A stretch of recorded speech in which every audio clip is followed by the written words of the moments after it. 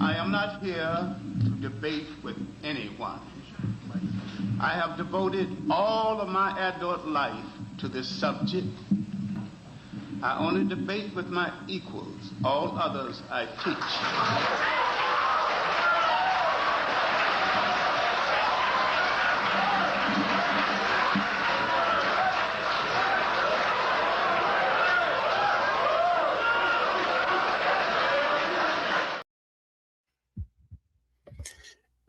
I noticed that some people are crying about the live stream I made the other day.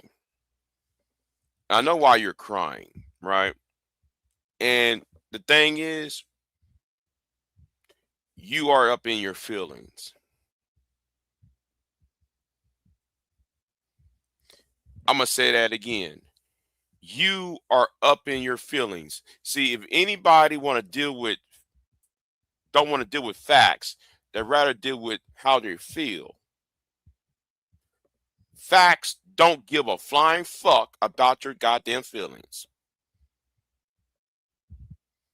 Y'all always take the route of taking words out of context and try to make it into something else.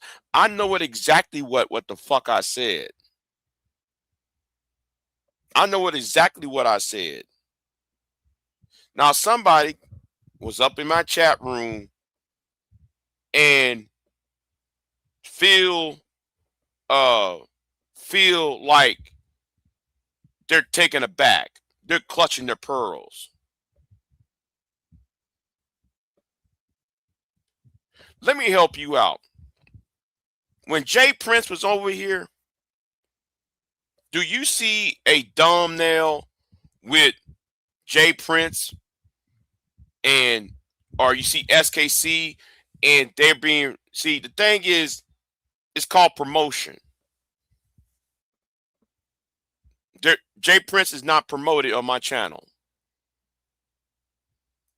But y'all want to call me hypocrite.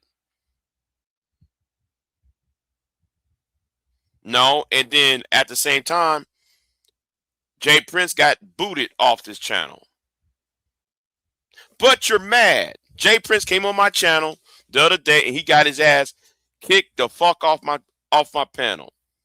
When he said what he said, I gave him a chance. See, the problem is y'all don't know the difference between promotion and allowing niggas just be saying dumb shit for content.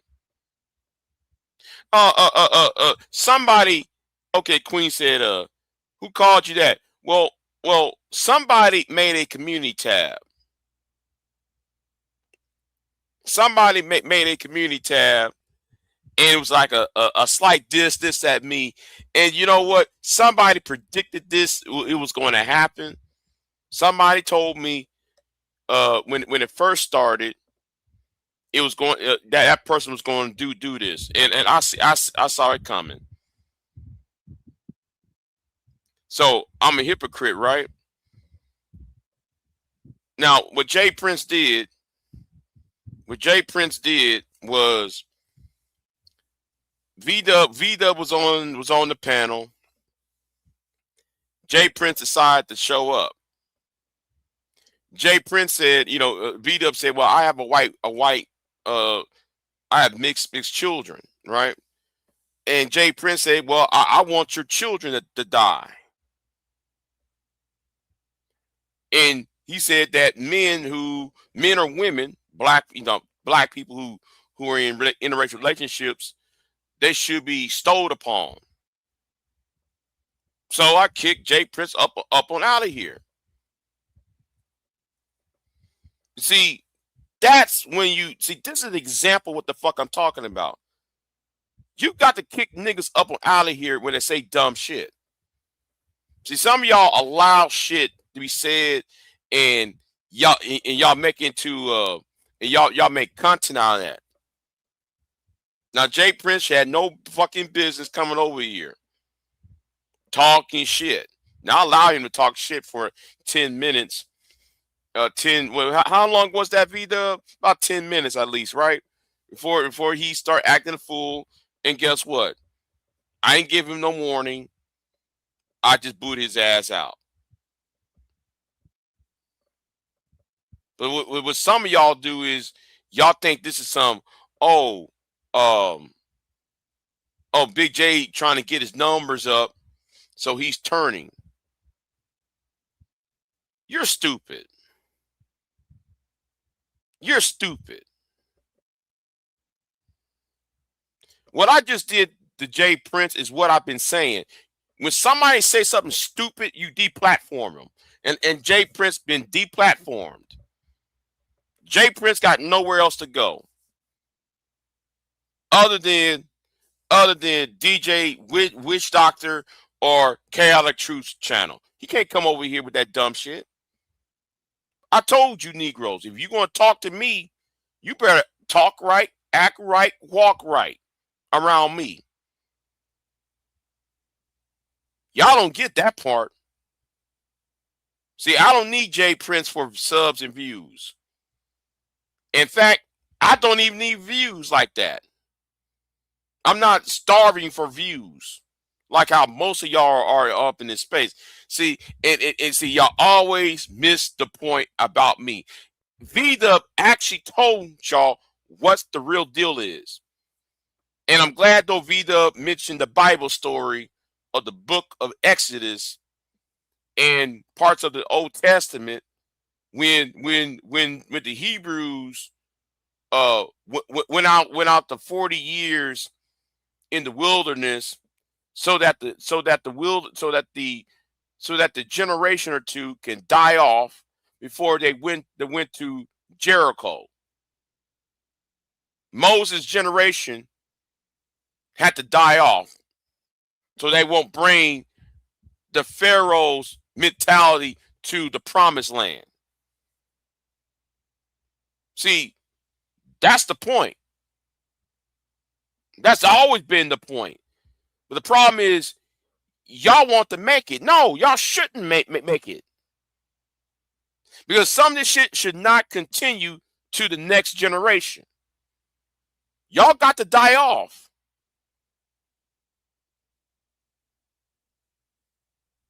This been going on for far too long. Y'all got to die off in this motherfucker. Because y'all out here complaining about, hold on, let me tell you what y'all complain about. Y'all complain about the white man.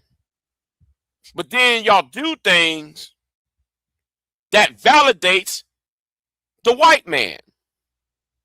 I'm using y'all's logic. You know what? Let me say it a better way. All you Negroes who talk about the black woman all the time, and all you heifers that talk about black men all the time, let me tell you what y'all do. Y'all validate the white supremacists that y'all complain about. When y'all come on this goddamn internet and y'all give ammunition to Sir Gavakar, you give information to the what's the name? The what's it called? The Locust channel, the Eating Locust channel. Y'all give ammunition to white supremacists like Steven Crowder and Brandon Tatum and them. That's what y'all do. But y'all don't sit there and see that. You know, and I don't need Jay Prince. You know why I don't need Jay Prince? Jay Prince been on CNN. Yes. The nigga that I kicked off the panel was on CNN during that whole Darrell Brooks trial. That's the first time I know of Jay Prince. When Darrell Brooks died, when Darrell Brooks ran them people over in Milwaukee, and he was on CNN. That does not infect me. So when you get Jay Prince, he been on CNN, Tommy Sotomayor, Kevin Samuels, and Angry Man and Anton all been on Fox News, and Sin Titty G, who been on Fox Soul. You think, my thing is they could have been stopped. Y'all prevented them from being stopped. So because their messaging, they took that bullshit in the airways and give Steven Crowder and all them white supremacists ammunition about your black ass. You Negroes are stupid. But y'all say Big J the hypocrite, right? Y'all promote these motherfuckers. You don't see me promoting Jay Prince. I kicked Jay Prince up and out of here. If Tommy Sotomayor came over here with the dumb shit, understand, I'm going to treat him as a Delta November. If Reverend Manning, and yes, I saw Mr. Fantastic video on with Reverend Manning yesterday. Understand, I'm going to address that, and I'm going to address that further down the road. Maybe later, maybe next week. I'm going to address that. See, y'all keep missing the point. The point is there is a pipeline, a red pill to fascist pipeline. Reverend Manning wants fascism. And here y'all, and because Reverend Manning disrespect the Democratic Party, and since black women are so-called the backbone of the Democratic Party, that gave Mr. Fantastic an idea to link horns. You Negroes y'all don't think deep. It's very deep. Y'all so shallow thinkers. Oh, and by the way, I saw somebody trying to do some whole ass shit. I want you to understand. Let that be the last time you do that shit to me. I'm saying to that bitch nigga over there. Let that be the last time you do that shit to me. I know what the fuck I said.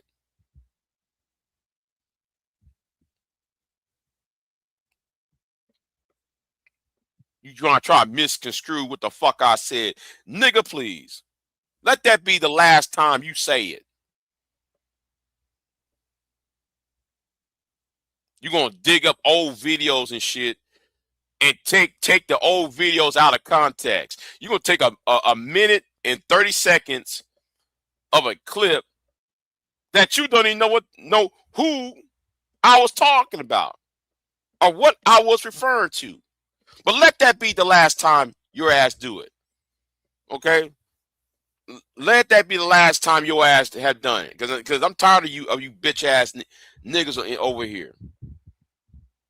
Don't know when to take a fucking hint. But y'all out here mad.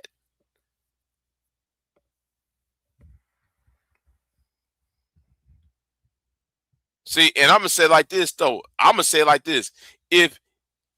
Now, again, I want y'all to understand, I'm not trying to tell anybody what to do. I'm going to tell right now. I ain't going to try to tell anybody what to do, but I'm going to say this. If people will stop having Jay Prince or John Galt on their panels, those two niggas would be dead. Those niggas would not be existing in their current form.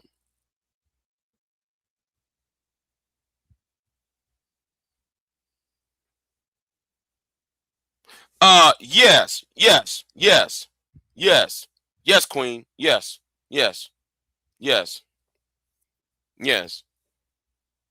Over there clutching pearls and shit.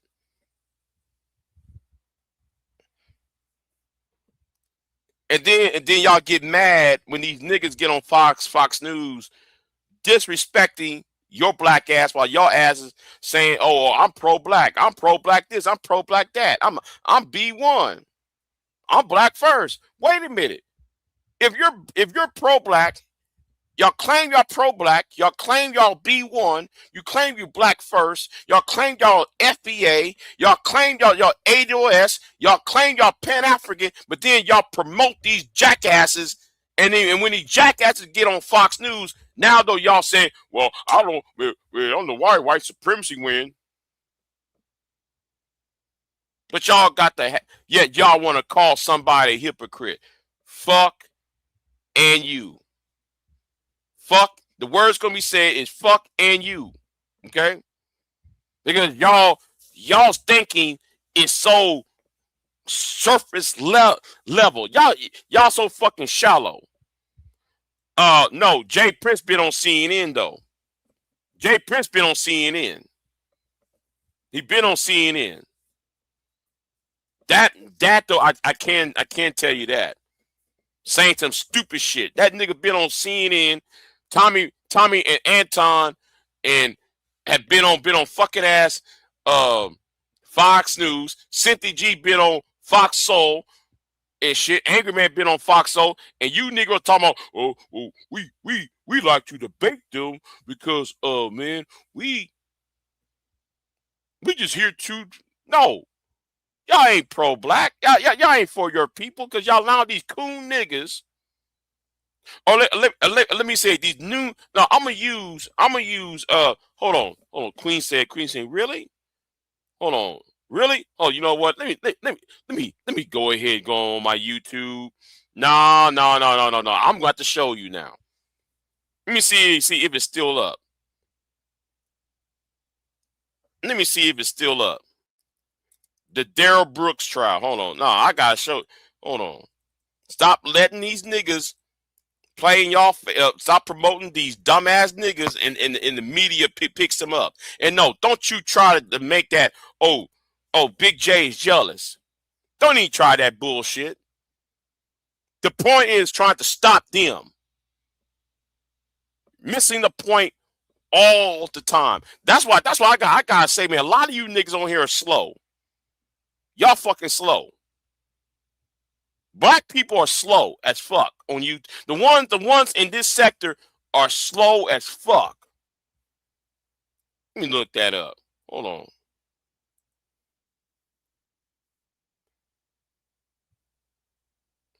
Let me try to find bitch ass Darrell Brooks.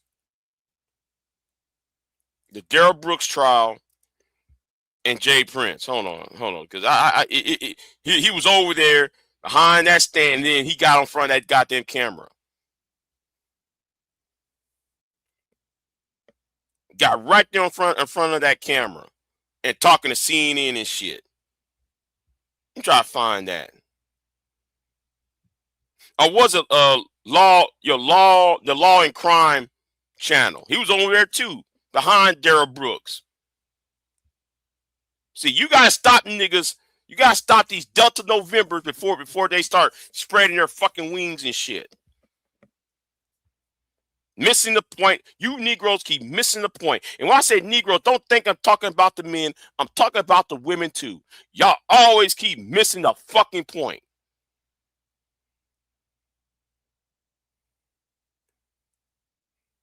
You know what? Even going, oh yeah, oh here it is.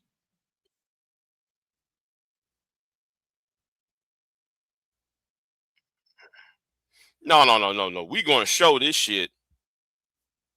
I'm gonna show this. Let me show this shit. Nigga was on CNN. He was on Law and Crime channel. Over at the Darrell Brooks trial, acting a fucking fool. And y'all out here talking about white supremacy. I don't want to hear it. Man started showing up to the Darrell Brooks trial. He didn't know Brooks or even that much about the case, but he claimed that Brooks was being treated unfairly and he just wanted to back him up. So he sat behind him in direct line of the cameras. Can I get your name for everybody? Jay Prince for president. And I got my own channel, Jay.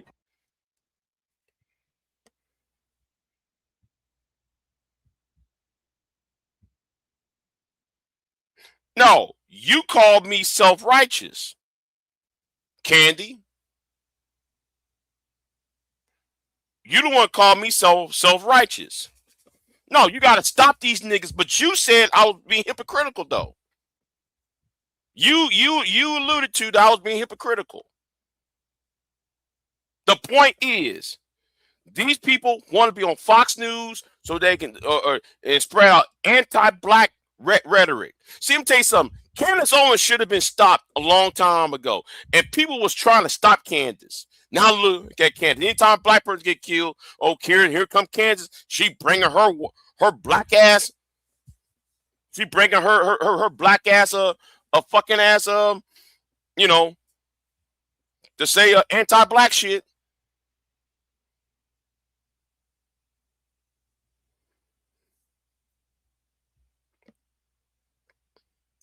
Yeah, how I'm a hypocrite, Candy. I want you to explain that because I actually define the line. See, I want you to define what I'm a hypocrite about. I want you to define it. Now I know what you're going to do. You're going to use Mr. Fantastic. But like I said, Mr. Fantastic used black women as a way to garner attention to himself. I'm not a black woman. No, I will not be there because I'm going to be on somebody else's channel because we're going to drag a bitch ass nigga on another woman's channel.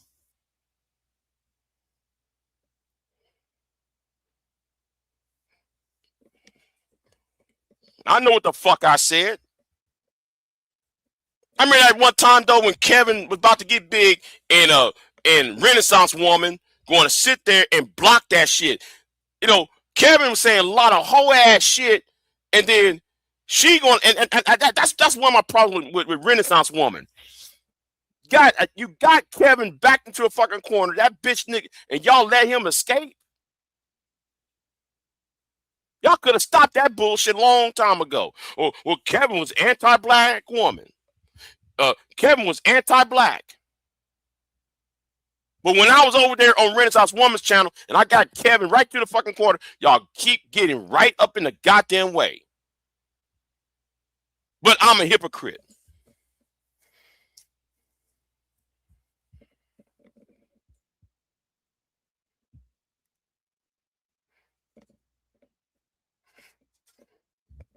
Missing the point. Y'all always keep missing the fucking point. V-Dub even tell you what the issue is. V-Dub even came on the panel and keep telling y'all what the real issue is, the real issue what I'm having. Because he knows me for years. Y'all don't know shit. So now I'm red pill now. Okay, whatever. I don't give a fuck. Like I said, I'm being the villain. You got to stop these niggas because these niggas are part of a fascist movement or they're playing part in fascism. And that's why Donald Trump become president. And see, RBR was right. The late, great RBR was right. Right.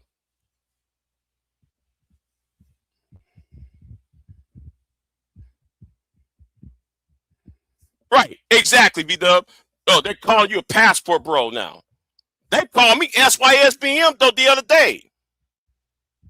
I'm talking about the niggas like SKC and them.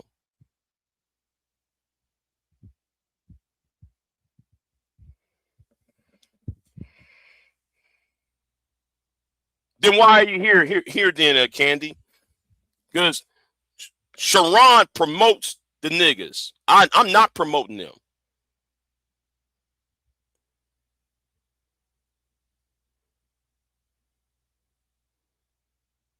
Sharon promotes them by putting out these. Yeah, they call me red pill. Like, where's the exactly? What's the evidence? Do they ever know what red pill is? The real definition of what red pill is? You got to study the red pill to understand what it means. People just say, "Oh, this person red pill." Don't even know what it is. If you want to talk about me, get your facts straight first. Stop all that assuming. I'm just going to assume. Now I know what's going to happen. Some blue pill idiot going to show up over there and wave pom poms and shit. Because that nigga over there, I ain't gonna say his name, because that nigga over there is gonna sit there and say, well, you know what? These black BIGJ hates black women, and that nigga gonna peacock his ass over there. That nigga gonna peacock his ass over there.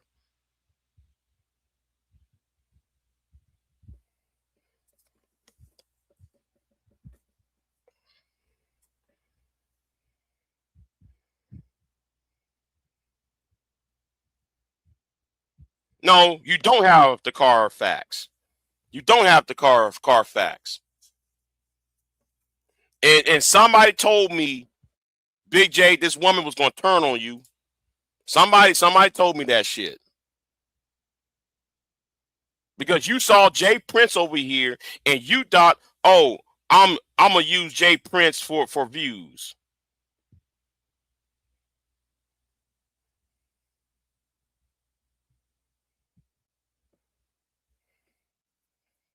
No, Jay Prince been here for no, Jay Prince got kicked off the panel after 10 minutes.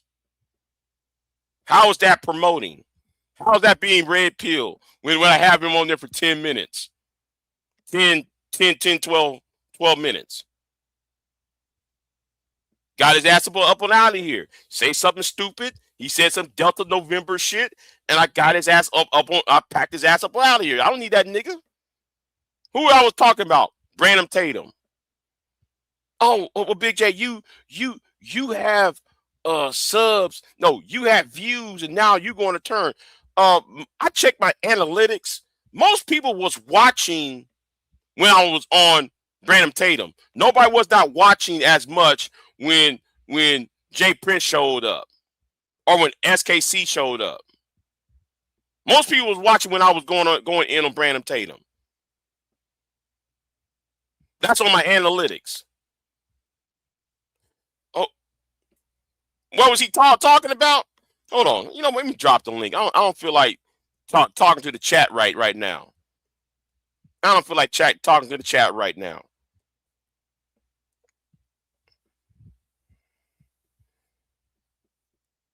You know, let me go on my YouTube. You know, I noticed that. You know, I'm starting to notice. Yeah. As SKC came back, and guess who ran SKC off the panel? That shit was classic.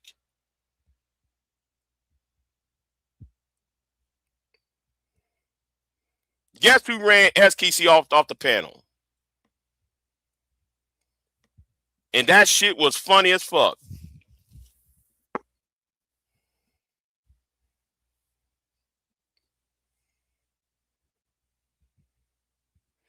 Man, Taz showed the fuck up. SKC got the fuck off the panel. That shit was classic.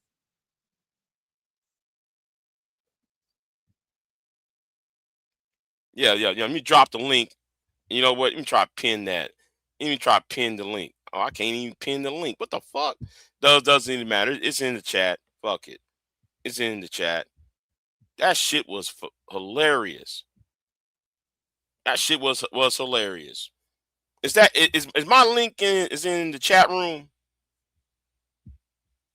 Well, it's not showing on my StreamYard. It's just showing up on my YouTube. That shit was funny. I said, who is this? You know?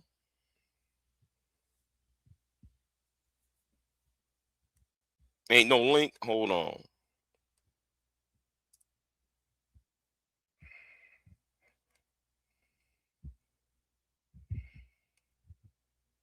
Now,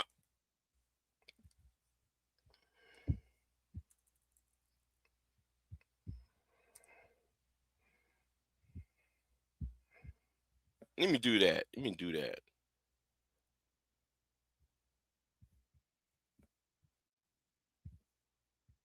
Post a link on your wall. Okay, hold on. Let me make a community post then.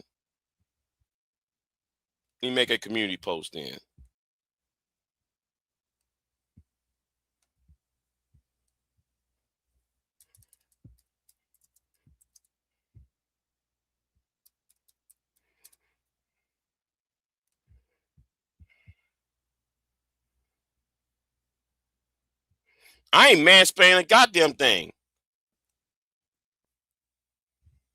I ain't mansplaining a fucking thing to you. I'm telling you what it is. Now, you don't see me put a thumbnail of Jay Prince and have hip hop style letters and AI images and shit promoting Jay Prince. You just know Jay Prince was over here because y'all watched it. Do you see Jay Prince on the thumbnail? Do you see him being tagged? Nope.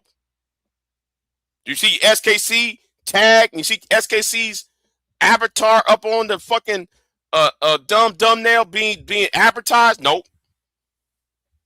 I don't advertise coon ass niggas. I don't advertise punk ass bitches. I really don't. Bitch ass niggas, I mean. You don't see me, you don't see me promoting that. See, that's the difference. But yet, oh, you're no different than Sharon. Well, if that's the case, right? Then how come I didn't get rid of Queen Sunkiss or Peer or any other women on my channel for just to get with, just so I can, share the spotlight with Jay Prince or SKC? That comparison to me and Sharon is stupid. Yeah, I said it. That's the most ignorant thing I ever heard of. What am I deflecting on?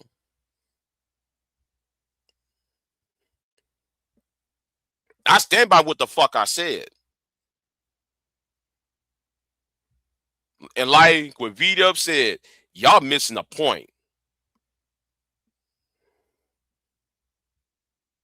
Y'all missed the point.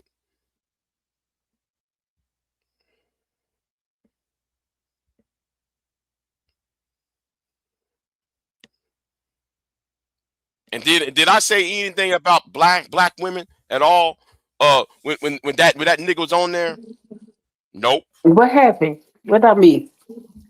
Jay Prince rolled his ass over here on yesterday's live stream. He rolled his ass over here, said something stupid, like I predicted he was going to do, and I gave that Delta November the boot.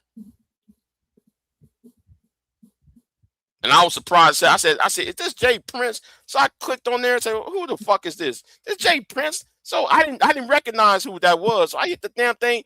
That was his ass. So I said, well, fuck. Hold on, I got 2 windows open. Hold on. Yeah, I was like, I said, who the fuck is this? I said, this must be a troll. I let that person up there. It was Jay Prince, and he says a lot of dumbass shit. And then I said, you know what? Let me get his ass up out of here.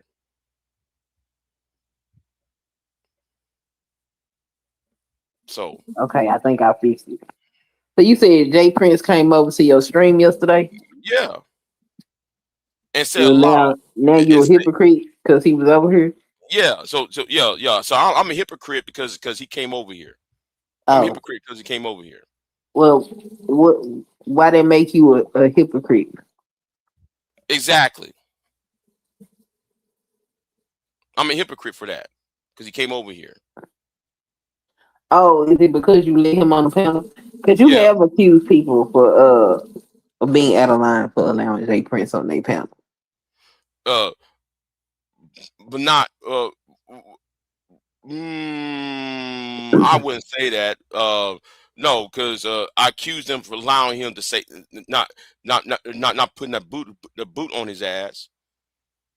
Just allow him to say old dumbass shit and take over the platform. Well, I will admit that there's a difference, but I mean, if we just gonna, we're just gonna be very baseline, without any semantics. Then you shouldn't have let him up. Like I didn't know that was him.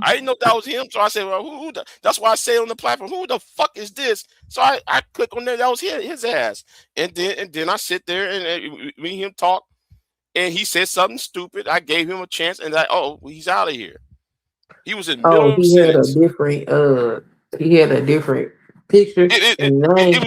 It looked like a troll account, right?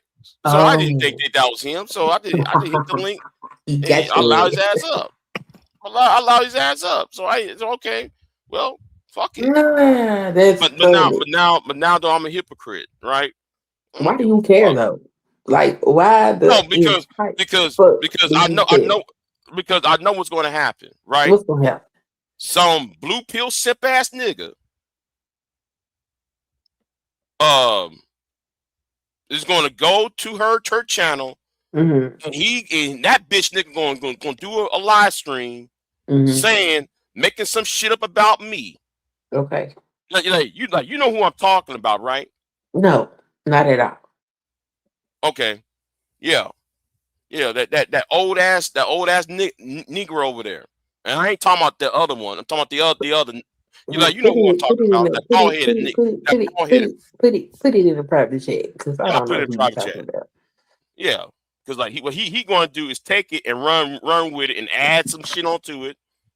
Because I'm saying I hate that nigga. Again, why the fuck do you care? Because You don't know how to tell people to kiss your ass. You don't. I hate that nigga. I'm telling you that right now. You can hate him, but you could just be like, kiss my ass. Yeah, I did it, and who gives a fuck? You know what I'm saying? I do what the fuck I want to do, and what? No, Everybody else do whatever they want to do.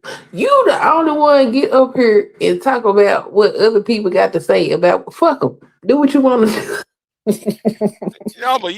but like okay, like that other problem I have. He's the one behind that other problem. Yeah, but why you Permitting care? that shit. Fuck these people.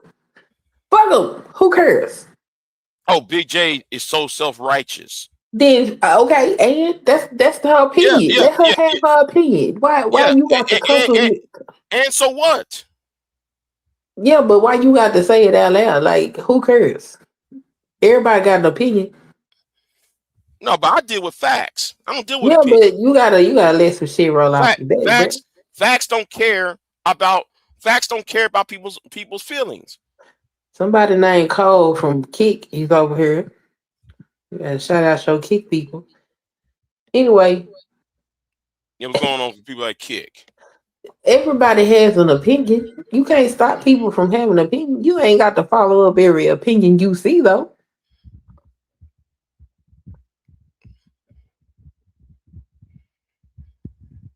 No, long as it's based on facts, it better be based on facts. But the fact is that you let Jay Prince up here after accusing other people of being out of line for allowing them on their panels. So that's a fact. That's that. Okay, on that level, that's a fact. But at the same time, I'm not using Jay Prince to prop up my channel up.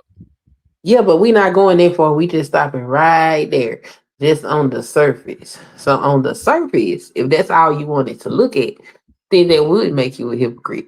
And even if that is the case, why the fuck do you care? He came up, you let him talk. When he said some dumb shit, you kicked him out. The first thing he said that was so stupid. I said because he was talking to V-Dub, and then he said it again. I said, oh, okay, he's out of here. He said it the second time. Oh my God! You see, people don't listen. I'm talking about Sharon putting people on thumbnails. See, that's a lie right there. See, people need to pay attention to what the fuck I actually said. Repeat what I said verbatim.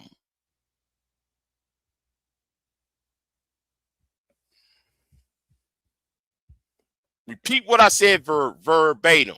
What did I actually said? Candy.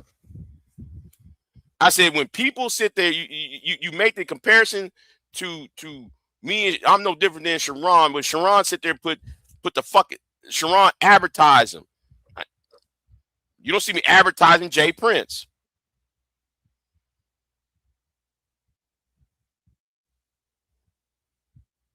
That's the point. I'm not advertising the niggas, and I'm not sitting here breaking bread with them. See, that's the whole thing right there. You have your ideology and your reasonings, and a lot of people ain't trying to listen to your reasonings. They just gonna listen to the surface level, and the surface is JP was on Big J panel. The end. And for 10 minutes, it was not even 15 minutes. Well, I don't know. It was probably a little bit longer, but you know, about 15 minutes at least. Because things were moving at quick. Because I was so pissed off at niggas. I would be too busy cussing out niggas out and shit. And this, so the live stream kind of went fast to me. He was just there. That's how they met. Yeah, he was just there. Yeah. So why do you care? Why do you care about somebody calling you a hypocrite? Why do you care? No, because somebody gonna try to question my what I actually said, and then people gonna try to fill in shit in that was not even fill in. If you Okay. if you want to say something, be 100% factual about it. Don't sit there and assume shit. Don't add shit to it. Don't subtract shit from it.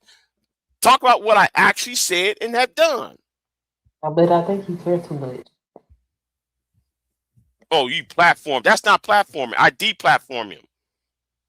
Jay Prince said something. He got deplatformed. It's not like Tommy came over here, and Tommy will never come over here. You know, because I'll air out Tommy's bullshit out. Tommy's not coming over here because you know too much. Yeah. Because Tommy will not come over here because I know too much about his ass. Because I'll air his ass out about that shit when he was down here in Texas. I aired all that shit out when he did that when he was in Fourth Ward. I aired his ass out about that shit, huh? Which part? Shit, somebody did so much shit. Yeah, pulling that gun out on that woman on that highway. On the highway. Yeah. See, I was gonna say that on Sharon. Sharon and Tommy did not want me. So that's why Sharon kicked me off the panel because I was gonna bring that shit up. Oh hell! I was gonna bring that shit up over there on Sharon about that shit.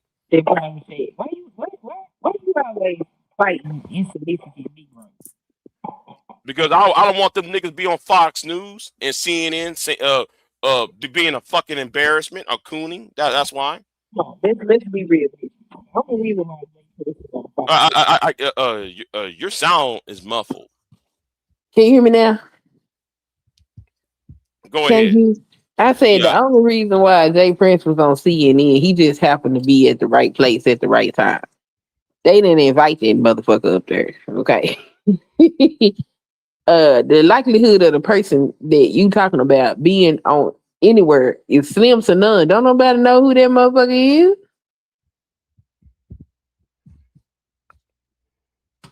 You can't talk about, oh, I'm disappointed.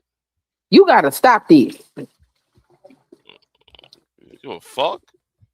I stand by what I said. I stand by what I did. You can stand on it, but goddamn, you ain't got to be sitting up here talking about insignificant niggas. Don't nobody even know who that man is. I mean, a couple of bust downs might know who he is. They like to hang out over there with that motherfucker. No, you miss my point. You miss my point. You miss my plot. Yo, going on, V-Dub? I'm chilling, man. I'm actually glad you let that foolish nigga up so he can expose himself for what he really is. Is this supposed to be like the leader of black men or something like that? Are we supposed to like? Who? Jay Prince? Yeah. What the hell? This nigga's retarded. This nigga is fully retarded. I don't know about no JP being the leader of black men. I missed that shit. Man, he tried to explain something about black men and what black men should do, but then he talk horrible about black women. I'm so confused. Like, nigga, leave me and my penis up out your mouth. Whatever I feel like doing, I'm gonna do. And if you want to stop, come and get it. You're gonna be out here in Florida fighting everybody. You're gonna be in North Carolina fighting everybody, South Carolina fighting everybody. All that, whatever people thought that black love shit, it can be what it is, but it ain't as strong as it used to be. Oh, Big J, you should have known better. Known better about what? So what did he say? Man, he came on here talking about he came that. Oh wait a minute, he dropped. He came on here trying to tell V-Dub, tell V-Dub, man, your kid should die because your kid is a biracial and oh wow, yeah, Yeah, that's why the live stream is on members only. That's why on my other channel I put it on private.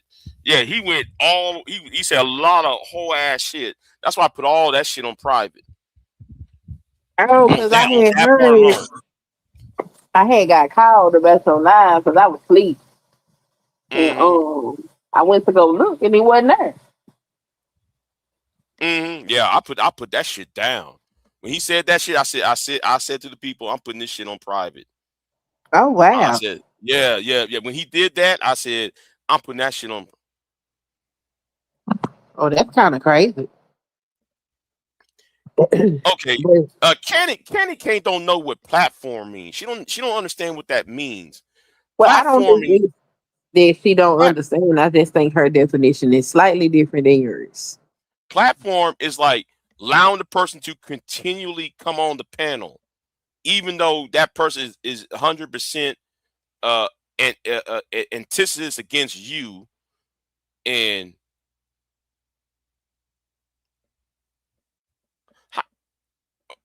so he was, So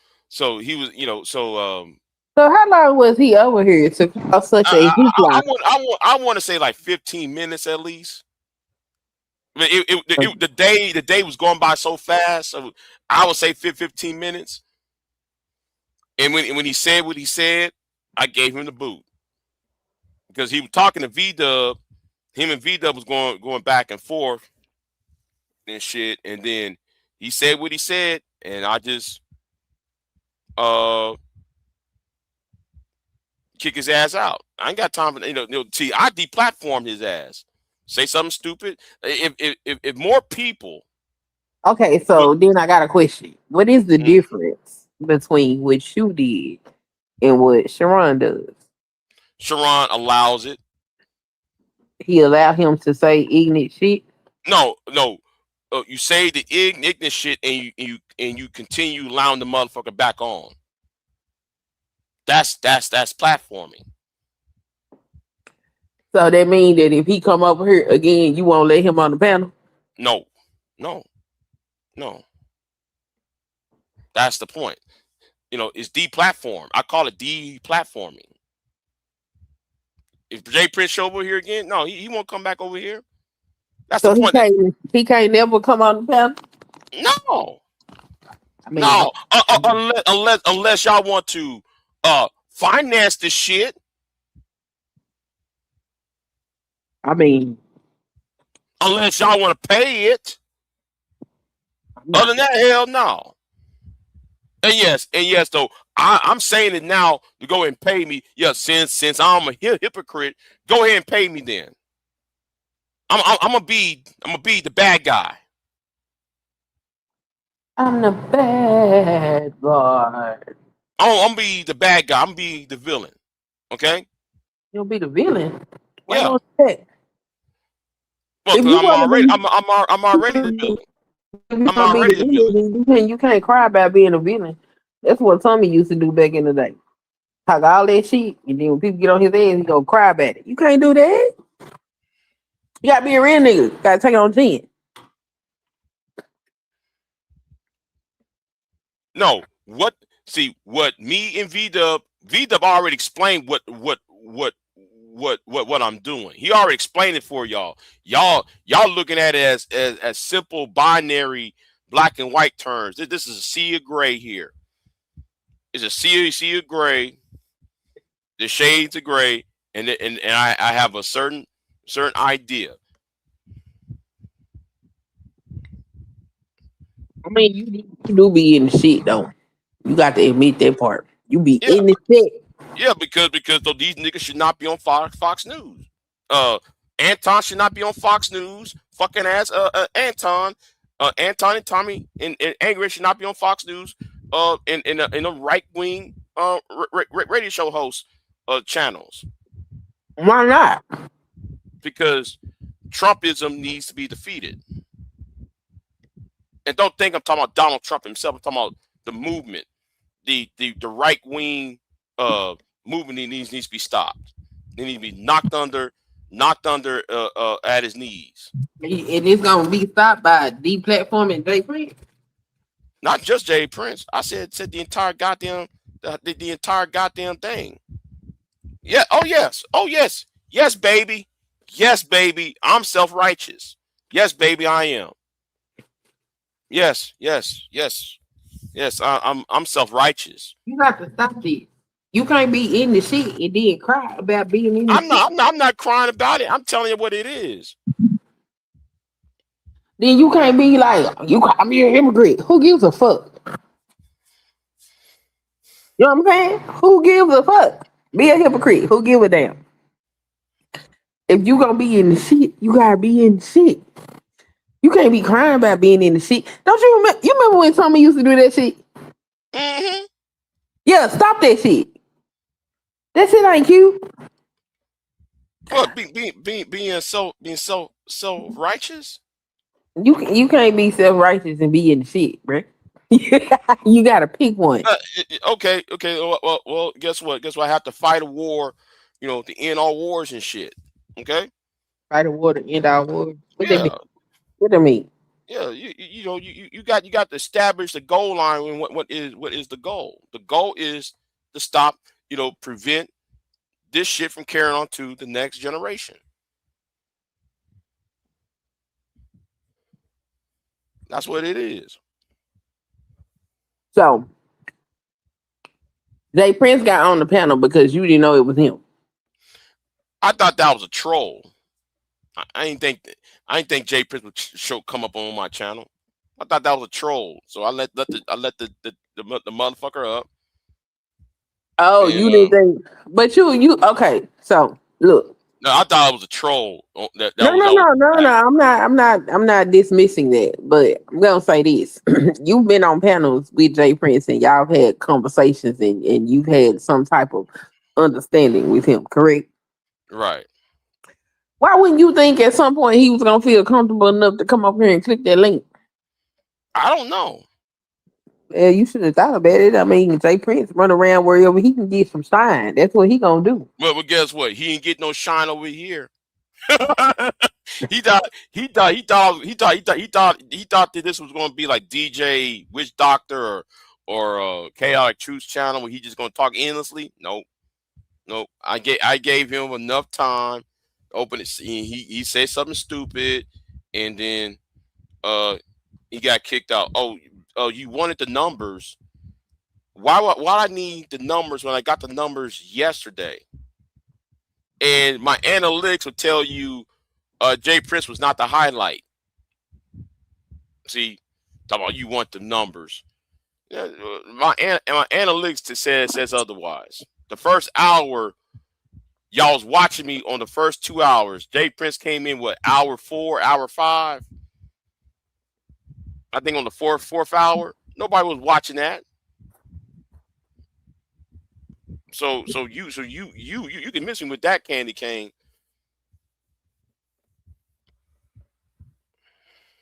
So, Candy's kind of question was, why didn't you immediately kick him when you realized it was him? I don't know. I don't know because I was rambling about something else. I was cussing at somebody else out when I allowed him up. I said because I said before I put him up on there, I said who the fuck is this? So I said wait a minute, let me hit this, and I start rambling at Shatera. It was either Shatera or somebody else who I was cussing out at, and then he started to talk. And I said you know what? Oh, it was you. So I said you know what? Let me let this bitch nigga say what he got to say. And then V-Dub was on the panel already, and he said what he said, and I kicked the nigga out. The nigga dot though he you never cursed at me. Brown Eddie gonna say, oh, you playing nice this morning? I don't know what happened. You was being mean yesterday. Yes. I was being mean.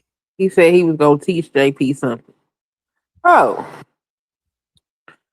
so said you messy and you need to embrace it. I agree. You need to embrace this shit because you be in all the shit. And ain't nothing wrong with it. This YouTube. It's for entertainment. Get in this shit and stay in it. Well. And sometimes if you need to make an omelet, you got to crack a couple of eggs. Okay, I'll put it like that. You got to make an omelet. You got to crack 2-3 eggs to make that omelet. Okay. What that mean? Is everybody fed? Is everybody fed by that omelet? Is everybody fed by the omelets that I'm creating? Because there's a whole lot of mess with the cracked eggs and some of the juice from the eggs. Okay. Not the juice. Yeah. You know how you crack an egg, some of that, the inside of the egg kind of the clear, the egg whites kind of, yeah. So are y'all satisfied?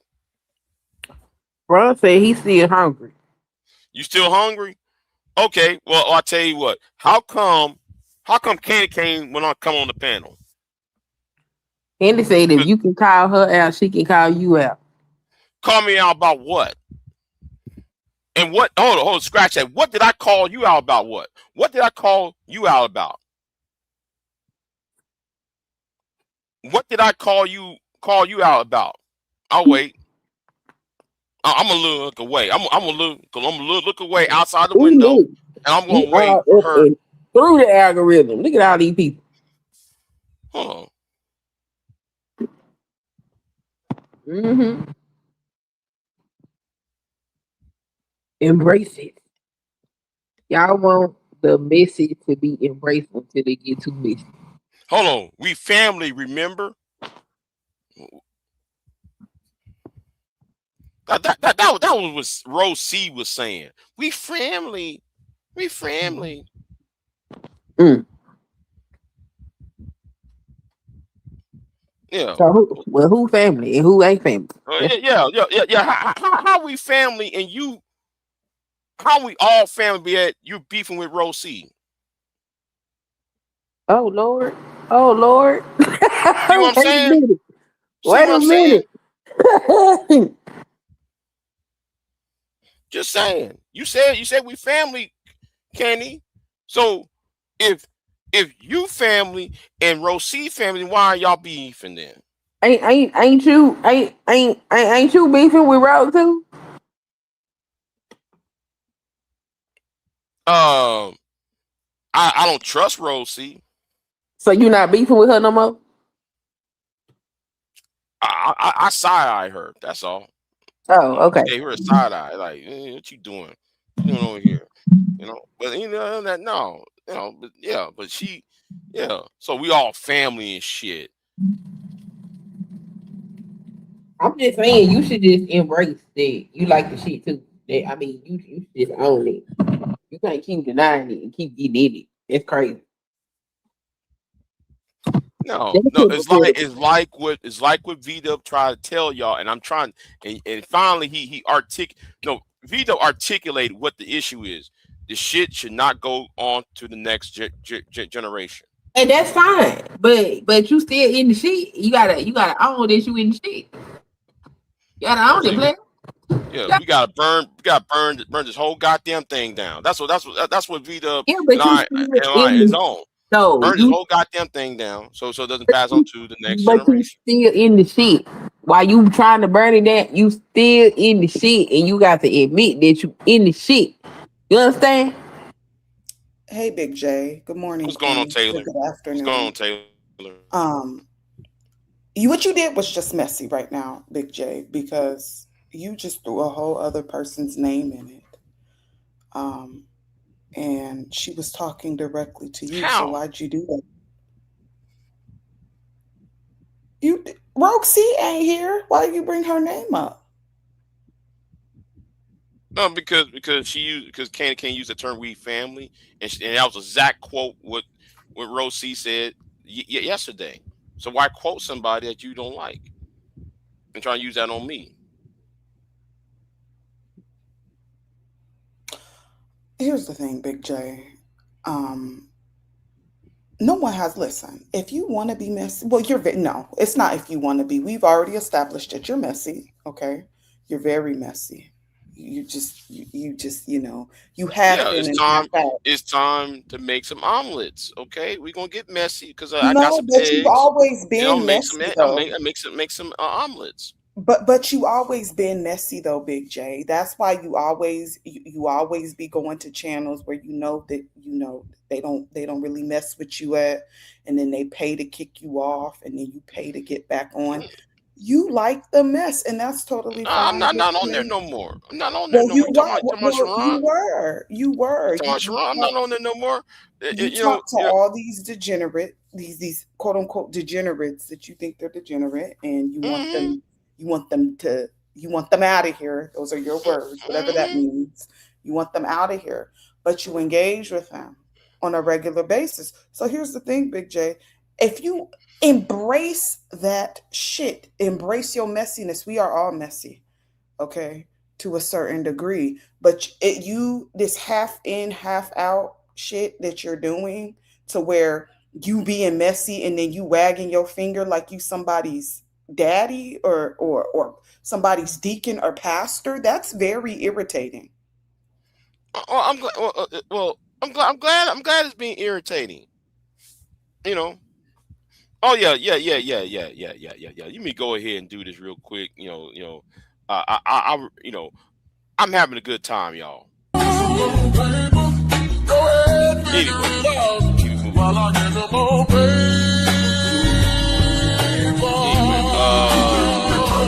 link is on my community tab. Love wisdom. Hello.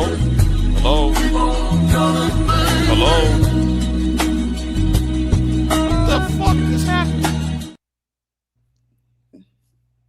Wait a minute. Talk about hello. What's wrong with you? Wait a minute. What the? Okay. Something wrong with my internet. Like, what the fuck happened to my internet? Okay.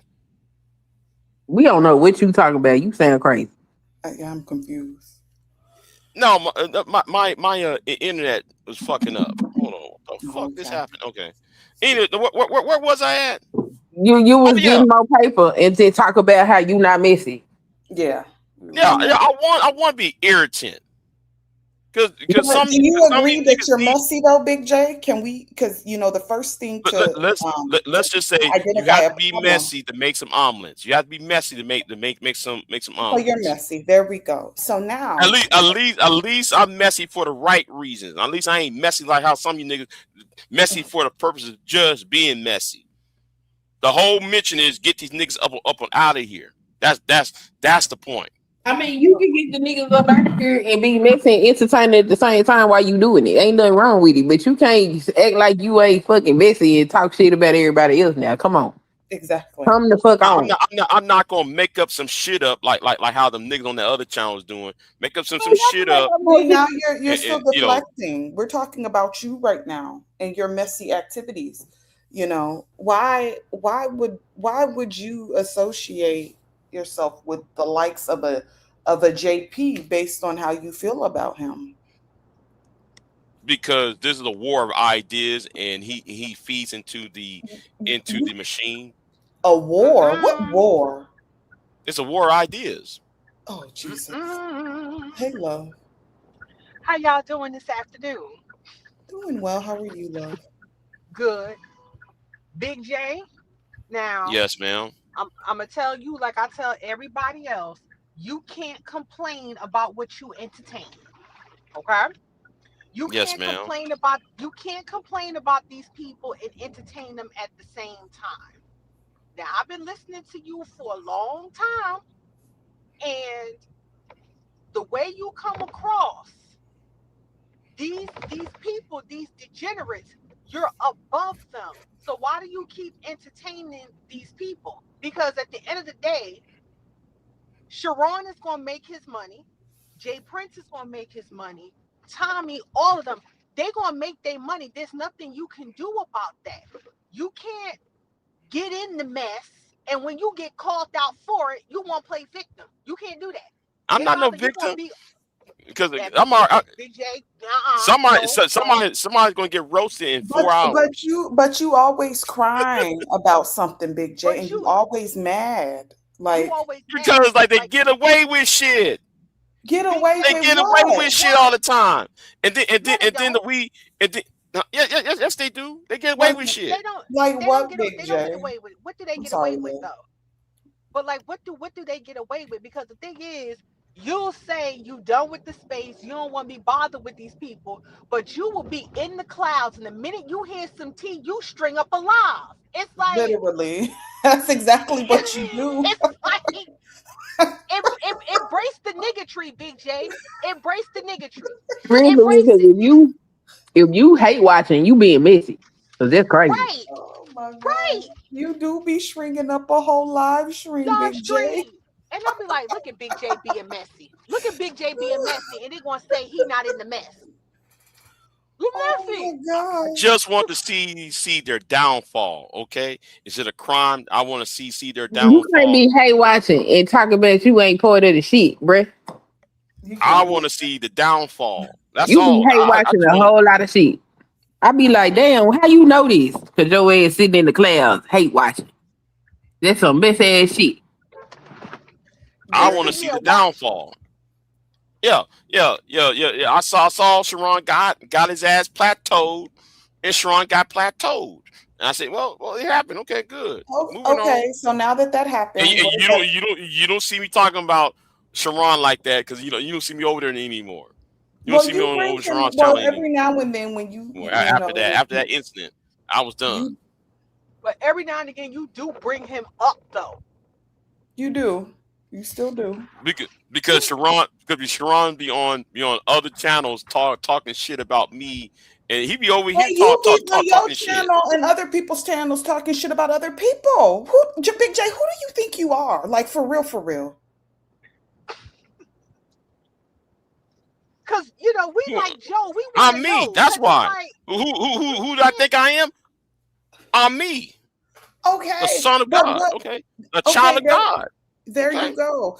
And Sharon, in his own way, is a child of God as well. Why do you think that why do you believe that you are in any type of authority or position to dictate to people, to dictate what people want to talk about and who the hell they decide to have on their channel when you're participating in the same conversation? Conversation about what? Big J, stop playing with me. Big J. Stop, Big J. Continuing the gender war. Yeah. You in all the channels. You in it though, Big J. I see you, Big J. You in it. You're in it, Big J. Like I don't call it a war. I call it a hustle. The gender hustle is never going to die. They're gonna be having them same conversations in their 60s. We already established that. But my thing is, if these people are beneath you, you don't have to listen to these people. That's it. You ain't gotta listen to these people. It got into a point. You can't say these niggas and you always around these niggas. That don't make no sense. Big J. Respectfully, in your own little way, which is fine. Let me tell you something. I told Tommy the same shit. I said, you can't get up here and talk the shit that you talk. And then when somebody get on your ass, get up here and start crying. That's what make people roast your ass. Right. If you gonna get in it, you got to stand up in it. I told him that, I don't know, about 15, 20 years ago. I'm telling you that now. You do this shit too much, you be all up in the shit. And then crying. Who give a fuck somebody call you a hypocrite? And what's next? We finna roast the nigga ass in 4 hours. All right, cool. What you crying about it for? What the fuck is wrong with my internet? It's nothing. Ain't nothing wrong with your internet. Stop playing. Ain't nothing wrong with your internet, Big J. Big J is backed into a corner. He backed into a corner. I'm in the corner. Okay, I mean, you backed into a corner. It's no defense for it because you know we right. You know we right, and we're saying this to you because it's the truth. We're gonna tell the truth and we're gonna shame the devil. Like, you can't complain about what you entertain.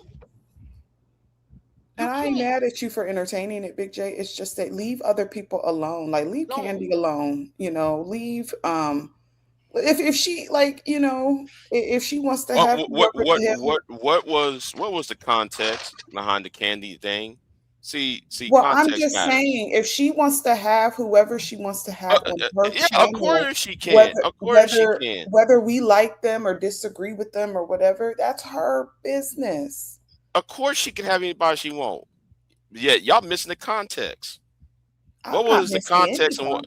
Okay, Taylor, what was the context on that whole Mr. Fantastic thing? What was the context? You felt because you don't like Mr. Fantastic, and being of his history, within this space, and as far as his rhetoric, you believed that he shouldn't have been over there. Considering his rhetoric regarding Black women, you believe that he shouldn't have been over there, and you felt like he was using. Okay. Let me use what I actually said, so y'all can put it in in the correct context. What I said. Okay. Black women ever since that bullshit that blew up on my channel. That you allowed and facilitated. Yeah. My issue is women keep talking about the sisterhood and we need to support each other. Who's talking about this sisterhood though? I think y'all are making that shit up. Okay, but women over here always want to talk about we need to support each other, but y'all never do, because there's always some nigga involved, and there's always the wrong nigga involved. Mm-hmm. And these wrong niggas is up in these women's faces, or these women to be up in these wrong niggas' faces. That was the context what I was saying. So she felt a certain way when I said it.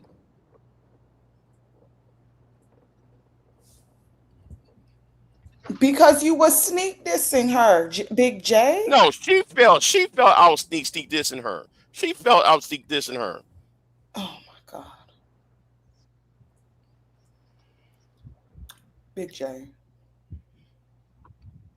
And I'm not gonna I stand up for what I said.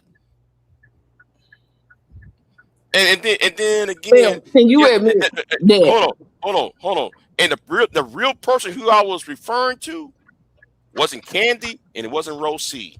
The real person showed up early this week. The real person actually showed up because I really was talking about Mahogany. Because I kept saying light skin. I was talking about Mahogany. Mahogany was the one that came up over here. That's who I really was talking. Who's light skin? Okay, I'm not even going. I really was responding to the Mahogany.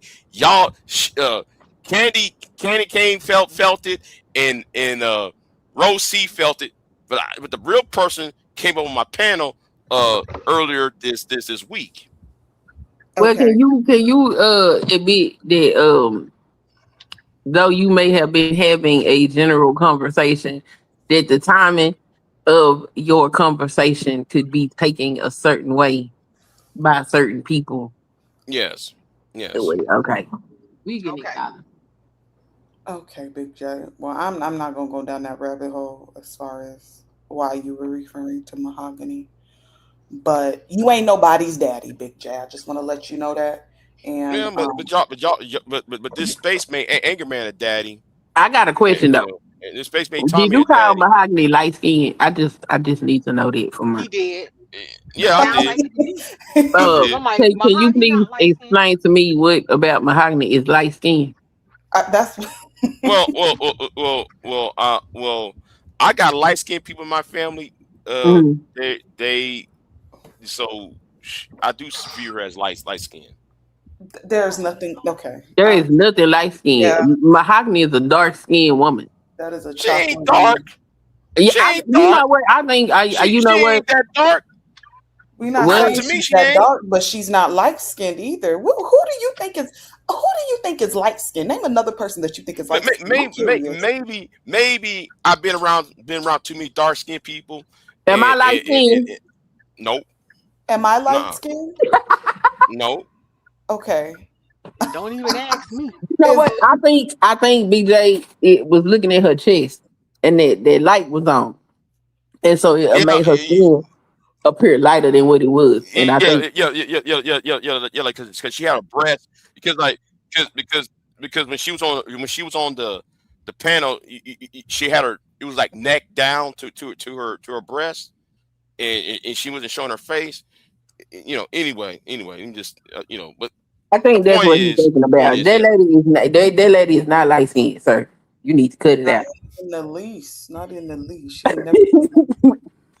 I don't know what's happening right now. I have no idea. Like, wait a minute, something is wrong here. Okay. Well, Big J,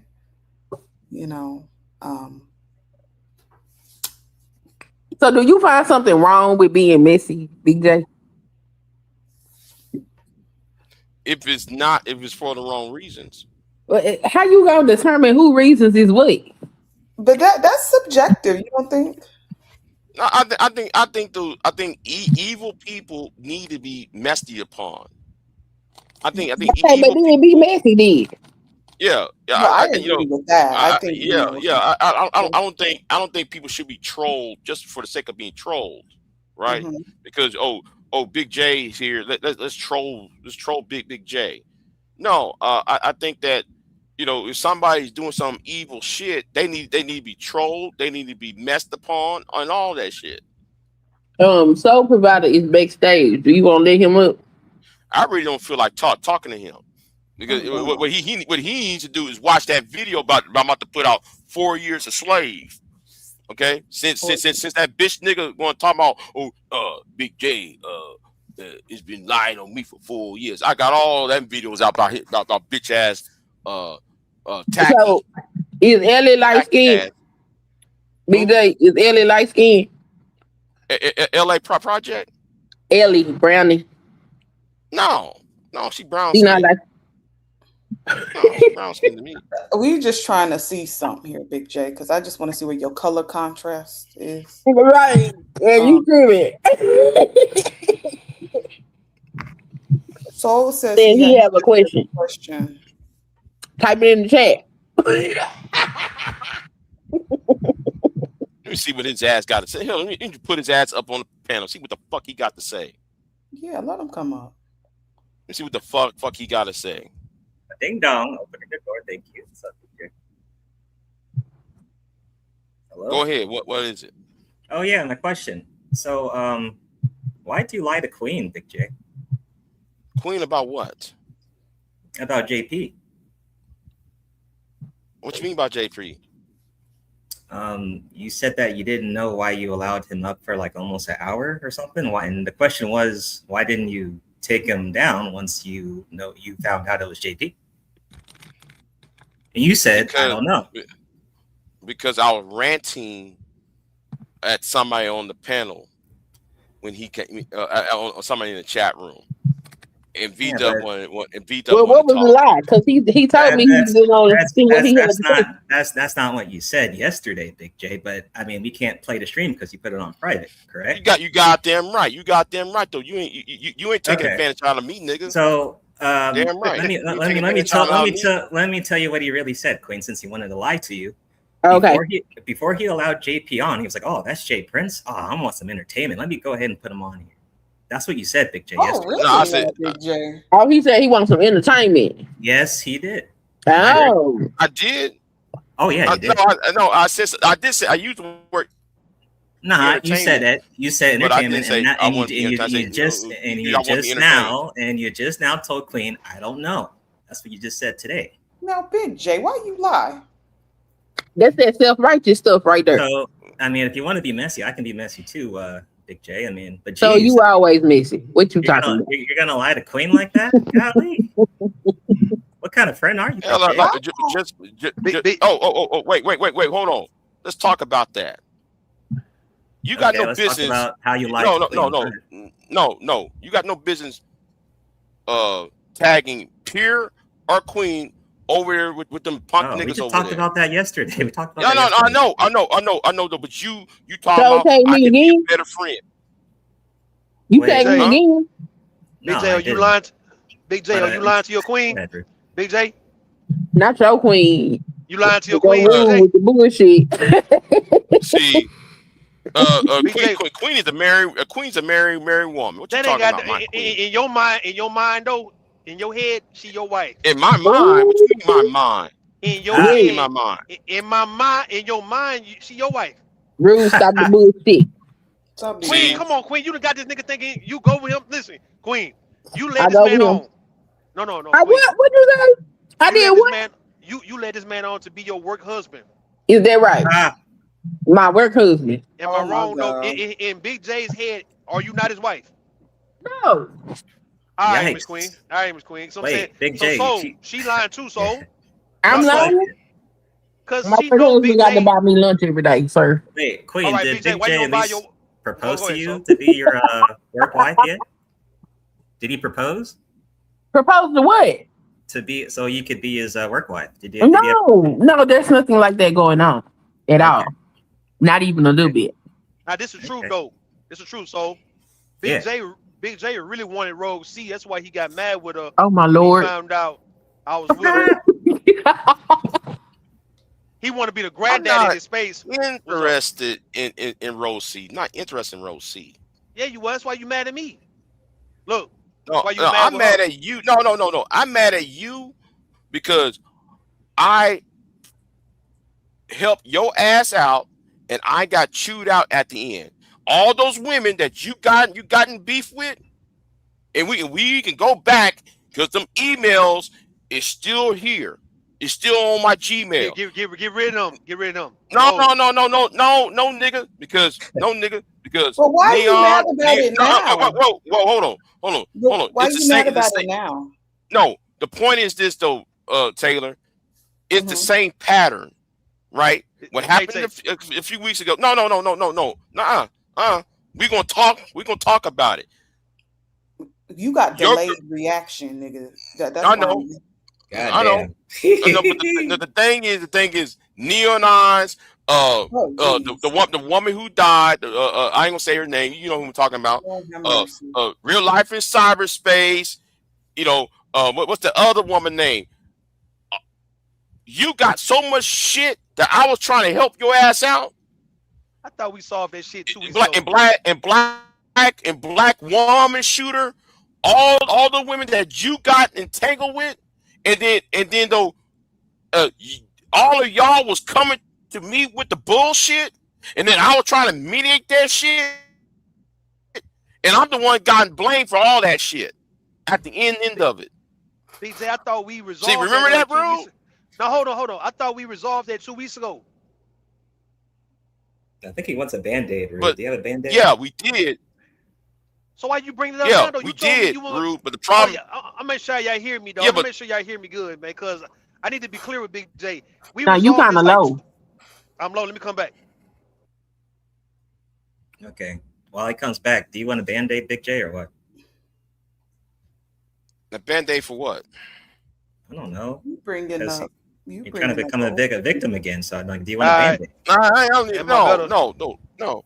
I'm good now. The problem is the reason I'm putting it out right now because Rude trying to put out this issue that me and Queen are doing something and shit. No, I'm putting out this narrative. That shit serious? You got to stand up eating shit. You can't get mad about this. No. But hold on, but Queen, you are a married woman. Bro, I'm not worried. And I strongly respect the sanctity of marriage. It's a sanctity of marriage. This ain't that. You know it ain't that. I know it ain't that. Most of the people watching know it ain't that. But it look like that though. It look like that. It does not. It look like that to you. No, it look like that to you. It look like that to you. It look like that to you. Hold on. It look like Big J is in love with Miss Queen's son kissing his head. Oh my God. No, this shit is what it look like. And he frustrated. He can't even tell the truth about it. So he's picking on me. Oh, is that what that is? This is what this is. Look, this is what this is. That's a right? good connection. He picking on you. Why he picking on you, Rude? Because all right. Every time he can't really like say what he really want to say, he always punch on me. He always punch on me, right? I've been Big J's punching bag for 7 years. You understand what I mean? 7 years. Listen. Really? Every time BJ. I'm listening. Nah, Go ahead. BJ keep mentioning some old shit with some women from 2019, right? And Uh-huh. I thought we resolved that. So what that have me believing is that he wants some drama with women too.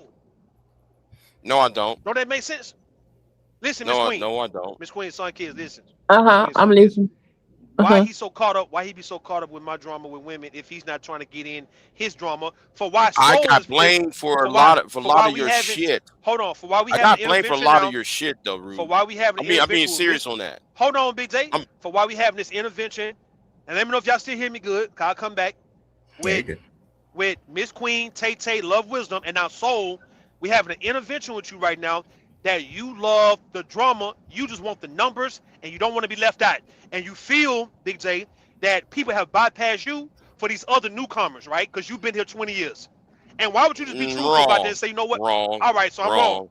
I'm wrong. Yeah, you're wrong on that. You dead wrong on that. So you don't feel that you ain't got a fair shake when it comes down to the numbers, the super chats, the exposure, for the fact that you've been here longer than everybody who's rising above you? No, the point is. Y'all get the shit wrong. That's the point. And then the other shit is the shit is continuing and continue to the next generation. It needs to be burnt down. No, you just got shit wrong. You just like the Queen. What are you talking about? You just like the Queen. So how can I trust you? You just like the Queen just earlier. So what are you talking about? Yeah. No, but what me and V-Dub was talking. See, you didn't pay attention to what me and V-Dub was saying yesterday. You just lied to Queen, the person you claim is in your camp, one of your homies, right? You just lied to her. You didn't even apologize. What's up with that? Well, to defend BJ. Don't play no wife. Don't be the wife. Don't be the wife right now. Hold on. Look like you his wife. Yeah, go ahead. Go ahead, like Big J. Yeah, go ahead, right. Big J. Let's hear Big J talk about this. She playing a wife. Come on, wife. Now she ain't playing a wife. No, she was about to defend you. Yeah. She ain't playing a wife. What you talking about? She playing a wife. Look. She was covering your neck. She was covering your neck, trying to jump in front of you. No, he had said earlier that he was upset about being called a hypocrite. He got up here saying he just let the man up here. When the wolf, yeah, I let his ass up here. Hold on, yeah, for entertainment. When a female wolf senses that her man is in danger, she nestled up under him, put her head up under his neck, and give her body up in hoping that the predators would look at her as a female. Listen, give your body up in hoping that the predator would look at you as a woman and go away. Go away. Don't nobody got to go away. And I ain't giving my body up for nothing. I'm just saying. I'm being objective in this conversation. I'm just listening. But BJ do need to admit he be in the mess and he like it. Well, Queen, let me ask you this, Queen. How about this, right? Yeah. Is Big J a hypocrite, Queen? What do you think? He can be hypocritical at times. With anybody. Okay. No, okay, so he can be. That's not the question, Miss Queen. Yes. What's the question? There you go. I want to make sure I'm clear though when I'm talking though. Make sure I'm clear. That ain't the question, Miss Queen. What's the question?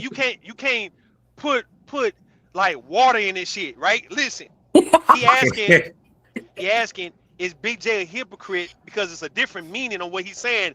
Being hypocritical at time is not the same as being a hypocrite.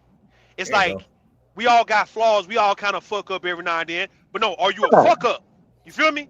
Big J is Big J. Everybody fuck up. Everybody. Is Big J the biggest hypocrite in the space? Well, nah, I wouldn't go that far. Is he at least in the top 5? Yeah, top 5. In the top 5? Yeah. Top 5. Uh-oh. You gotta think about it. I do gotta think about it. Cause BJ won't admit that he be being messy. Listen, so yeah. When they was doing the top 5 rappers, right? They had like Kendrick, Tupac, Drake. You see what I'm saying? They try to put Jadakiss in.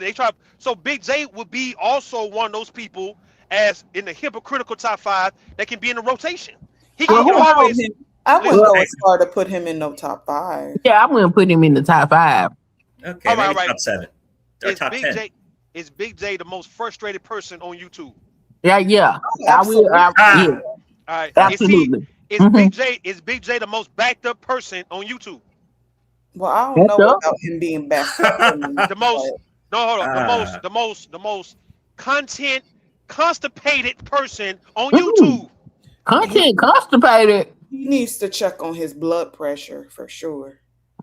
If you had to give Big J an illness, and God forbid anything happened to Big J or anybody, right? What would Big J be considered in the space? Is he a diabetic? Is he cancerous? Do he got gout? Do he got high blood pressure? So he most certainly does have hypertension. So he's the high blood pressure of the space. Essential hypertension. All right, then.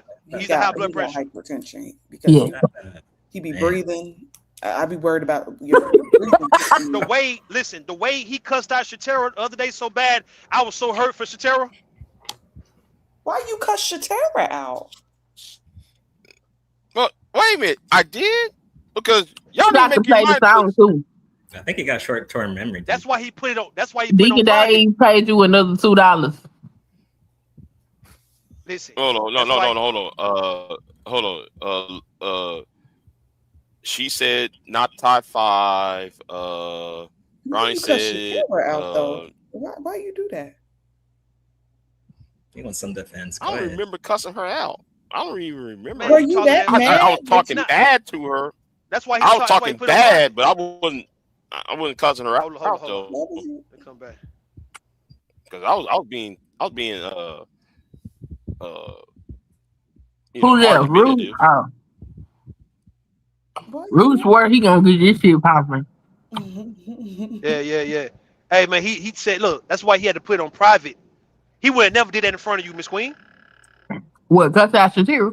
Talk bad, dog. Just all no, that's not true. Because I have heard BIGJ go in on some women. Like I'd be like, damn, if that was me, I'd be crying in my goddamn pillow right there. That's crazy. That's what he did. No, Shatera was on the panel. I wasn't cussing. Oh, all right, you was all right. He didn't. What are you talking about, Rue? No. I tried to put that on him. She know I wasn't cussing. I tried to put that on him. He didn't cuss out. I'm messing with you, Miss Queen. It was real cool. It was a little back and forth they had. That was fun. But he put it on private because of what? Because what J. Prince said was part of the reason why I put it on private. Okay. But why you let JP up?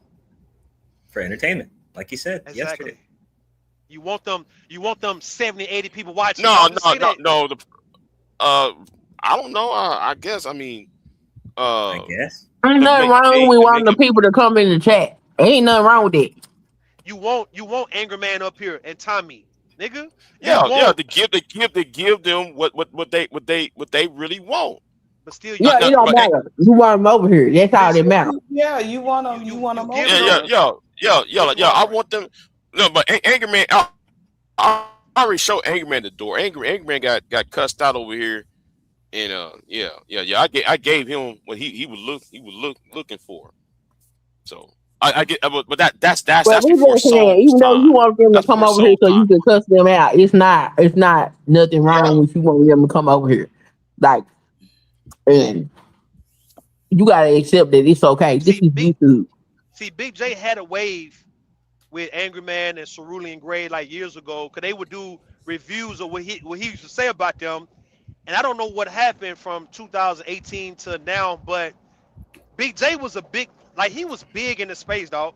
When I first came on, he was really big. He was up there with David Carroll and them. He was like in that category in the algorithm with David Carroll and Sarge Willie P and the white boy.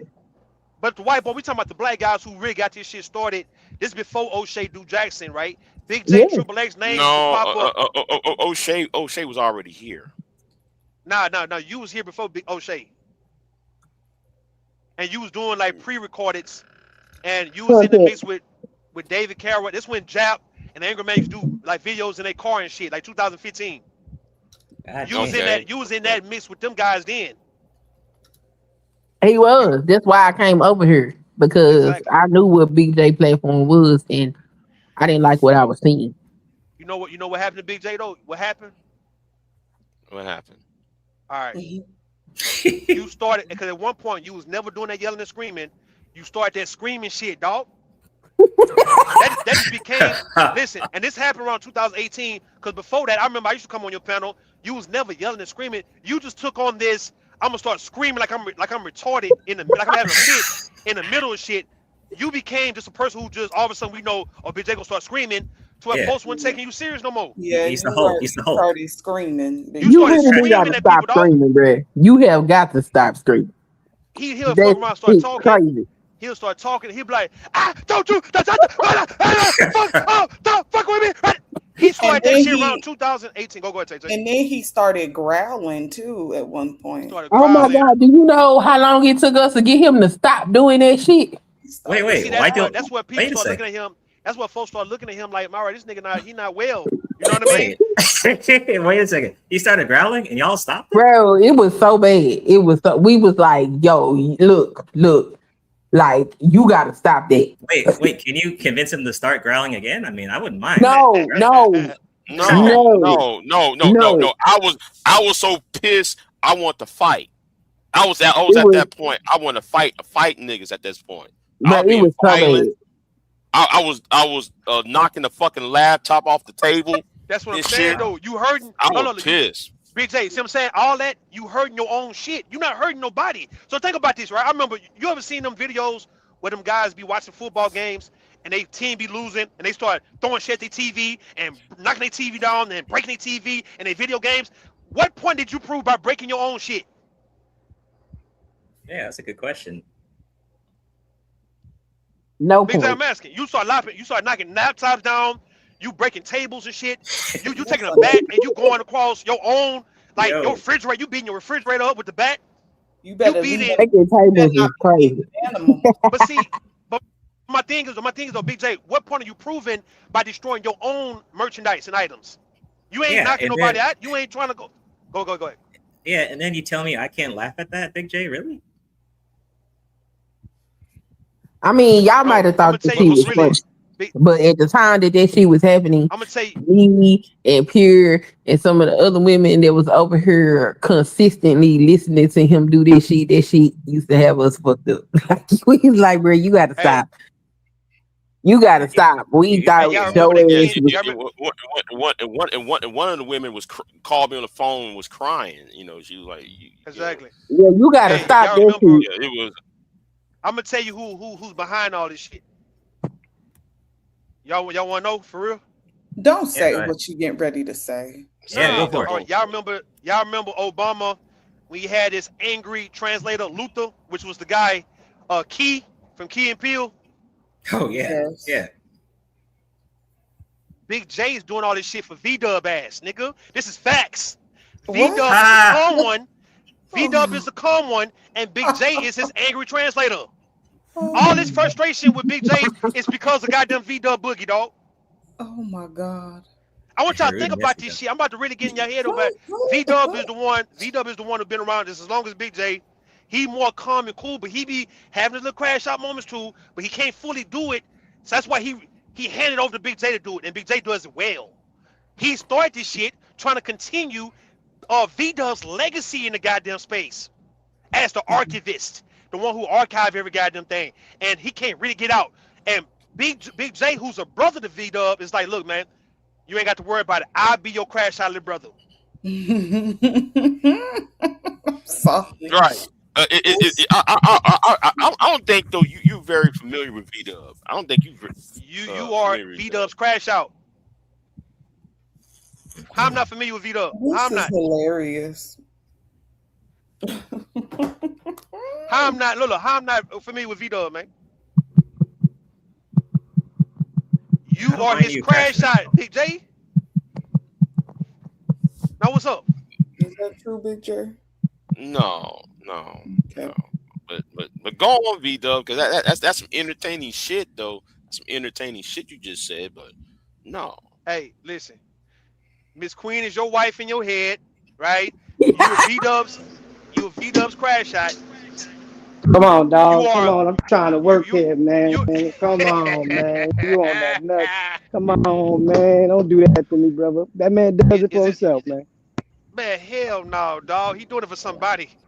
Man, look, see, y'all wasn't here. Y'all wasn't here when he was doing gasoline enemas. See, that's what I mean. He been screaming. I've been trying to tell y'all this for a long. This nigga been doing this shit forever. He ain't just start this shit in 2015. This nigga been doing this shit. It wasn't that bad though. It was not this bad. Like yes, it was. Yes, it was. Yes, it was. If I could go back and pull up them TRS episodes, it was that bad. Oh, TRS, yeah. So Yeah, you that's been dog hollering at hollering at niggas, Big J, for that nigga told people he was gonna get him a gasoline enema. Do you know what a gasoline enema is? That's crazy. This nigga was ferocious back in the day. Oh yeah. That makes that shit I even used to worse. say some crazy shit. Yeah, I was saying. That makes it even worse. You've been here for almost for damn near 20 years screaming and hollering. Yep. Yeah, we've had some fun times It back bad in the day, though. man. I'm sad y'all missed it.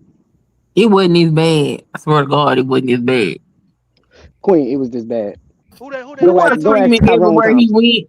Like BJ went over to Boxing Scholar panel the other day and screaming and acting. I'm like, bro, what is you doing? This a whole different group of people. Sector. This not these people. You can't do that over. What's wrong with you?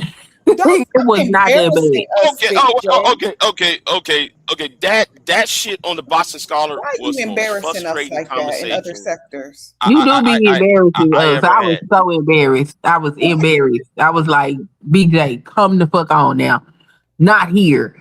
Now, if we was over, that's a whole different climate. Like the different. But the nigga was trying to clown me and shit. Was it Pittsburgh? But that's okay though. You're not supposed to get the acting the fool like that. Was it Pittsburgh T? Yes, girl. Yeah. Yes. Pittsburgh T. Pittsburgh T pissed me the fuck off. Saying that dumbass shit. Piss off everybody. Pittsburgh is red pill like a motherfucker. Very red pill. You not supposed to act a fool in new places. You gotta dang. You gotta match people's energy. No, don't even match people's energy. You gotta be water. Be water. Like be cool. I'm kind of. I don't really want him to.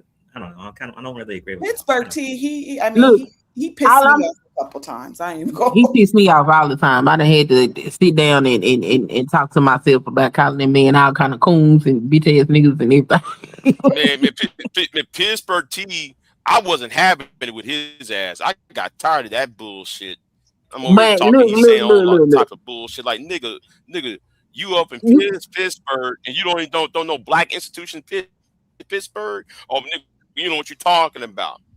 Kept on saying that bullshit. But you in other places in mixed company though, Big J. Like right. You can't you supposed to be networking and shit. You over there showing your ass. Why you do that? Is no it too late? Training. That's what Shatero's saying. Is it too late for us to enroll Big J into some etiquette classes? Man. I'm a grown ass man.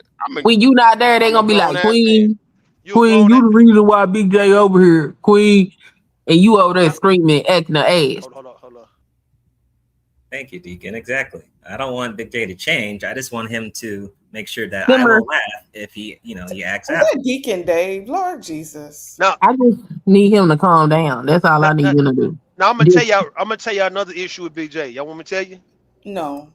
Come on, hold on. Say here you go. So all right, so look, Big J have been working to try to get rid of a lot of people on YouTube for a while, but he know that's gonna take for him to either have political power or him being a politician himself.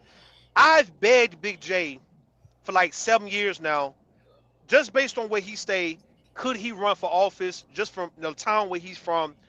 Big J have always given me pushback. No, I can't. All right, tell me why you can't. Why you can't? Because them bitch niggas in Soul's channel. What? The bitch niggas in Soul channel. What they got to do with? What that got to do with you running for office? Look, Willie D, the guy who be doing the rapper from out here in Houston, he don't have no high school education or no degree, and he was trying to run for a representative of, I guess, around where we stay in that area, and he lost. But still, you talking about Bun B? Hold on. Not Bun B. Bun B? No, Bun B is actually a Bun professor. B trying to be mayor. All right, he's trying to be mayor now, but he was a professor. This is Bun B. These are hood niggas who don't got shit going on, education-wise. But he was even teaching at Rice, which is the Ivy League of the South, Rice University in Houston. So you can't make no excuse for why you can't run for office in your town, bro. No, where now if you there's a whole pimp, an ex-pimp, Gorgeous Dre. Yeah. That's in politics and whatnot. So listen. You can't. Big J know. Say Big J know. If you want BGS and Angry Man to sit in front of a congressional hearing, you have to be a politician or have power. Have a pool of politicians, Big J, to get that done. So you wishful thinking, but then you could actually beat the change, though, right? You could actually run for something and make it. Subpoena these guys. Why won't y'all talk to MOT? Why? Right, you and MOT. He's very scared of success. With that. He's scared of success. Okay. Big J want niggas to die, right? Hold on. Big J is afraid of success. He ain't gonna do the shit because he's scared to be successful. He's scared of the responsibility of success. I got you. That well, whatever you figure it out. You a man. Big J don't want the response. Like a lot of these manosphere niggas, they don't want the responsibility of people following them, and they have to actually perform and be competent in what they do. Big J, you a manosphere nigga, dog. These manosphere guys don't want to. Let me give you an example. These guys are saying they don't want to run their families, they don't want to lead their children or their women, they don't want to even run their community, right? You're saying the same thing. You guys feel like y'all gonna fuck around and be martyrs and stuff, right? Which you probably won't.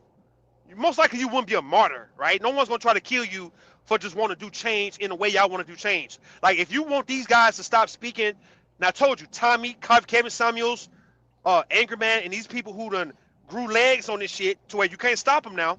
They got to actually die.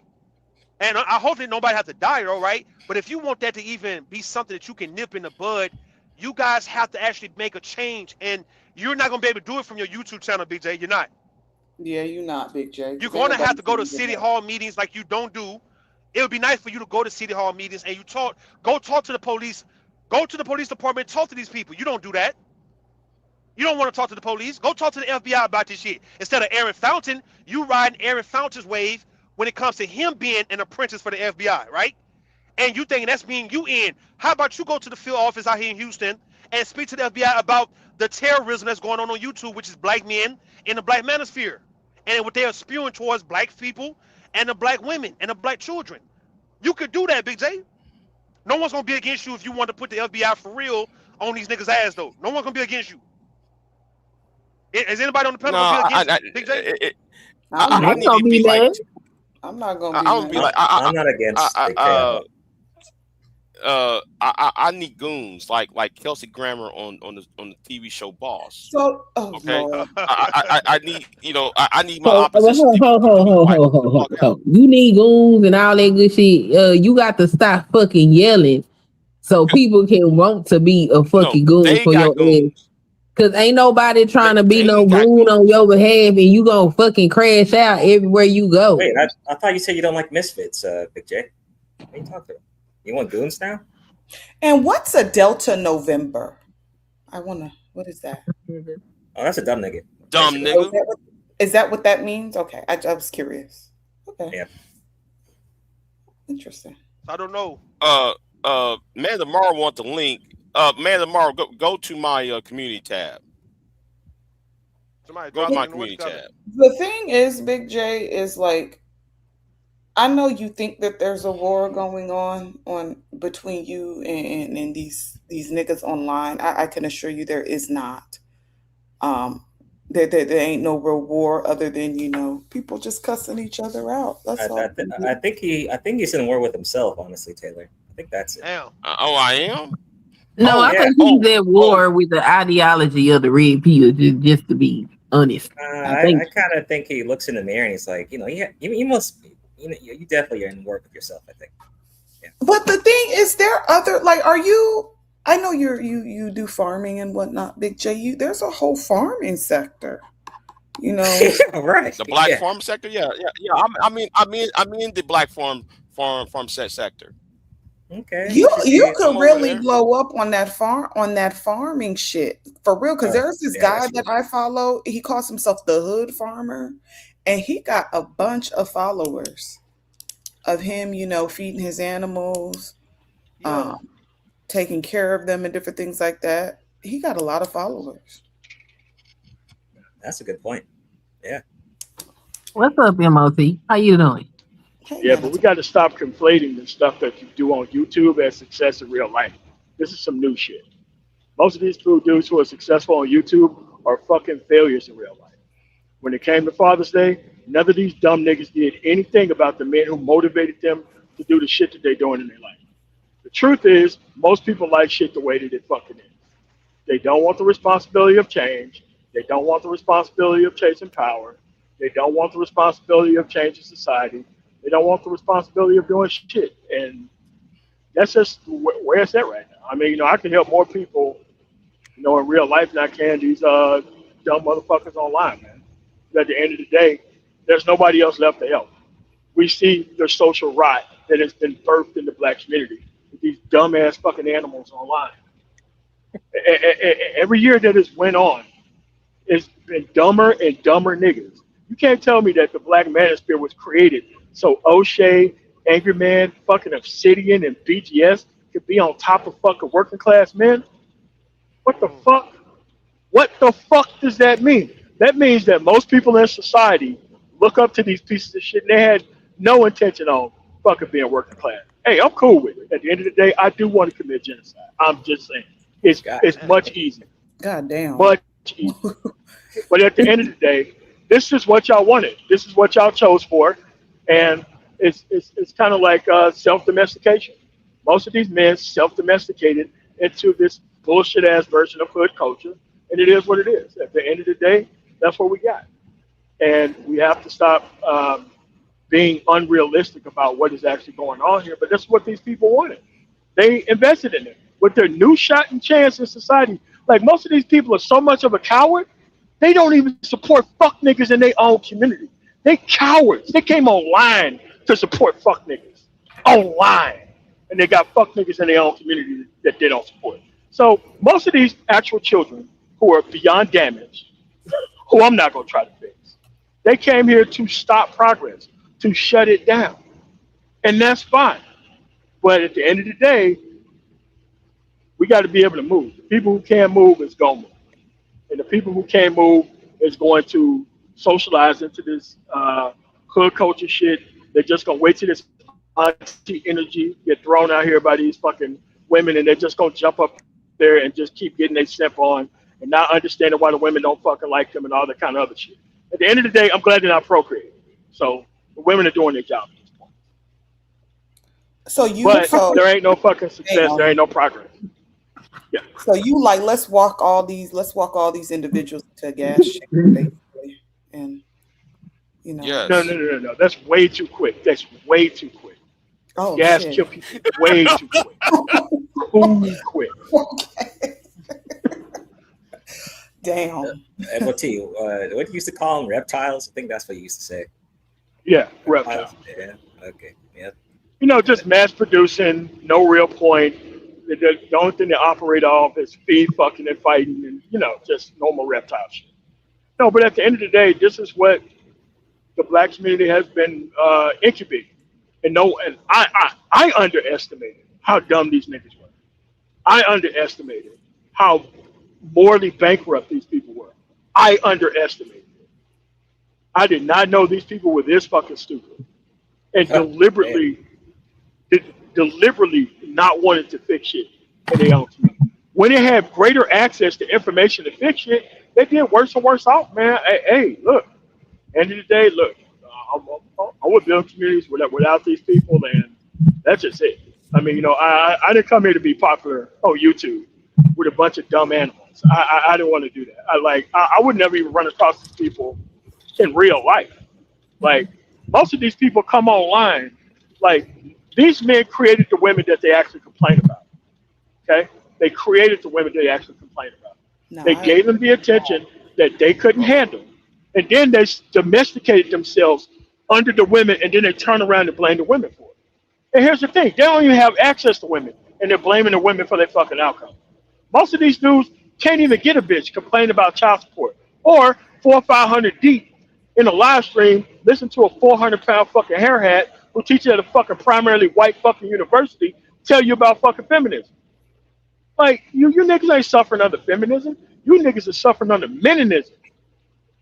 Meninism. Okay. Yes. Okay. Yes. It is a term. Okay. Meninism. Gotta look that up. I mean, but at the end of the day, most of these people, they didn't want to change, and they want to be domesticated by these women, the one they claim are so bad, right?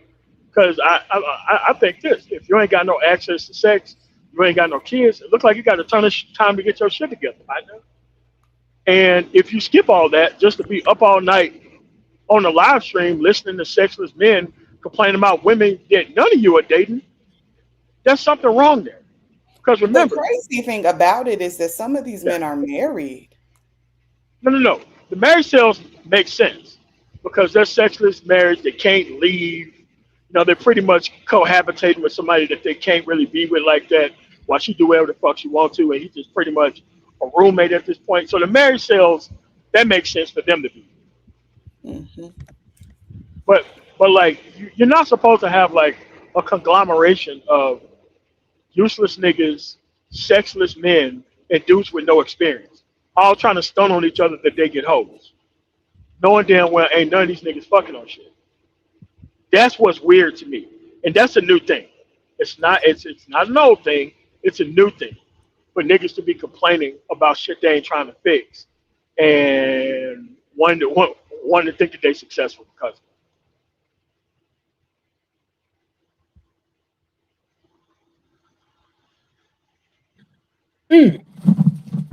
Oh shit, did I get dropped or something? All this because they can't get no ass, huh? and here's the thing. If they could get some ass, the shit would be 10 times worse. They just want to drop a baby and these fucking women and fucking leave. They have no intentions on taking care of these problems. They have no intentions on bringing shit to the table. They have a false sense of what they need to bring to the table to even get sexual access at this point. They think they can just clone the behavior of somebody who they think is possible. Popular, and that's how they get the access that they want. It's like, dude, listen, man, she can see your ass a mile away. She runs into this shit 10,000 times a fucking day, and you just 10,001. But I'm glad that they don't have sexual access. I'm glad that they don't have the ability to get that shit together. The women are going to run out of their fertile window. These dudes are not going to be able to be with the younger women because they're not going to appeal to nobody. We're just at the point now where I'm just patiently waiting with my arms folded.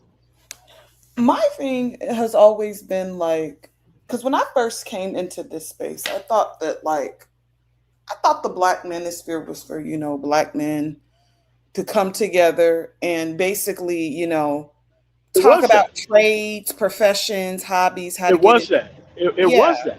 It was that until BGS, Angry Man, Vince the Chap, O'Shea, Duke Jackson, fucking Angry Man decided to market the dumb niggas. And dumb niggas took over the fucking space. Dumb niggas could have went to YouTube. Dumb niggas was already in Black YouTube. But dumb niggas want to fucking destroy all manner of fucking progression. All of it. And there was an actual executive decision to go in that direction. They had people, business people like me here. They had doctors, like real doctors. You had surgeons who was here. You had people in the mental health profession.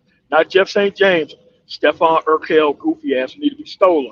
Not him. I'm talking about Tia Son Johnson, the fucking fuck nigga who never done none of this shit, right? You had like actual motherfuckers who cared about the future. Now you got people just trying to lead people into fucked up positions and just trying to make money off of these dumb niggas. And the dumb niggas are not even fucking have sense enough to notice that these dudes are using them like that. They just want progress shut down. They couldn't handle the fact that they had to get this shit together. They couldn't handle the fact that they had to leave this shit the fuck alone. Like a lot of these dudes, rather than being alone and getting their fucking shit straight, they wanted to be hanging around a bunch of men. So the Black Manosphere now is doing this job. It's making sure these dudes remain sexless and fucking unhappy. That's what it's doing. It's doing this preferred job. I know people don't want to see it that way, but that's what it is. Because ain't none of these dudes got their shit together, got the fuck off the field, and stop paying attention to non-working class people. Okay. It does its job. It's a value system at this point. The Black Manosphere is a value system. You don't have to tell these people who to hang around and who not to hang around. This is where their heart was at. Their heart was in listening to fuck niggas. That's what their heart was at. And you have to be okay with the fact of leaving these motherfuckers behind and letting them fucking burn. And okay on site these. I'm sorry. Go ahead. I'm okay with letting it burn because I personally think that certain people's lineage should not continue. That's my personal opinion. Oh, miss, I'm so far beyond that. I agree, but I want to go way further than that. But yeah, I agree. Yeah. I mean, but the problem is that it can't burn because these dudes are trying to make money to keep it burning. So when things burn, there's an on fire period, and then there's a time when it stops when the fire department get there. These people are throwing hot coals and more burning materials on the fire, trying to escort more men into this sexless hellhole so that way they can live off of it. They want to live off broken men. At this point, they want to live off of broken, angry, dumb men. That's what they want to do. This shit is predatory. This shit is predatory. At this point, this shit is predatory. You cannot tell no motherfucker that oh, well, you know what? I'm a high value man. Don't you know you just put a target on yourself, you fucking idiot? And it's like, most of these people, they just wanted the ability to sashay like they was successful without being so. So they deliberately funded people who's on their level to do so. And you can't do shit about that. The great thing about that is they can't appeal to real men. Real men could be like, you on some bullshit, you ain't got no fucking skills, your ass is gonna steal something, let's pull these guns out. So whenever you fucking do some shit wrong, this is gonna be the part where the chalk line gets drawn right here. Because you ain't about to fuck our shit up. Most of these people, they're online because they ain't got shit else to do in life. Shit else to do. Thanks. This is the cable subscription. You know, after you ran out of other shit, this is the cable subscription. It's a free cable subscription. The only thing you need is access to a basic phone, no matter what fucking carrier. You can just hit the link, jump up there, and just stop progress. Well, early YouTube, the people that had the biggest, most profitable channels was folks that had felonies. They was criminals or ex-criminals. So hey, look. The only thing you have to ask yourself, where are the people with money, and are these people with money, like real legitimate, life-changing money, are they sending their kids to these fucking criminals for help? And if the answer is no, how did these criminals get so much of the ire of these fucking dumbass people online? It's something internal wrong with people that leads them to do the shit that they do. At this point, there ain't nobody to help. I can just point out what's happening. So that way people can get off because there's so many people I help like, hey man, I got my shit, I can show you the email. I got my shit together. I stayed off of fucking YouTube. Life's great. What changed? Man, I finally just got me a trade and just stopped working 60 hours a fucking week being mad at bitches. So you put yourself in a position to be mad at bitches and then don't be even madder when they don't choose you. But you listen to the people who also lost the bitches. Right? Because none of these dudes got successful situations. So how is it that we wrote the Black American experience, especially when it comes to younger dudes, that they didn't need to look up to working class people, they needed to look up to people who want to run the gender war. Because the gender war is new. It's new to new niggas, but it's not old to, everybody else. But why were they so attracted to that? Because they just wanted progress without participation. And that's the secret sauce of the fucking manosphere. They want you to complain about rando women that you don't have access to, and I don't, mythical bitches, for the sake of a better term.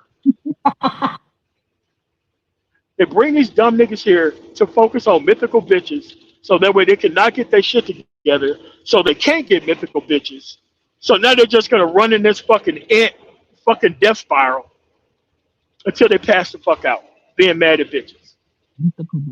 By giving them exactly what they want. Attention without responsibility. And most of these dudes want to be the dumb nigga on the couch. They want to be the dumb nigga who just fucking drop a baby and leave.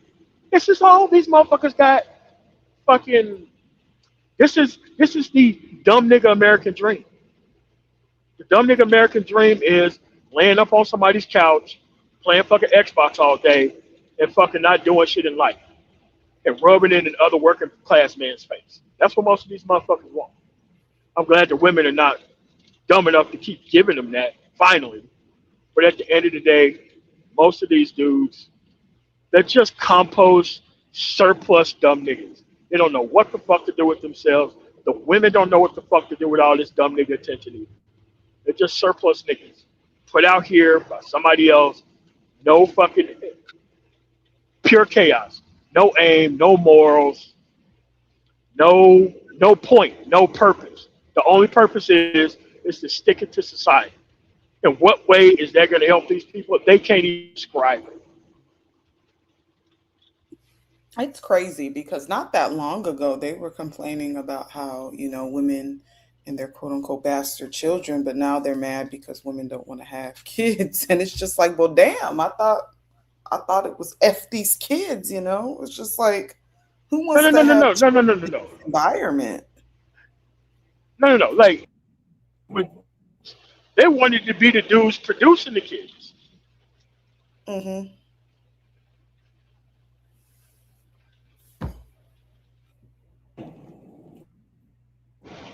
Hello, am I still here? I'm just confused, Sam. Uh-oh. Yeah, can y'all still hear me? Because I had a phone call coming in. Oh, yeah, we can still hear you. Okay, all right. So the thing is that they don't understand what, and I'm telling you, once you look up the term re-victimization and re-traumatization, once you look at that checklist, that's what the black manosphere is running on these dudes. It's a psychological trap that they keep in these dudes in. It's predatory, and if they were actually asked to actually explain what they're doing and why, they wouldn't care.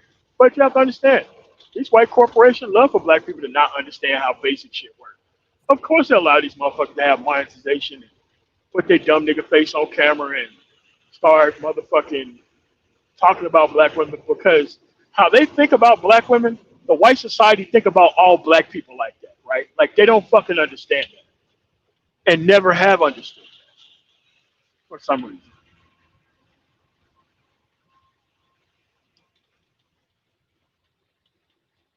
I'll say this, just leave them out there. They're all right. Leave them out there. Get your shit together personally. You ain't got to share with nobody. You can just live a good ass fucking life. You ain't got to tell nobody about how you wasn't shit or none of that. You can just get your shit together and leave. Or you can just be an audience member of BGS Hitmore and be happy that, you could jump up on the panel to get your dumb nigga shit off.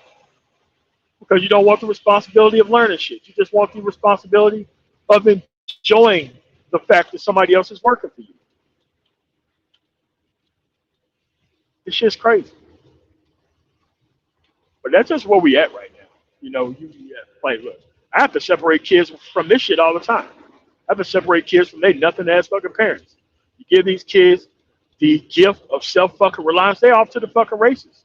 They're not listening to this dumb shit no more. They're not listening to hood motherfuckers no more. They're not listening to this man-spit shit no more. Once you got self-reliance, because these dudes are trying to beat the sense out of these dudes before they even have self-reliance. They're trying to steer them straight off into imminent doom so that way they can have somebody else to hang out with. Personally, that's what they're doing. And, they know they're doing that. Because where are the parents? Where are the parents who give a fuck about their kids jumping online, thanking BGS or T.S. Johnson or fucking Jeff St. James for fucking rescuing their child? You don't hear that shit. You want to know why? Motherfuckers who give a fuck about their kids wouldn't send their kids to this shit. This shit is child abuse. Literal, monetized child abuse. That's what it is. from dudes who gave up in society.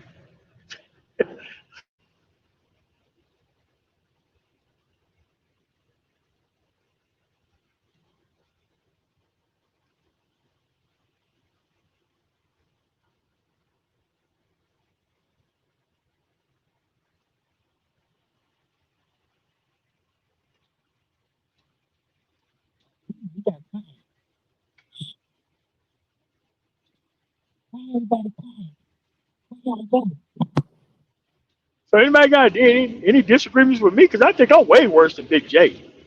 I think I was way worse. Well, Big J is getting intervention for all the goddamn screaming he be doing. Like, sir, stop it. That's what we on Big J ass for. I mean, but I was calling for open genocide on people. I mean, I think I was worse. I mean, I'm still calling for it now. It's just I'm slicker at how I talk about it. I mean, you know. Yeah, I'm back. So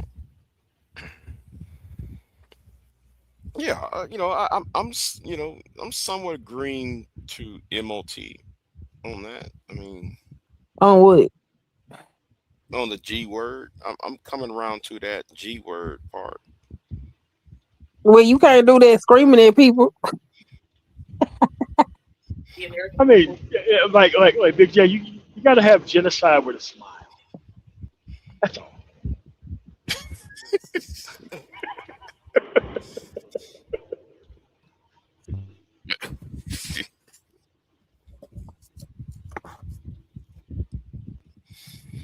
Yeah, with a smile. Okay. Yeah. I mean, but most of these people come online just to frustrate decent people too. They get off on doing that shit, especially these dumb niggas. Like, you know damn well they would never step to no working class person in their own neighborhood and say no shit that they be saying online. You know, they get their head twisted sideways. But they love coming online and gaslighting and trolling and all that kind of other shit. Man, it's hard for me to believe that these people made it this long in life and they always been acting like this. I really think that this shit become an outlet for all the fuck nigga behavior that people can't exercise in their real life. To be quite honest with you.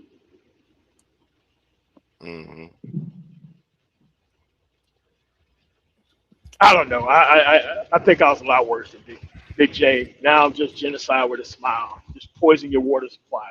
Get you the fuck out of here.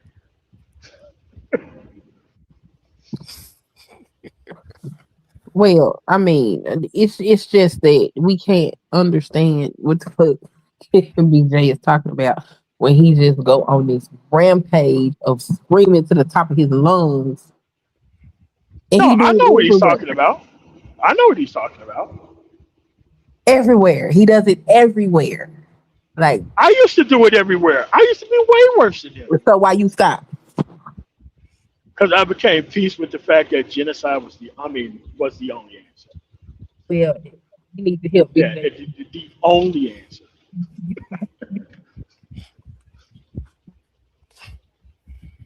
I mean, you know, you don't have to go through and just start torturing motherfuckers. You can be like, look, this is the wall. This is the behavior on this side of the wall. This is the behavior on this side of the wall. That's all it is. I mean, you don't have to go out here just, siphoning these people down like ripe corn. I would love to see it. But at the end of the day, just build your own shit up. Because everybody is packing into this wagon of really coming online and just trying to get an audience and think that they're successful in life because they keep people in a codependent space. That codependency is very dangerous for people. See how some of these white dudes listening to that white manosphere shit was out here trying to hold women responsible and kidnapping women and offing them up and, office shootings and all types of shit. That's what it leads to. So that's the other part.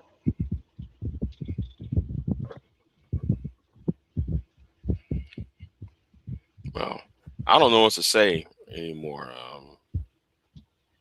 No, because there's nobody else left to help. It's a value system. All right. Remember, a lot of these people are working class, but they they're working class in real life, but they come online to support bullshit. Like that's a new phenomenon. Normally, if you had your shit together, you would never hang around people who don't, because you'll be scared and afraid of getting your stuff took. Now at this point, they got the best of both worlds, and they're happy being the only productive person around, right? So at this point, like I'm much happier now. Not really live streaming every week. Not really think I'm need to reach these people. Hey, dude, there ain't nobody to reach. I mean, you can reach them, you know. But at the end of the day, they know what they're doing. They know what they're investing in. They're not stupid. The women ain't stupid either. Like, listen, these outcomes are pretty specific, not generalized. Okay? And look, I just walk in, scope a situation, get this person a deal,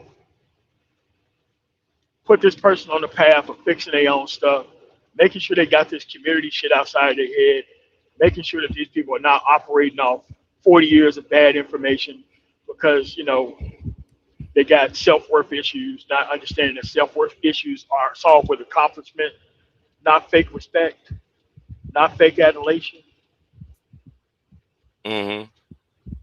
And that's easy. I can't wait to help these people get out of Mississippi. It used to be 90-10 staying there. Now it's 90% of people leaving that mud. As soon as they pop on the graduation tip, keep on these dudes. Hey, look, gotta do something. Can't hang around here. Definitely don't pick up them drugs and sell them. No, getting up out of here. You think these people in the manosphere want to create better men? Think again. They're trying to create failures.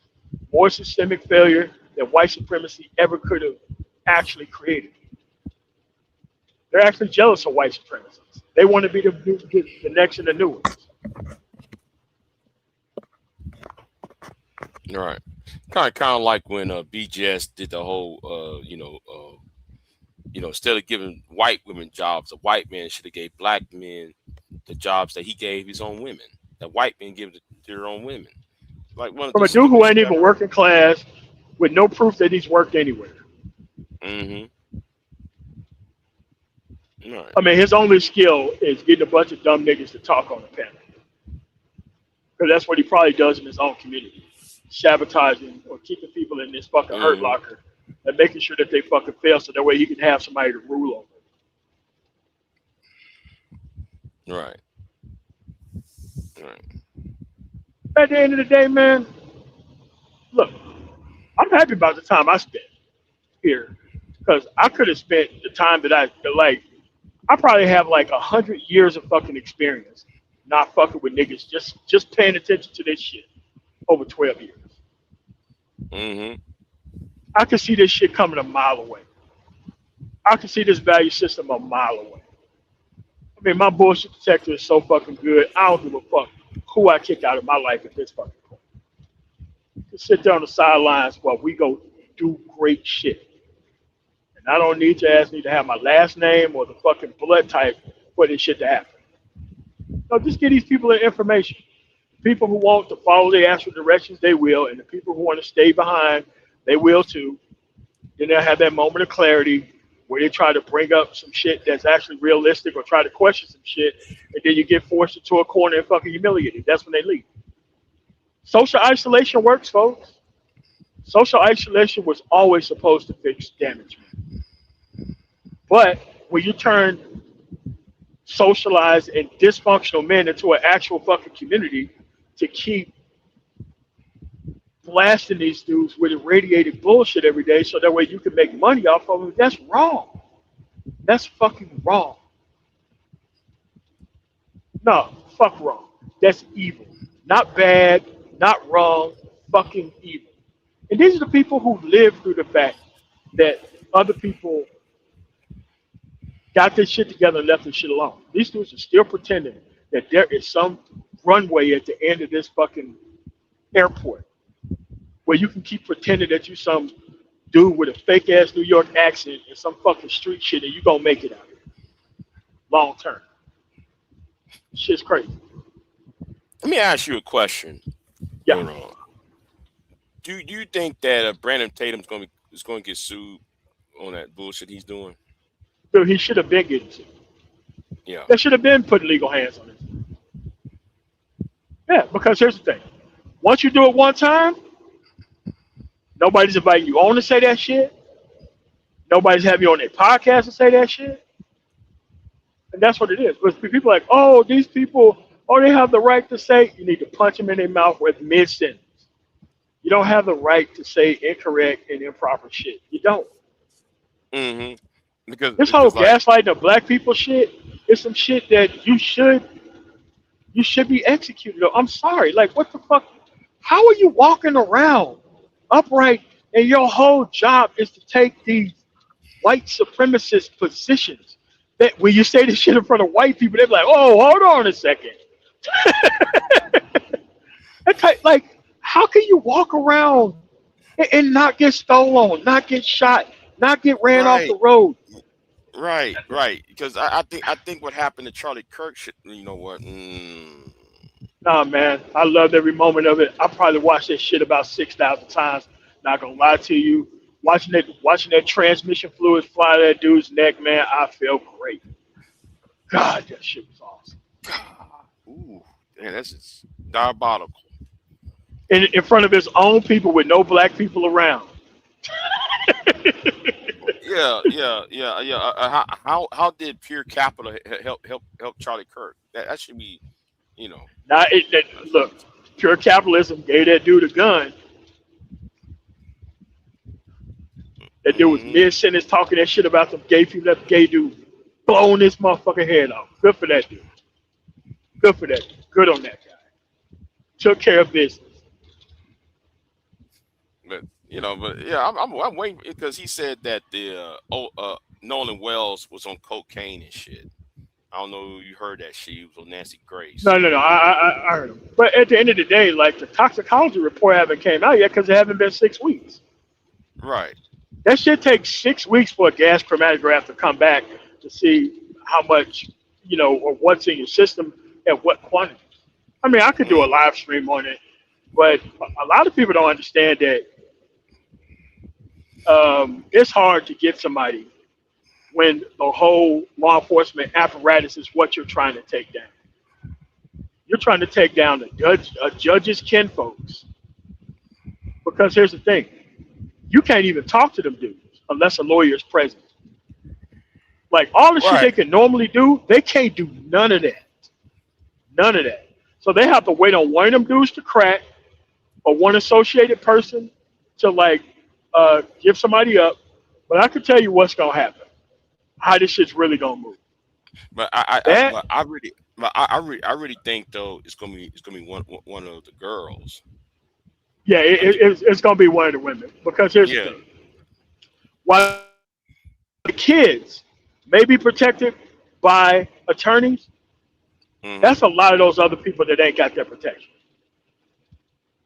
And they don't understand, like, this ain't like the regular police. You lie to the FBI, you going your ass to jail.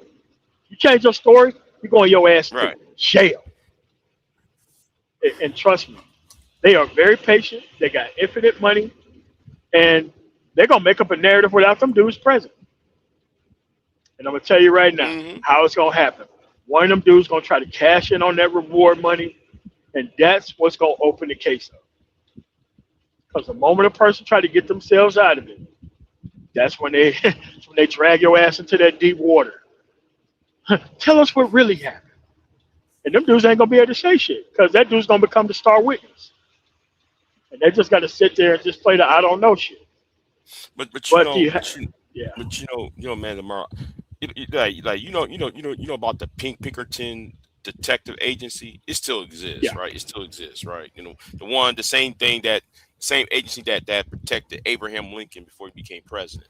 So I was thinking, I know that you got people like what's his name? He took the knee, paid for the autopsy, and Benjamin Crump's. Well, I don't like Benjamin Crump, but you got him taking the case. You know what I think? I think there needs to be a black owned detective agency that when something like this happens, they go up in that place, do their own investigation, and do not rely on the police. Y'all have jurisdiction like that. Y'all have jurisdiction like that. But what you can do is you can formulate a private private organization that does autopsies for shit like this in these type of cases, because that autopsy that happened in Washington D.C. shouldn't have happened. If that dude's throat and that dude's lungs was not with his body, how the fuck can you perform a proper autopsy? Because the throat and the lungs is gonna tell you where this motherfucker died via drowning or underwater.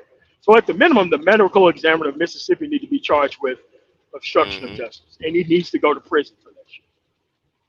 He needs to go to prison because without those two pieces of evidence, there's really nothing to investigate.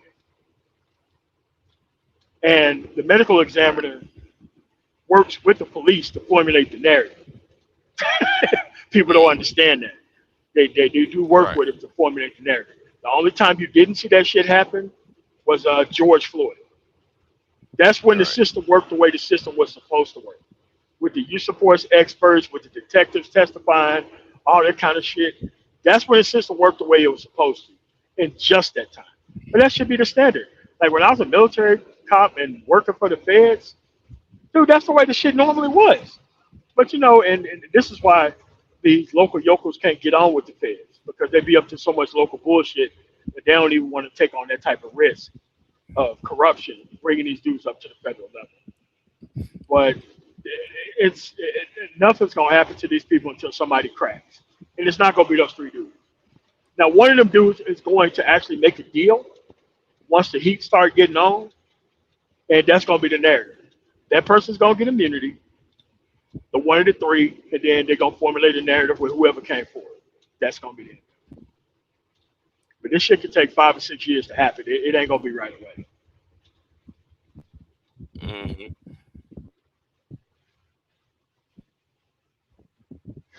And ain't no way in the hell you going.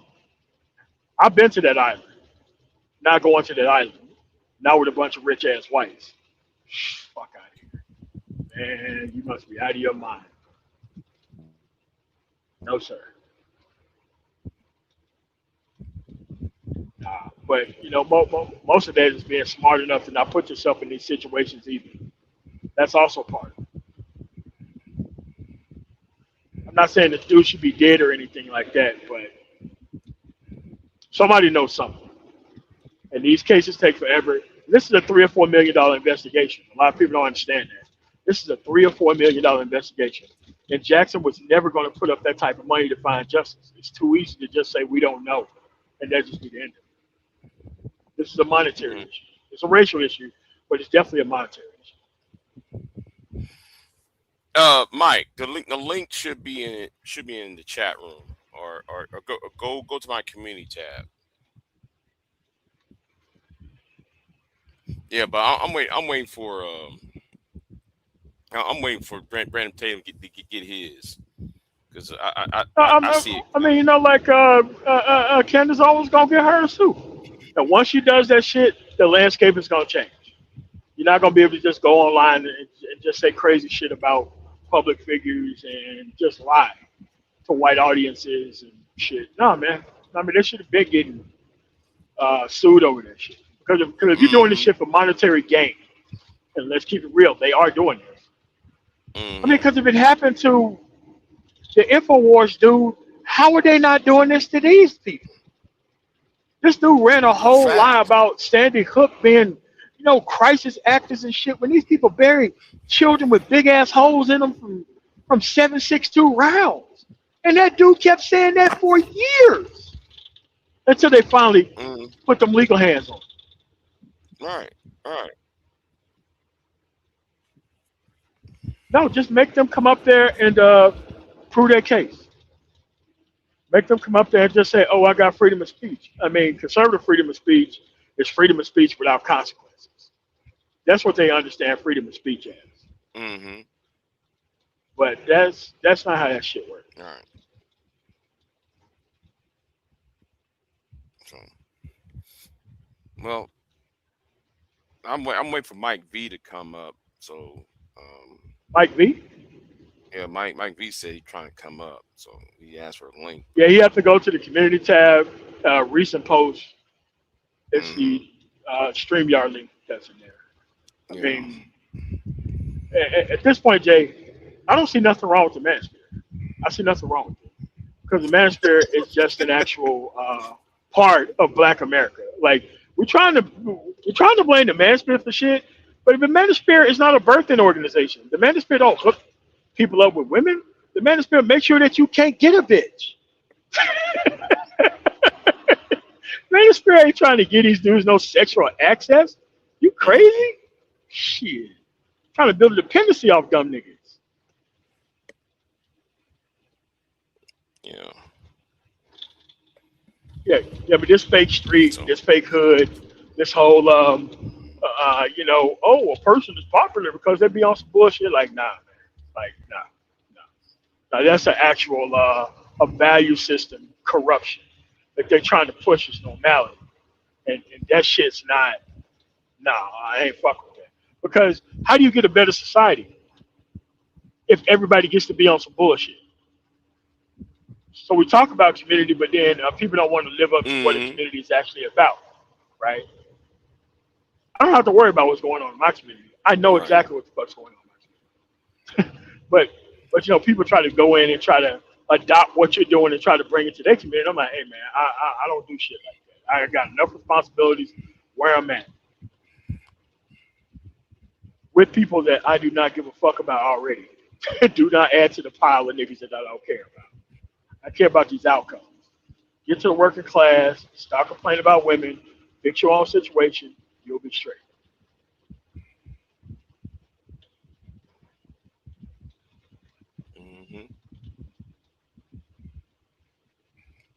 Man, I wanted some disagreement about mine. I don't think they understood how I was talking to these people earlier, man. Like 3 years ago. I don't think they understand. I have no disagreement. I have no disagreement. You know. So. I mean, but like in normalized societies, Big J, this is exactly how men act. When men see disorder and dysfunction up to this level, everybody's got to go. Yeah, everybody got to go. There ain't no negotiating. There ain't nothing. We drawing a line. We light fires, and these dudes getting up out of here. Yeah, but you got to.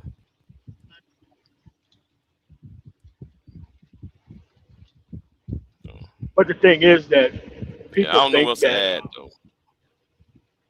Yeah, but people think that, oh, well, you can't stop these people from doing. I'm like, man, get this person the fuck out of my face. I don't even have any patience for anybody who's trying to legitimize the actual destruction of the environment. We're supposed to sit here on some. We gotta let these dudes live shit. Like I don't even have patience to even be tolerating conversations like that. I mean, because at that point, you acting like a whole domesticated bitch among abject destruction, and you're supposed to be a man who's supposed to be trying to set shit straight so that way you can have less problems, not sit around so that way there could be more problems. I don't get where that kind of fall and shit happened. I don't understand where that came from.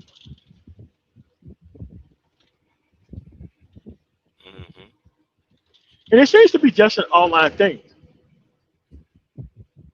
But do you think that is feeding into the fascism? Because it is. Because like there's that white boy what if Failus talking about he want an incel revolution, because the women, or in his case white women, is not giving up the box. So he want Europe and United States to fall because women are not giving out the poom poom. No, but see, that's where he's lying. He is lying. White dudes don't like dweebs talking. Ooh, they are hell on them fucking dweebs. Running their fucking mouth, acting like they fucking successful. The white dudes was hell on those dudes always. They were always, like, growing up, dude, especially in the military. Dude, you didn't see white dweebs get their shit off at all.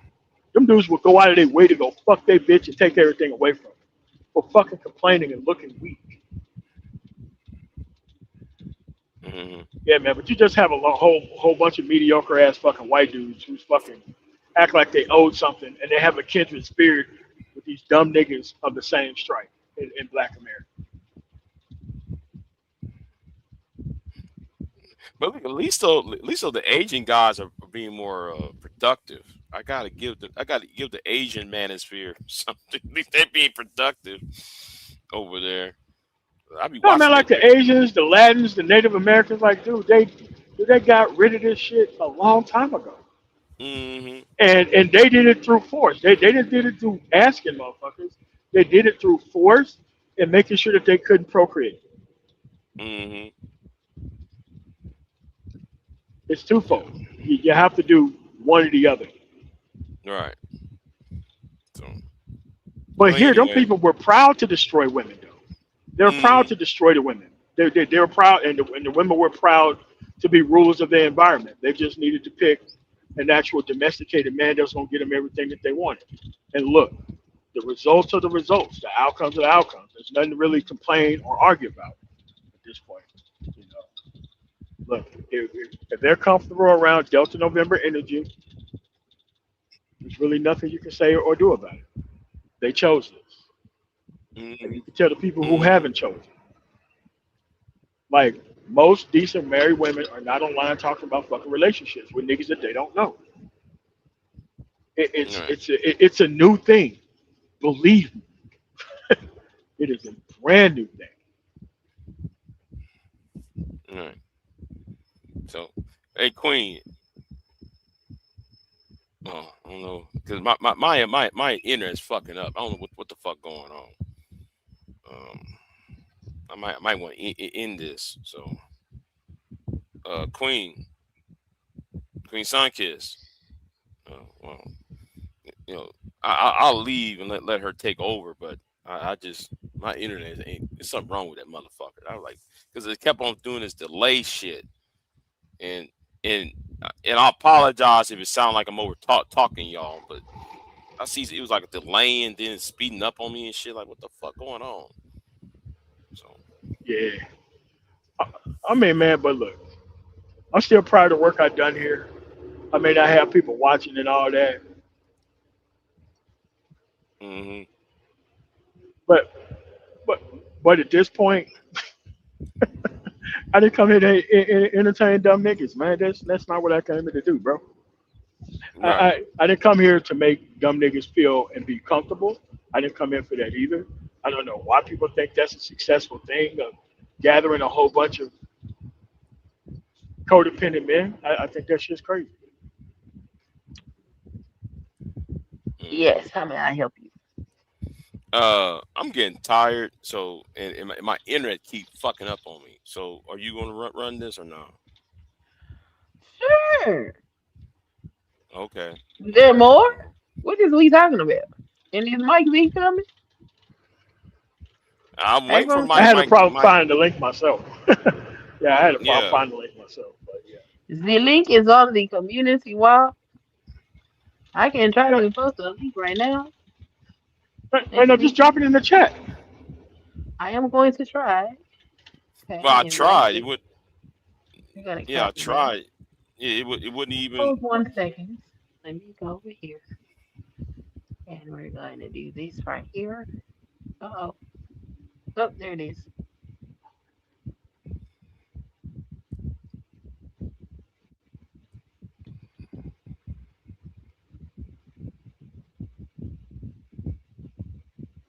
So yeah, I'll let Queen to take over. So is there anything wrong with what I said, or any disagreements with what I said? No, I have no. Okay, I'm just making sure, because I think that a lot of people are investing in things being the same. Man. I don't think it's. I think it's the men and the women at this point. It's the men, the women, and the kids, and some of the older generation. Mm-hmm. But all this shit's new. All this shit is very new. Right. Men, women, new. What's new? No, I'm talking about the Relationships with each ability. No. The ability to want widespread sabotage and don't want any progression because they lose their other. Oh, voice. that is new.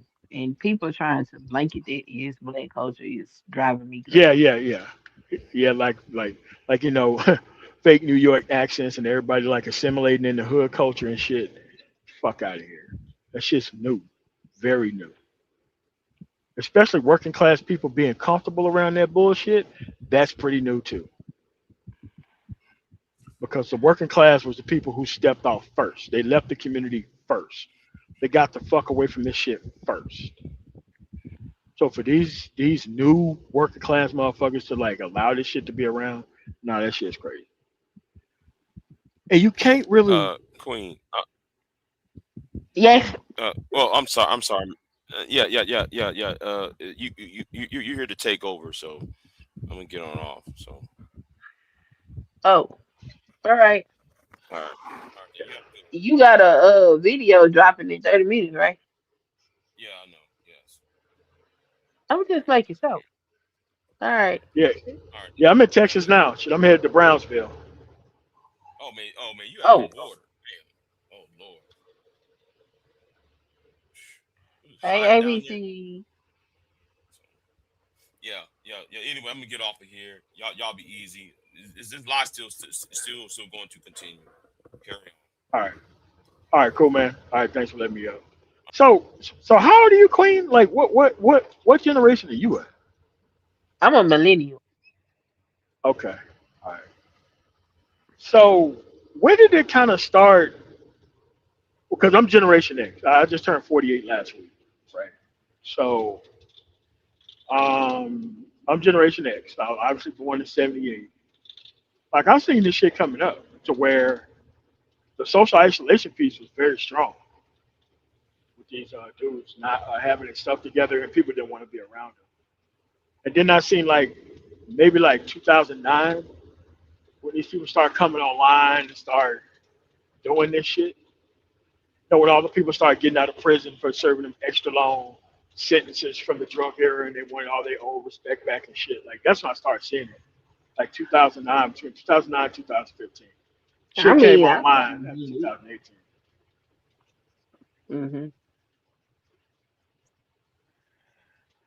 mm-hmm. Gen X. That's where I think Yeah. it started. Oh no. 'Cause when Older I Gen saw, X is way yeah, worse the than old, boomers. Older Gen yeah, X is way worse than fucking boomers. Because boomers, half of them yeah, were that's what working I'm talking about. class. I'm talking Most about of them were these. working class. I seen But my like, great grandparents. They lived a certain way. My grandparents on both sides lived a certain way. And yeah. then all their children, I don't know what the hell wrong with And, and, and, them. and listen, I had plenty of boomer and silent generation aunts and uncles. Their older generation X kids, all of them are fucked up. All Yeah, of them are fucked up. something's All of up them. with Gen X, older I Gen mean, X. you know, Not the I Gen mean, X is closer to my age. No, not the younger Gen X. Older Gen X. Something wrong with them. yeah. I don't know what I don't know. I don't think they was raised properly. I I, think they I would say parents I would say 1975 plus. I think the people over who was born maybe 76, but definitely 75 up. Most of those dudes are like the boomers that they claim they're complaining about. They're actually complaining about older generation X. They're not complaining about boomers. There's no way they to not complain about fucking boomers. I think that the boomers did not properly raise their kids. That's what I No, think. no, no, no. I think they spoiled them and they and didn't instill those values that they had to get what they got in those children, and that's why they liked it. Cause I that's where mean, I started to see things change. Like my parents, my they cousins, none of them look like my great grandparents or my grandparents. nah, And I it's couldn't like figure out what like the hell wrong with them. like like my aunts and uncles, it's like maybe 1 out of 6, 1 out of 7, 1 out of 8 that's straight that took the upbringing and the opportunities to heart and went somewhere with it. The rest of the motherfuckers ain't shit. That shit's crazy. It's just fucking crazy. I I just couldn't think believe it. that women wasn't good parents. I mean, like like my father could have failed in that position as well, but like the grandparents picked up the fucking slack, and they didn't play at all. Like they didn't play at all on no level. Yeah, but they grandparents, they old. It's only so much that they can do at that age because they not supposed to be raising no children. So I think that a lot of it got to do with their parents not really being as hard on them as they probably should have been, or putting a standard on them as they probably should have had because they got all this newfound opportunity that they didn't have before. And I don't think they taught their children right. Because Gen X something wrong with Now I can tell their you, like the people who I grew up around, like like the moment my dad had died and we moved back into the neighborhood and shit. That's when I seen the shit my grandparents were talking about. Like I didn't come up around that shit like that, like until my dad had died, and you have to live where you have to live. You go down from two incomes to one. You gotta live where you gotta live at. But still, everybody had the background tonight to like not end up in that shit. And then you go yeah, to they like bigger had cities. like my Yeah, then you daddy. go. Yeah. My grandmama was a very wealthy woman. Okay. She had money. And when it came to my daddy and his cousins and all of them, I'm like, what the hell wrong with y'all?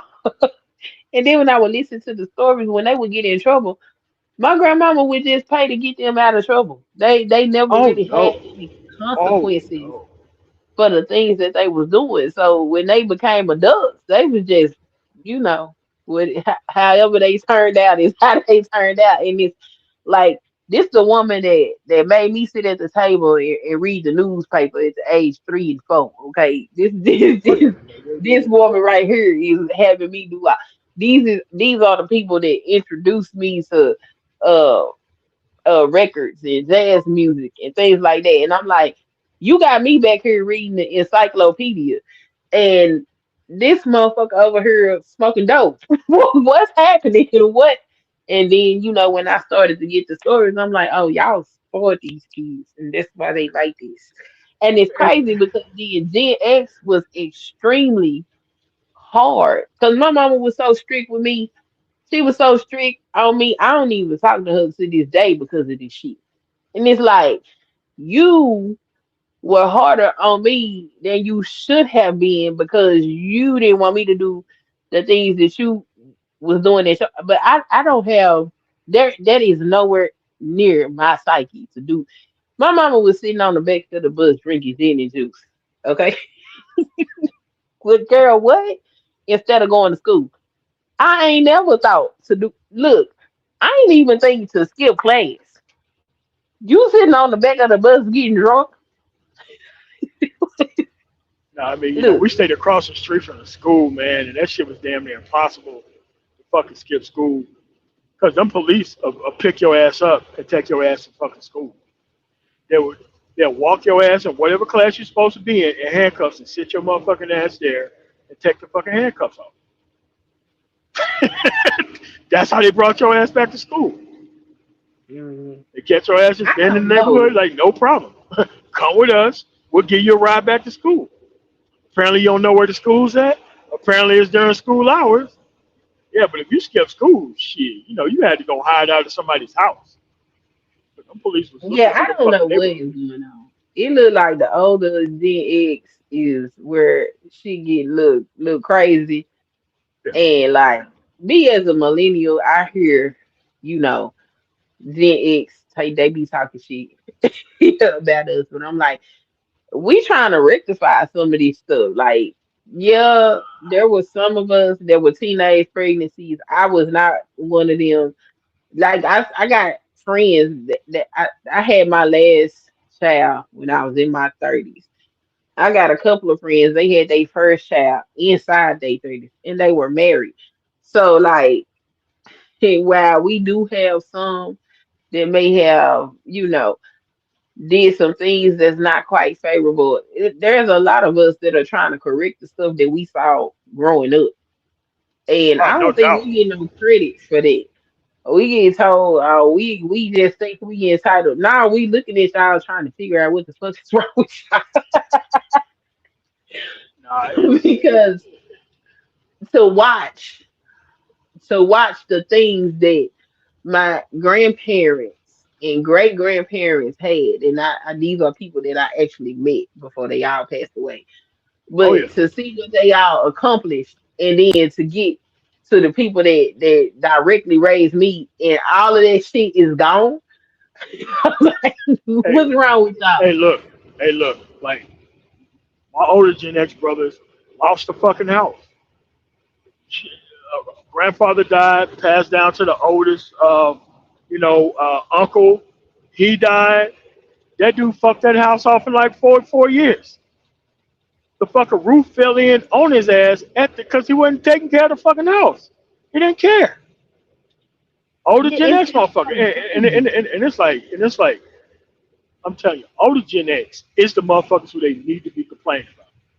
I'm Gen X myself. Like the people who's plus 75, 76, they straight. But like them dudes who's on that old, like tolerating the presence of fuck niggas type shit, nah, man, that shit is some older generation X shit. Yeah, I don't know what when I think about it, I'm just on the outside looking in because I'm an '80s baby, so I don't know nothing that was going on prior to the '80s. But I'm like, okay, so these people live like this, these live like this, and it ain't just the people I'm in direct contact with. It is y'all's cousins and everybody around y'all and y'all friends act like this too. Some happened with y'all little generation, and I just think they wasn't. I don't think they was properly reared. That's what I think. And and they turned their improper rearment into a value system. They turned their lack of into a value system. I remember talking to one lady. She said, "You know what? I think you're right because the only thing they told us was get an education and get a job." Yeah, And she shit. said we was just left out. That's all we was told. And I was like, it shows because it's crazy. If I wanted to go out to a club right now, which I wouldn't because I'm still raising children, that would be crazy. But if I did, it's somebody grandma in there next to me. That's weird. That is strange. Nah, that's a lot of them old people who's still out there. I can Still understand out that there. in the country because in the country, it's the country. You know, everybody goes to the same building because it ain't too much stuff out there. But in the city, I shouldn't be in the same club with somebody grandma. Like that's crazy. But that's normal now. These Oh grandparents no, don't it is. even they don't even keep their grandbabies. Why ain't dropping no grandbaby out over there at no grandma house? It might Ain't no it might be grandma. different. It's different nowadays because a somebody who's a grandparent can be in their 40s, in their 30s. That's Yeah. true. That's true. Cause I do got a friend. She younger than me. 37-year-old grandmama. Yeah. Yeah, yeah, and I Yeah, seen it, and I seen her with the daughter in the club, the grandmother and the daughter.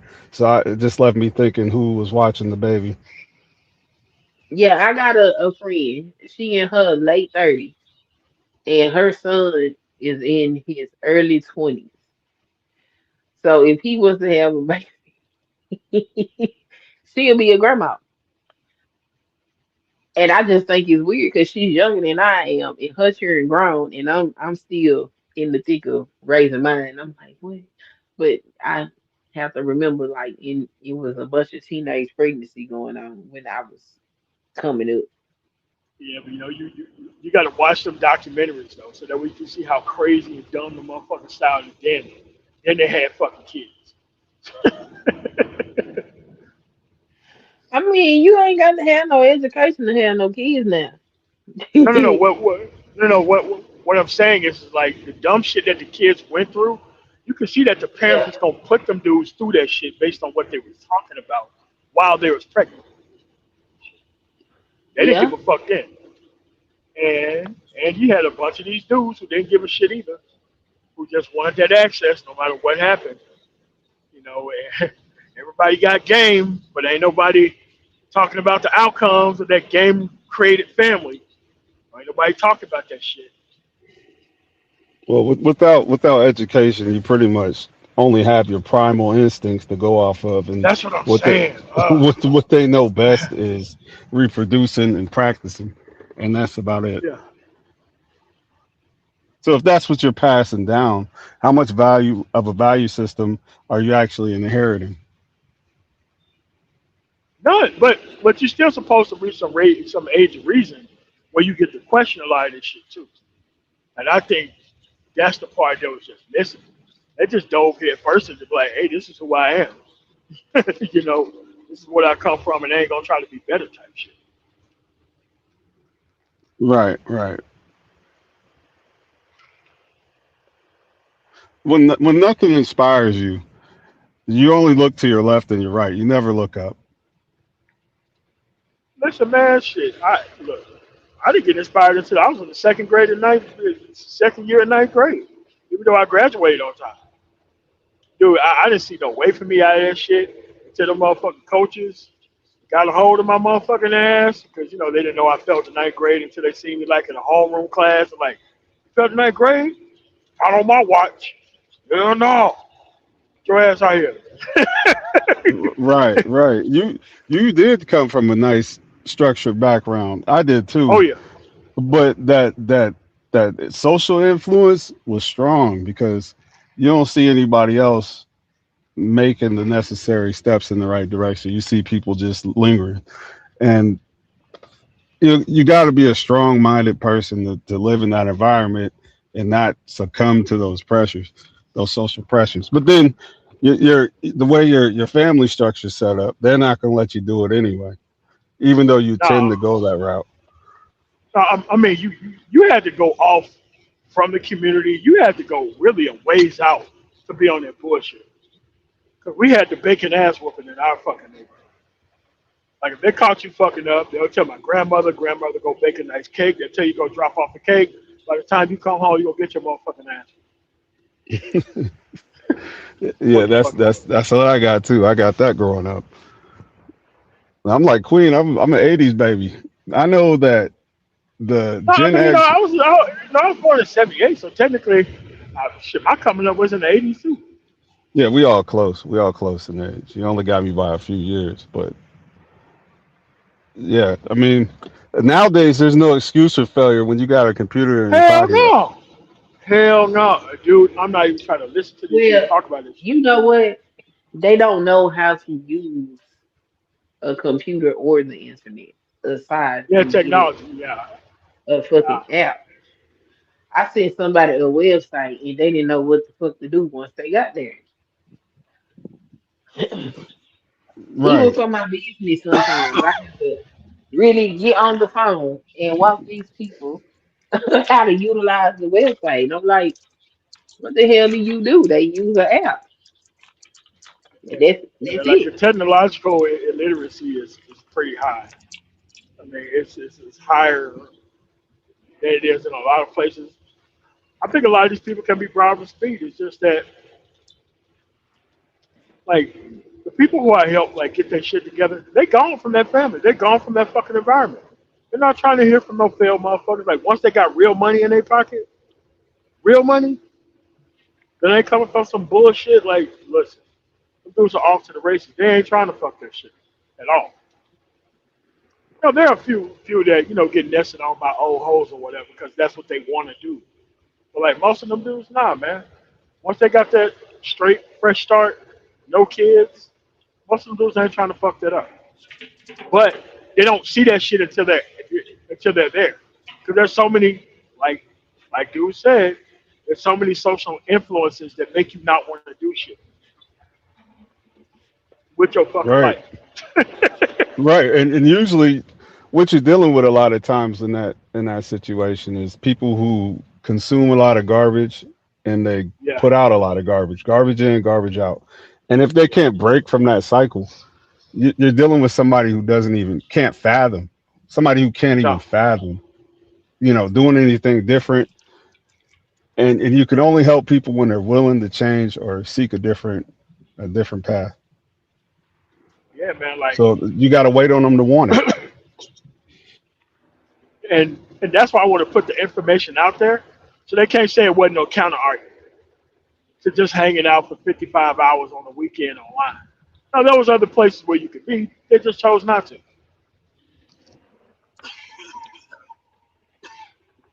Because me and you, we have the same type of philosophy. I may not agree with you at all politically, but we have the same kind of philosophy. Whereas if you can't break what's going on around you, remove yourself from what's around you.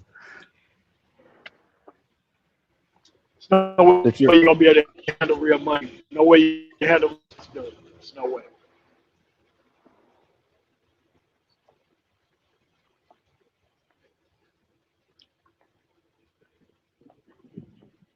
Yeah, migrate out. No way you're gonna be able to handle it. And a lot of people understand. You got to understand, man.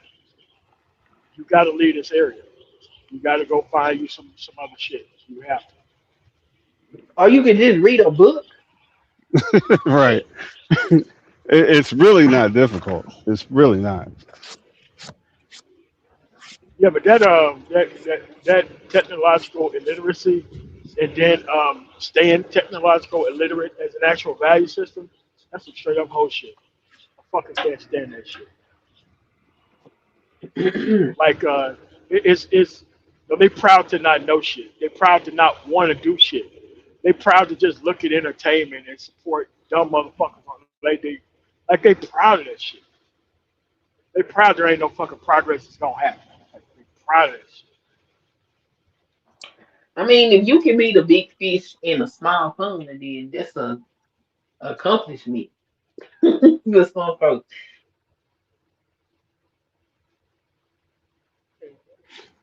Yeah, I heard don't it leave put. and they still get it. No, go ahead, man. Go ahead, Dick. No, I heard somebody put it like this. Would you want to be the man in your environment, or be the man in the hood, or be a nobody and more successful outside of it? I think that's how he put it. For me, it's Be a a clear answer. successful nobody. Yeah, be a man in the hood, or be a successful nobody outside of it. Successful nobody all the way. Yeah, me too. That's actually the All path I the chose. way. I consider my results successful. It could be better. I'm working on that. You can choose But that damn sure popularity don't. hood shit. You can choose it right now if you want to. I'm not choosing that shit. No, I'll leave that behind. I think once you reach a certain level of mental maturity, that's got to be beneath you. It's got to be behind you. Just keep moving forward, man. You would think so, bro. Create your A own lot of these community people. type stuff. Like you could get yourself some land anywhere, and everything that you have in your home, leave your doors unlocked. Leave and come back, and guess what? It might still be there, more than likely. But if you put it out here, like you're bringing in all the nice stuff, and I'm just saying, I just like Listen, man. Like once I my move to peace like of an mind. actual I don't want to have community, to worry about it. like Deacon, man. Once I moved to an actual community, like an actual fucking community that gave a fuck about outcomes, dude, there was nothing like it, man. I did not want to not have that protection. It was just like being in the military again. Everybody gave a fuck about outcomes, and the people who didn't were socially isolated, and they was over there. But the people who wanted good outcomes, like I don't have no fucking kids. Do I pay for kids to be mentored and fucking tutored? Yes. Why? I want the motherfuckers breaking in my shit. Fuck out of here. Of course I'll pay $20 a month. So somebody could teach these motherfuckers some shit. Of course I would. At the end of the day, no problem. Well, Nobody's getting left Mikey. behind around here. Hey, peace. What's going on? Can you hear me? Oh, what's going on? Yes, we can hear you. Not much, man. Just came up here to enjoy the discussion. What's going on? What's the topic? What's up, Mike? I think we just shooting the shit. Oh, okay. Yeah, we just talk about upbringing and actual outcomes at this point. How much of a choice it is to remain in these bad circumstances and use these online avatars as an excuse to stay behind, man. Like, nah, man, you donating to somebody else's lifestyle, man. You ain't got no lifestyle of your own. You have no identity of your own. So watching this type of hood avatar make it, it's like you making it. It's like, nah, man, it's some weak stuff, man. Real weak. Yeah, I mean, it was only about 5 or 6 years ago they were bragging about stimmy checks. Now they out here getting stimmy stickers in YouTube, man. So stimmy chats. But not. You want to know why? Mm-hmm. Go ahead. You want to know why? Because they didn't have to do shit to get those stimulus checks. That's why. They sat around. They didn't do shit. They got the stimulus money, and they didn't really have to do anything to get it. And that's the type of ideal society that they want to live in. Everything has to go bad. They're not going to solve anything. And then all of a sudden they get compensated. Like, man, I'm not trying to sit around for some $50, $100 checks so that way the whole economy can go bad every couple of years. I ain't trying to live around that like that. Nah, man, instead of democratic socialists, they couch socialists. Couch socialists. Don't vote, but want everything handed to them. But I think that situation is kind of solved based on where they at, though. Because it's not like people are trying to gather these dudes up and put them on their team. They join the team online of people who's already not going anywhere, right? So they already kind of like self-domesticated into like a worse condition that's already with their value system. And they don't have to go anywhere because they're already at their destination already.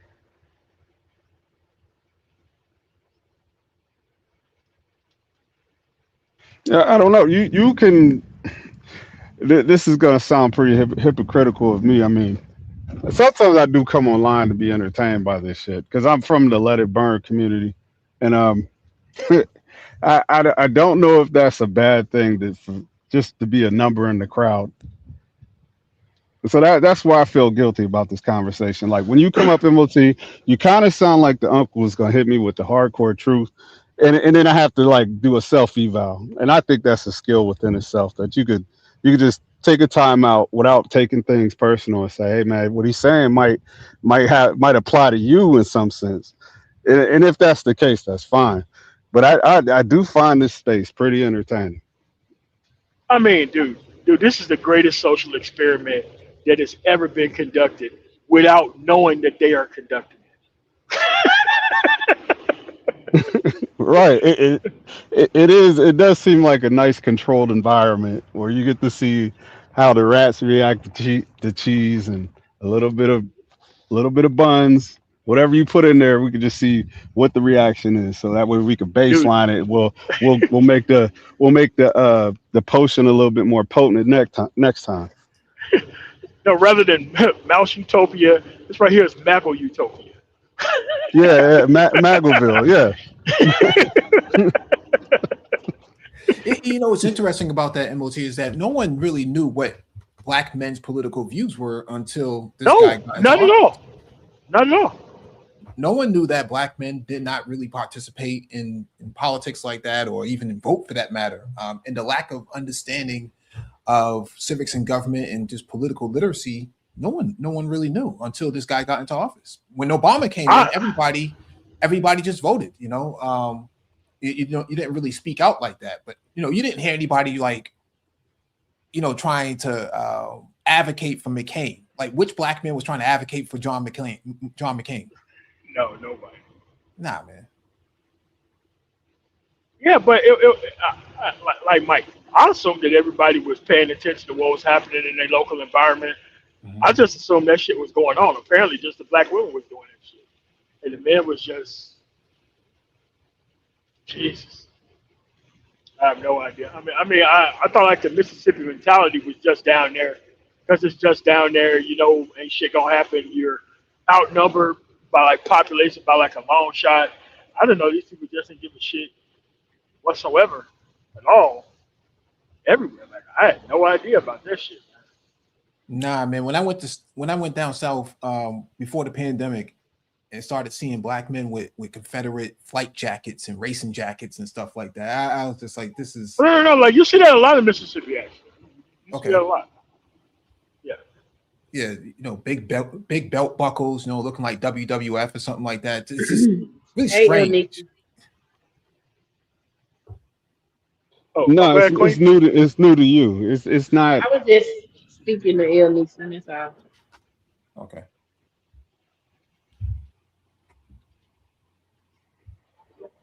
Somebody said it was new to somebody. Yeah, it's new to you. Like I listen to Stanley a lot, and I think he makes this great point. There's no such thing as like one black community.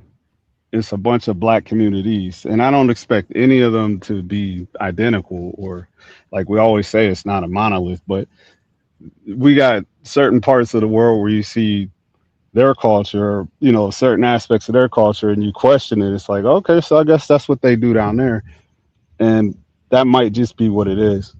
Like there is black men that wear cowboy boots, they ride horses. Like there's all different kinds of factions of people. Like, so it's a bunch of communities, and it makes up a race of people. Yeah, but you didn't have, at least from my recollection and on history, I don't remember anybody in the 1960s saying, you know, we should go back to Jim Crow. Like, where did that come from?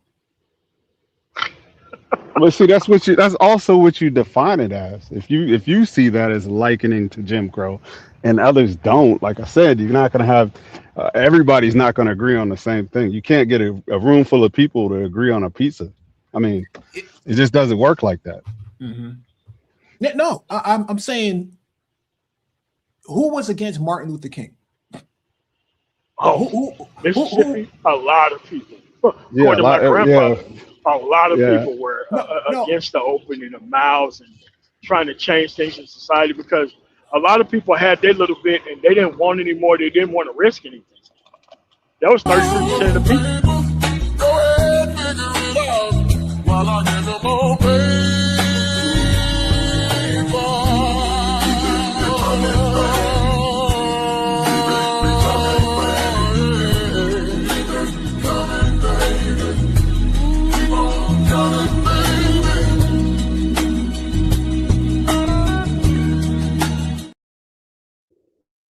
Sorry about that, y'all. Had to shout out the super chat. Yo, shout out to El Nix. What's happening? Nah, but no community. All right, so I don't think all white people are the same. Like, you can't assume that. Oh, I don't know, man. Yeah, I don't know. I mean, where are the white people speaking out against these anti-DEI, you know, movement speakers, you know, in the Trump administration, right? Where are those people at? I don't even know if they get down like that. Actually, we do have like the spirit of being activists and feeling like everybody's against us, right? Is that necessarily true? Mm-hmm. No, I get Whenever what you're... Okay, go ahead.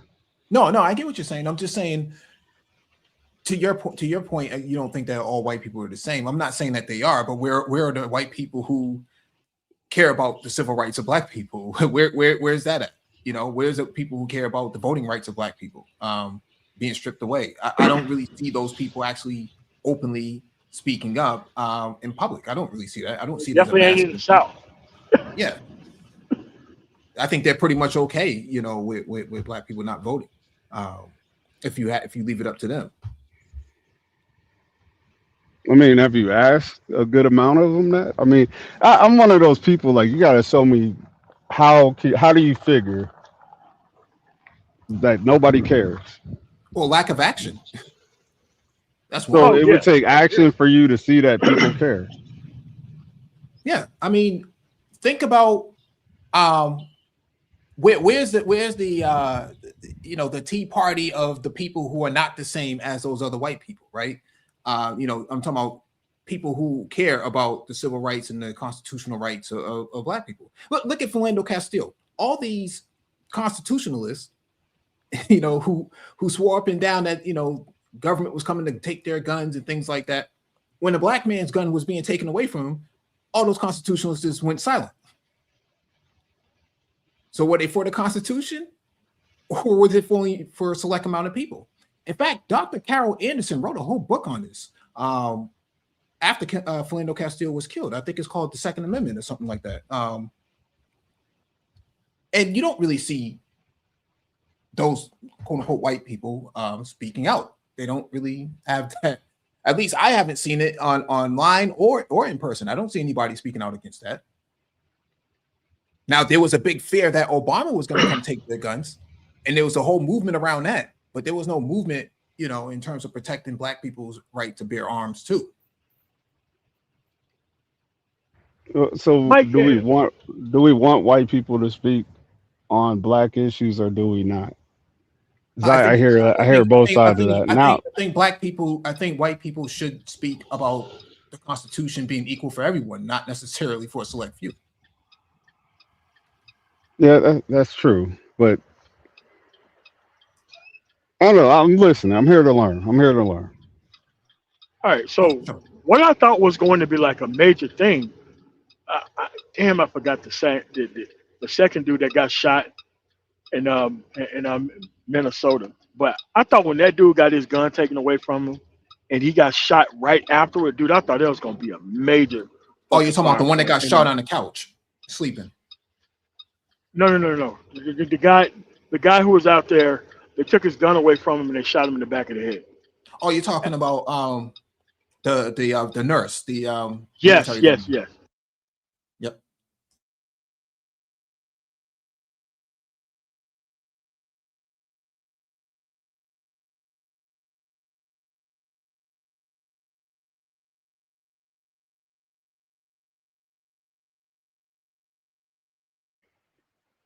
What happened? Y'all went silent? I thought we were having a moment of silence. Oh, sorry. No, I'm still here. Y'all still there? Yeah, I think you were referring to Alex Preddy. Yeah, Preddy.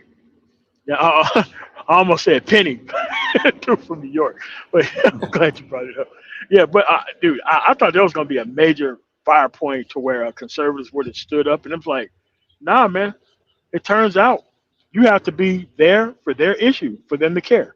And if it's not there for that issue, they don't really give a damn, man. So I don't, bro. He had all the hallmarks of what they consider to be a true American, right? He was a military president. He served his country. He was an actual registered nurse. He worked for the VA, and he was a registered gun owner. And he was standing up to government tyranny. Yeah. What's the problem? What's the problem? All that. Hold on. You're saying that you were expecting an uprising from white folks? No. Or the conservative. No. Like the conservatives take shit seriously that are not serious, but something that's obviously happened from an obvious administration that is ran by them. House, Senate, presidency, Supreme Court. There really wasn't that much pushback from people on that side about what happened because they took his gun away and they blew his ass away thereafter. Now, they kept claiming that the left was going to do this. It turned out it was a pretty right-wing government that invaded the area when they didn't need to be there. When there wasn't no ICE or Border Patrol in El Paso, Texas.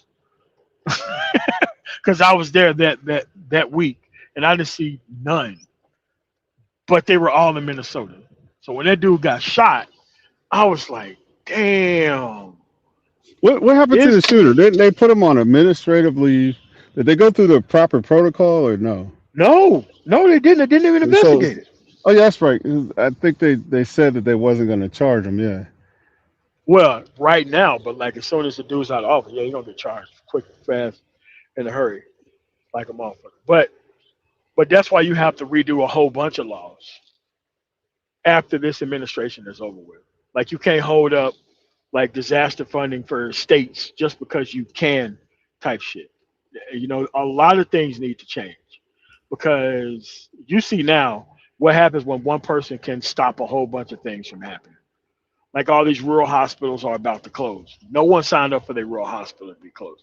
I can guarantee you. And 14th But Amendment be damned. yeah, yeah, that.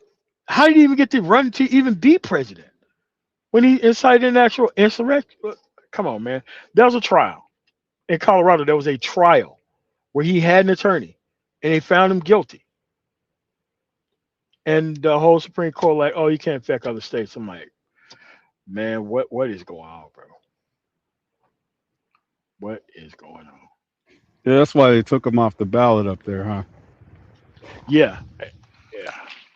I mean, because it was part of the Constitution to take him off the ballot. If you cite an insurrection, you can't be running for president. Like they came up with that after the Civil War. And we had the exact situation, and people were like, no, well, you can't affect other states. Like, man, what is happening? Yeah, I know that there is going to be no shortage of these type of bookmarks where things don't seem consistent on one side of the aisle. It also doubles on the other side. I don't personally journal all these issues or situations that happen, but I do. One thing I do know is that the Democratic Socialists are not going to be a good look for that side of the aisle. It is. It is. It is. Why you Because say that? no. Like, go ahead, Deacon David. I'll tell you why it is, but you tell me why it's not, and I'll tell you why it is a good thing. I just don't think it is. That's just my own personal opinion. I don't even want to back it up with nothing because it probably sounds silly to you. So go ahead. That's cool. See, we have democratic socialism right now. It's just happened for corporations over people. People don't see that. We have corporate socialism where the corporations gets all the breaks and nobody really cares about the people and all that kind of stuff. People are okay with corporate socialism. They've been socialized out of thinking that things should happen, like the government should work for the actual people. Like there's a difference between Mississippi and California, Mississippi and I don't know, West Virginia. There's a difference between Mississippi, West Virginia, Indiana, and functional states like along the coast, Oregon, Washington, or Maine, New York, New Jersey. Because if you don't do social infrastructure and investment, your people can't get better. It just can't. That's a good point, Emilton. And no one seems to have a problem with, the big oil companies, being subsidized, to drill, baby, drill. Yeah. At the expense of their very constituents. They drilling on public land. The only thing they have is equipment. Yep. They take the collective natural resources of the area out of the ground and then they sell it on the open market. I can't think of anything else more socialist than that. But people are okay with it. And the same people won't choose a side. They'd rather be in the middle, attack the left, advocate for the right, claim they don't choose sides. No, I mean, but they want to run Republican interference. They just don't want to defend the history of the Republican Party. That's all that is. And look, I can understand that because it is pretty indefensible. So I do get them on that. But at the end of the day, there's no excuse in not knowing what's going on. Like, there's no way you can sit around, look at what's happening, and call yourself a libertarian. May I revisit a point that you guys brought up just a little while ago, dealing with the shooting of Alex Preddy? Yes, sir. Yeah. All right. First of all, before I say what I'm going to say, I like to preface what I'm going to say by saying I'm a Second Amendment absolutist. I believe the ordinary law-abiding citizen who's not a prohibited possessor should be allowed to own an assault rifle and all the accoutrements of the standard infantrymen of the day, because it's all about a well-regulated militia, which in the meaning of the 18th century was well organized and disciplined. So I'm an absolutist. Make no mistake about it. But when you're talking about specifics of Alex Preddy, there are circumstances that even though it was a bad shooting, it was not criminal. And let me explain to you why. What? I was a police firearms instructor. That was my job for 15 years. I went to FBI Academy to get trained, Illinois State Police Academy, the whole shot. I studied hundreds of police shootings and incorporated it into my lesson plans and syllabus for instructing officers. And I studied this case thoroughly. It was a clusterfuck, excuse my language. That's what it actually was. Here's what happened. They didn't know the man was armed until they got in a struggle with him and were trying to place him under arrest. They saw his shirt come up, and an officer saw the gun, and he yelled, "Gun." Now remember, I've been in a lot of arrests where there's a fight. It's hand to hand. You got people up there. One, you can't, even though you're right on top of somebody, you can't see what another guy sees. You got to pretty much accept his word if it's coming from another officer. One officer says gun. Another officer, seeing the gun, picks it up, takes it out of his holster. Now, this guy's got it out of the holster. I believe it's a SIG P320, which has a notorious habit of accidentally discharging. He stepped away from the melee with the gun in his hand. He asked whether the gun was mechanically defective or he was simply negligent in his handling of the gun. He caused it to discharge. It discharged. A round went off. This was right after someone else had yelled gun. So the thinking of the officer there was the guy had got to his gun, attempted to pull it out, and shot it and didn't hit anybody yet. So he lit up the guy thinking he was the one that had let off the shot when it was actually one of the fellow officers. That's why there were no criminal charges. Okay. Having you said that. Oh, wait a minute. Now, I want you to understand that. There's a great deal of difference between, like when the woman cop who pulled the gun out of a guy, she was arrested in a holster, and then she shot him. She wanted to get her taser, and she shot him with a gun. That's a whole different category. There's a whole different category than the other one. Okay. So all of these premises I'm hearing are as though in each and every individual case there are not a specific set of circumstances that determine what it is, either legally or morally. A man had a right to have a gun. He got shot. This proves that people are being tyrannical and want to take away his right to bear arms. No, that wasn't the case there.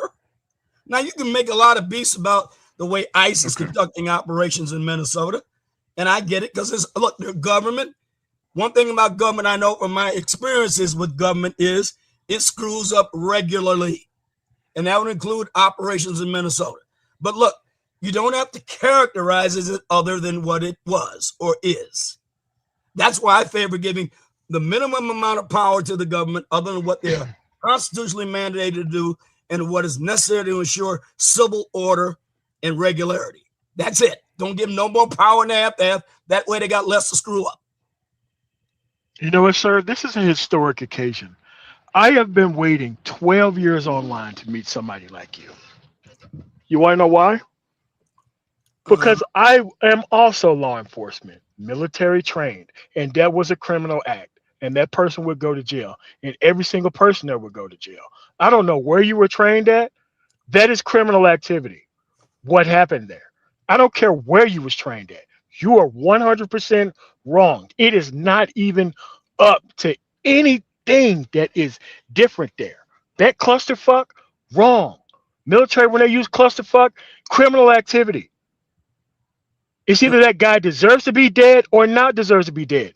Where the hell you get off with your police training? Sir, I think your attitude is indicative of someone who wishes to achieve a result rather than analyzing the facts and applying it to the law. I did analyze it.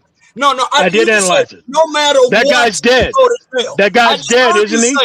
You just said no He's matter dead, right? What, you go to jail. I just heard you say it. That's Yes. not true, and you know it. If you shoot somebody when they don't deserve to be shot, if you are a trained professional, it doesn't go true in the it civilian does world matter. anymore. It does In the matter. police world. Listen, man. If you are a trained professional and if you use your training illegally and somebody ends up damaged or harmed, you go to jail. Period. And let nobody off the hook for nothing. None of that. So you're a law enforcement officer. Do you know what the term mens rea means? Dude, intent. That's criminal activity. What is in your mind when you take an act? That's criminal activity. Wait a minute. If you actually believe that the person that you shoot had shot and endangered fellow officers, if that was and it the didn't belief happen. in your mind, It didn't happen though. Then you are certainly not guilty of murder. Yeah. Police manslaughter needs to be a special charge with life in prison without the possibility of parole. Right, so it needs to be a special charge.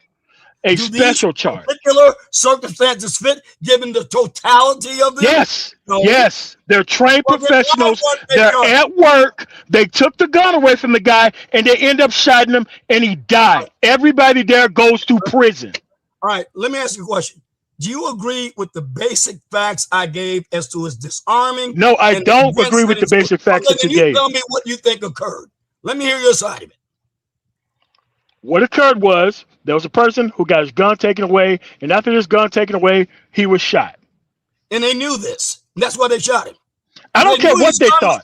They are responsible for what happens there, sir. They're responsible for what happens there. So I don't want people to have power without responsibility.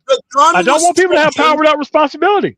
Now, wait a minute. Do you believe that the person who shot him knew the gun had been taken from him and he didn't fire the shot? Do you believe that? I don't give a shit. You shot that guy in the back, not from the front. You shot him. You go to jail. You go to prison. There's nothing to talk about here. There's nothing to discuss. What the charges have been? The charges should have been manslaughter. Okay. Maximum time because you are a police officer. When I was in the military, you got max time. Anything you did that was against the law, you got max time. All right. No police unions, no none of that stuff. You got max time. And here's what we need in this country. Any person who comes out with so-called police training and look at that singular situation and say that that's not criminal activity, we have to charge you. We have to charge you. You want to put me in jail for an opinion? Yes. Yes, I do. Yes, I do. I want to kick you off the planet for your opinion. Yes, I do. Yes. Yes, I'm telling you. I want you to go to jail for your opinion. If you're wrong, you want to put me in jail. That guy's dead. That guy's dead. That guy is dead because of your opinion. Your wrong opinion. Take me to jail then. Okay, you're wrong. You're wrong, sir. Wrong is wrong can be. That guy's dead. That's why we got a First Amendment in the United States. No, First Amendment come with responsibility. It's not absolute. And you want to put me in jail for an opinion? Yes, I do. Yes, I do. Almighty. Especially when you're wrong. Sir, I know where your mind is now. I don't give a damn about your police training. You say something wrong like that, I want you locked up. I done seen your I want you locked up for what you think. I know who you are. Light me up, area. What I'm saying is, if that person was shot in that situation and you come out here on some Brandon Tatum shit, I want you locked up. Yes, I do. I want you to be in jail right alongside the guy who shot him. Yes, sir. I want your ass in jail. Well, you should be afraid to speak. And we know what the battle lines need to be. I'm glad you revealed yourself. Hell no. You got to go to jail, partner. Fuck out of here. That dude's dead. Get it on. Oh, okay. I got a better question for you. Would you be okay with your son being shot in that situation? Man, of course. What kind of idiotic questions? Of course not. But I would understand it if I knew. That's why you need to go to jail. That's why you need to go to jail. Because you can understand it. Because here's the thing, son. You better make sure I ain't ready for you when you come. Okay, so here's the thing. This is why you need to be in prison forever. You gotta make sure I'm ready. Okay. Let me. Okay. Allow me to speak, and then you can respond. Allow me to speak, and then you can respond. You just said yourself that you, sir. Yes, I want you to still go to jail for it, and let me explain why, and then you can respond. You just said yourself that you understood that you did not want your son to go through it, but you would allow somebody else's son to go through it. That's why your ass needs to be in jail forever. The law is not determined Fuck that. by individual Fuck skills. that. You gotta the law is determined You gotta by acts of legislature. The legislator defines the parameters of the law and the elements of the offense. And the people who meet those parameters are subject to prosecution and conviction. I don't know what the hell country you want to live in, but I damn sure don't want to live in one you would like to create. Sir, you just said that you don't want your son to go through it. You just said you don't want your son to go through it. Go live in Wakanda. Okay, so where do we get the equal protection of the law at? If you don't want your son to be dead, but you want somebody else's son to be dead and want to hide behind bullshit law enforcement training. I'm law enforcement trained just like you are. Why is it? Amendment from the First Amendment doesn't come of Rights. It doesn't come without response. It doesn't come without. That's your opinion. It's not an absolutist thing, sir. Get out of here! I don't want to hear this. I know you don't want to hear it. This is utter madness. I never heard anybody say anything like that before. I know, because I'm military trained, and all these people, when they do something wrong, it's criminal. I don't give a damn about these local yokels who just let the police get away with shit. When you say some stupid shit, you gotta go to prison. I'm sorry, you gotta go to jail. You are aiding and abetting wars. I've been in 3 wars. I don't give a shit about that. Vietnam. I was in the first Gulf War, and I was in Operation Iraqi Freedom. I don't care about that. I was a tank commander, this situation and a mechanized infantry makes no squad leader, sense. and a military policeman. And I'm telling you, you, sir, make no sense whatsoever. Dude, you said that you was a private police person.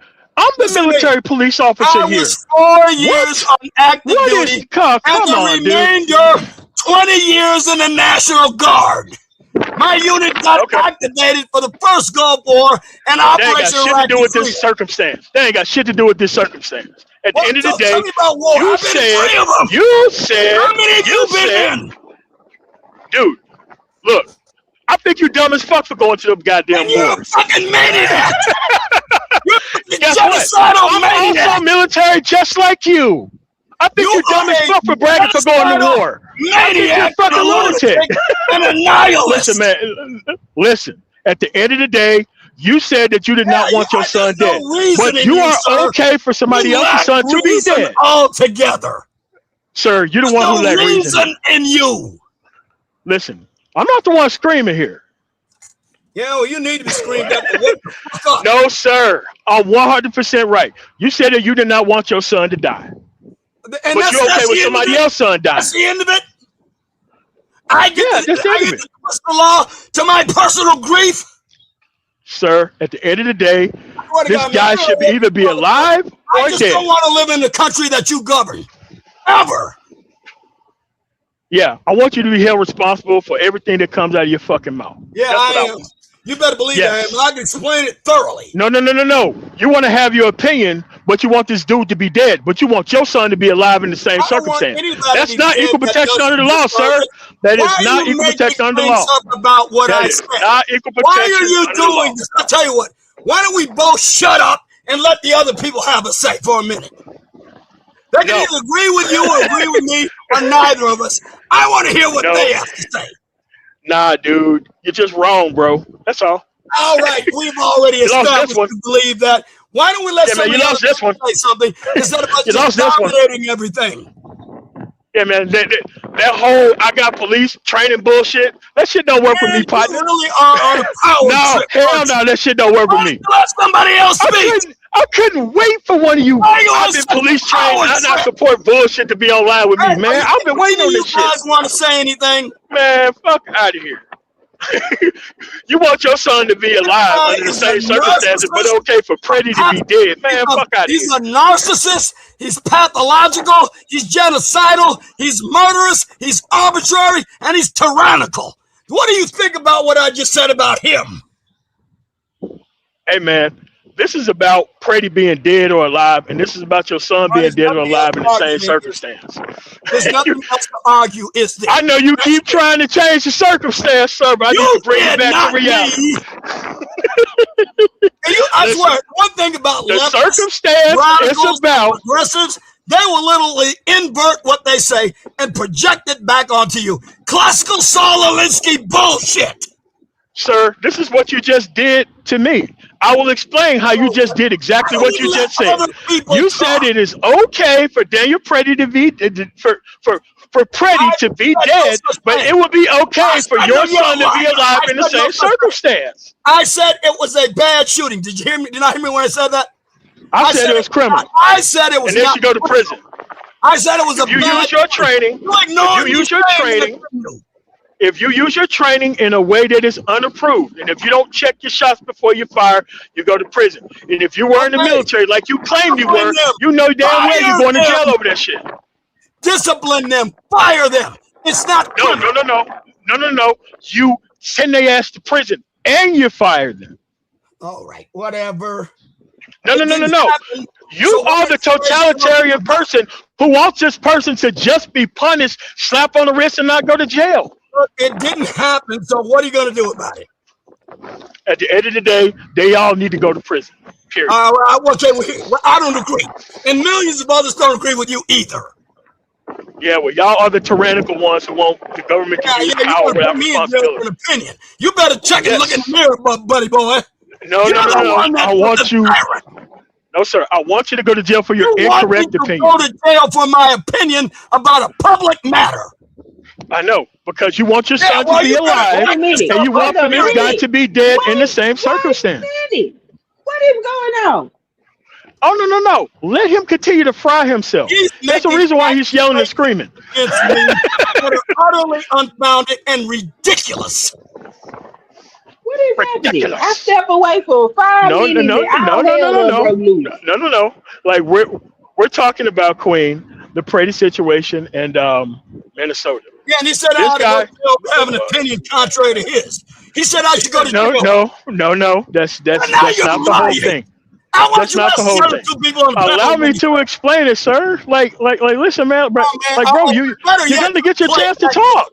You're gonna get your chance to talk and be wrong. And listen to what this is a man, by the way, who supports genocide with a smile. I rest my motherfucking case. Yeah, I do. Why are you screaming? Yeah, that's what I'm saying. All right. So let's go back to what this is. No, let it happen, Queen. Let it happen. Absolutely outrageous. It's not outrageous. You want your son to be alive in the same circumstance that Preddy is dead. That's wrong. Yes, you have to go to jail. It's the only way you're gonna learn to not have this dumbass opinion. You better make sure I don't have a heads up when you start coming to me to take me away, because you're gonna be in trouble. Sir, at the end of the day, it's pretty simple, equal protection under the law. And look, I was waiting on one of you so-called police-trained motherfuckers to say that police-trained shit in front of me. I want you to go to prison. Police, and I'm going to put him in jail. Hey, Mike. Hey, Mike, come on, man. MOT was in the military. You said you was. I did almost 3 years in military police out of my 22. And MOT not lying. I seen people reassigned or lost their badge just for pulling out a gun for playing with it. Like the military. Pulling it out. And I agree. Pulling it out, you lost your weapon. And the military don't play that. And when I was temporary assigned, I'm like, damn. So pretty much, I damn near almost got to get shot before I pull out my weapon. Yeah, yes. You better make sure before you pull out your weapon. So stop gaslighting, man. It's a whole. I'm not going. I'm giving my personal experience. This isn't gaslighting. Hey, Mike, hold on, Mike. Personal experience, bro. Mike, you know what the ladder, you know what the triangle of force is, right? Do you know what that kind of company is? A TONE 19-97. Man, what is going on, dude? What is happening here, man? Wait, will you answer my question? Do you know what kind of military police company that is? TONE 19-97.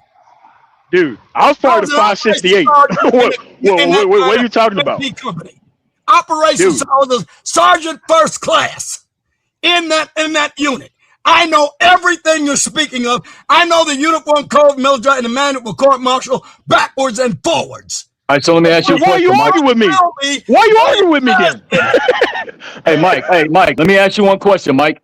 Did they have, I ain't gonna say did they have. I know in the military, you have what is called the ladder of force. In the civilian, it's called the triangle. It's called the triangle of force. It's the same damn thing, bro. The use of deadly force has to be justified. What are we doing, man? I'm serious. Like, what's happening here? Let's go back to the Pretty case and deal with the specifics of that case, since that's what we are speaking of. The dude did not deserve or need to be shot in that specific situation. Is lay out the sequence of events in that shooting as you understand them, and let's see if it meets what you say or not. Okay. Hey, hold on. I got a job, but MOT, you got it, bro. You on it, man. Right. You on? Yeah. All right. So now that we had another military police person say that I was true and correct, but somehow the military that you was in, but somehow the military that you were in doesn't check people on pulling out weapons and shit. I never said that. You keep saying shit I didn't say. How can I have an honest conversation with you when you keep making shit up? I can't. I'm not going to even try if you keep making shit up. I'm just going to get the fuck out of here. That's what you want anyway. You can leave. You have the whole thing. You can leave. And be unchallenged. Because you're a liar and you're leaving is better than answering for the bullshit that you was on. I can tell you that. Any of those things. All right, man. So back to the Pretty situation. Why did you dig me on what I actually said? To the Pretty situation. Since what I said is so bad, why don't you just dig me to on the things I actually situation, sir? Back to the Pretty situation. That's what I mean about leftists. Back to the Pretty situation. And they lie and they lie. Back to the Pretty situation, sir. Now stick with the facts. Okay. The fact is, Pretty shouldn't be dead. Oh shit. The fact is. Okay, whatever. Yes, that's the overall fact here. That's the overall fact here. Pretty didn't need to die. I agree. Now what's next? Also a fact is. I disagreed with you. Did you hear me? You said he didn't need to die. You're right. Now what's next? All those people should go to prison. No, you're wrong. Part of that. You're wrong. They should. You're wrong. Okay, so I have another question for you. We're going to talk to an alternate case, but it is going to be along the same lines. The people who watch Derek Chauvin have his foot on the neck, knee on the neck. No, he didn't. Of George. What the fuck? We saw 9 minutes of that. I saw all the camera angles from all the body. So you telling me that George Floyd didn't have Derek Chauvin's knee on his neck, bro? It came out in the trial. It didn't come out in the trial. We saw the actual 9 minutes of his knee being on the neck in the trial. Holy shit. This dude right here. What is going on here? What is going on, bro? What is happening here? Do you want to listen to me? What is going on? What is going on? I'm speaking of the body cam. You don't even want to know, do you? Sir? The actual 9 minutes and 45 seconds of Derek Chauvin's knee on George Floyd's neck that was verified by the actual pulmonologist. Yes, it was on his neck. Okay, I guess. Okay, so again, we all saw this during the trial. If you was watching the same trial that I was watching, I was too. I even recorded all of those. I even recorded it. If I can introduce it on this platform, if you got a way to do it, I will show you the video. Sir, from the trial, sir, I got better evidence than you do. No. I'm citing the evidence, and you say you recorded it. I'm citing what's on the recording, and you say it didn't happen. I bring up a matter of fact. Man, what is going on, bro? He just says it's not true, and I'm prepared to introduce it. This is what's wrong with the left and radicals. They care not for the truth and fact, not one whit. Only their agenda and their ultimate objective of power. Now, there was a technique taught in the Minneapolis Police Department that was on their website that they took down right after this shit started. It's called the maximal restraint technique. It was taught to not only Derek Chauvin, it was taught to the deputy police chief who got up on the stand and perjured her little lying white ass when she got up there and said that she had never used it herself and they didn't use it. Now, let me tell you what happened. This is what happened. That technique. That's not what happened. Derek Chauvin was certified in that technique. The body cam. That's not what happened. See, this is what I mean. You don't want to know. I'm trying to give you facts now that you can argue with after I get it. Okay. And after this is over with, I'm going to correct you. You want to keep believing. No. Tell me about your facts, please. Let me know once you're done with your facts. Let me know once you're done with your facts. I just want you to let me know. Okay. Let me know when you're done with your facts about what happened. I'm ready to continue. Now, one of the other officers' body cam in the same timestamp as Derek Chauvin when they were yelling at him to get off of George Floyd. Remember, all those body cams were timestamped. The one that caught the position of Derek Chauvin's knee on George Floyd's back was timestamped and identically timestamped with the one that the officer who was behind him as who attempted to get George Floyd under control showed clearly that Derek Chauvin's left knee was on his shoulder blade, as was taught in the maximal restraint technique by the Minneapolis Police Department that both the police chief and the deputy police chief got up there and lied about. It's in the record. It's in the trial record. It's in the trial video. Okay, so you're done now? Yeah. I can talk now?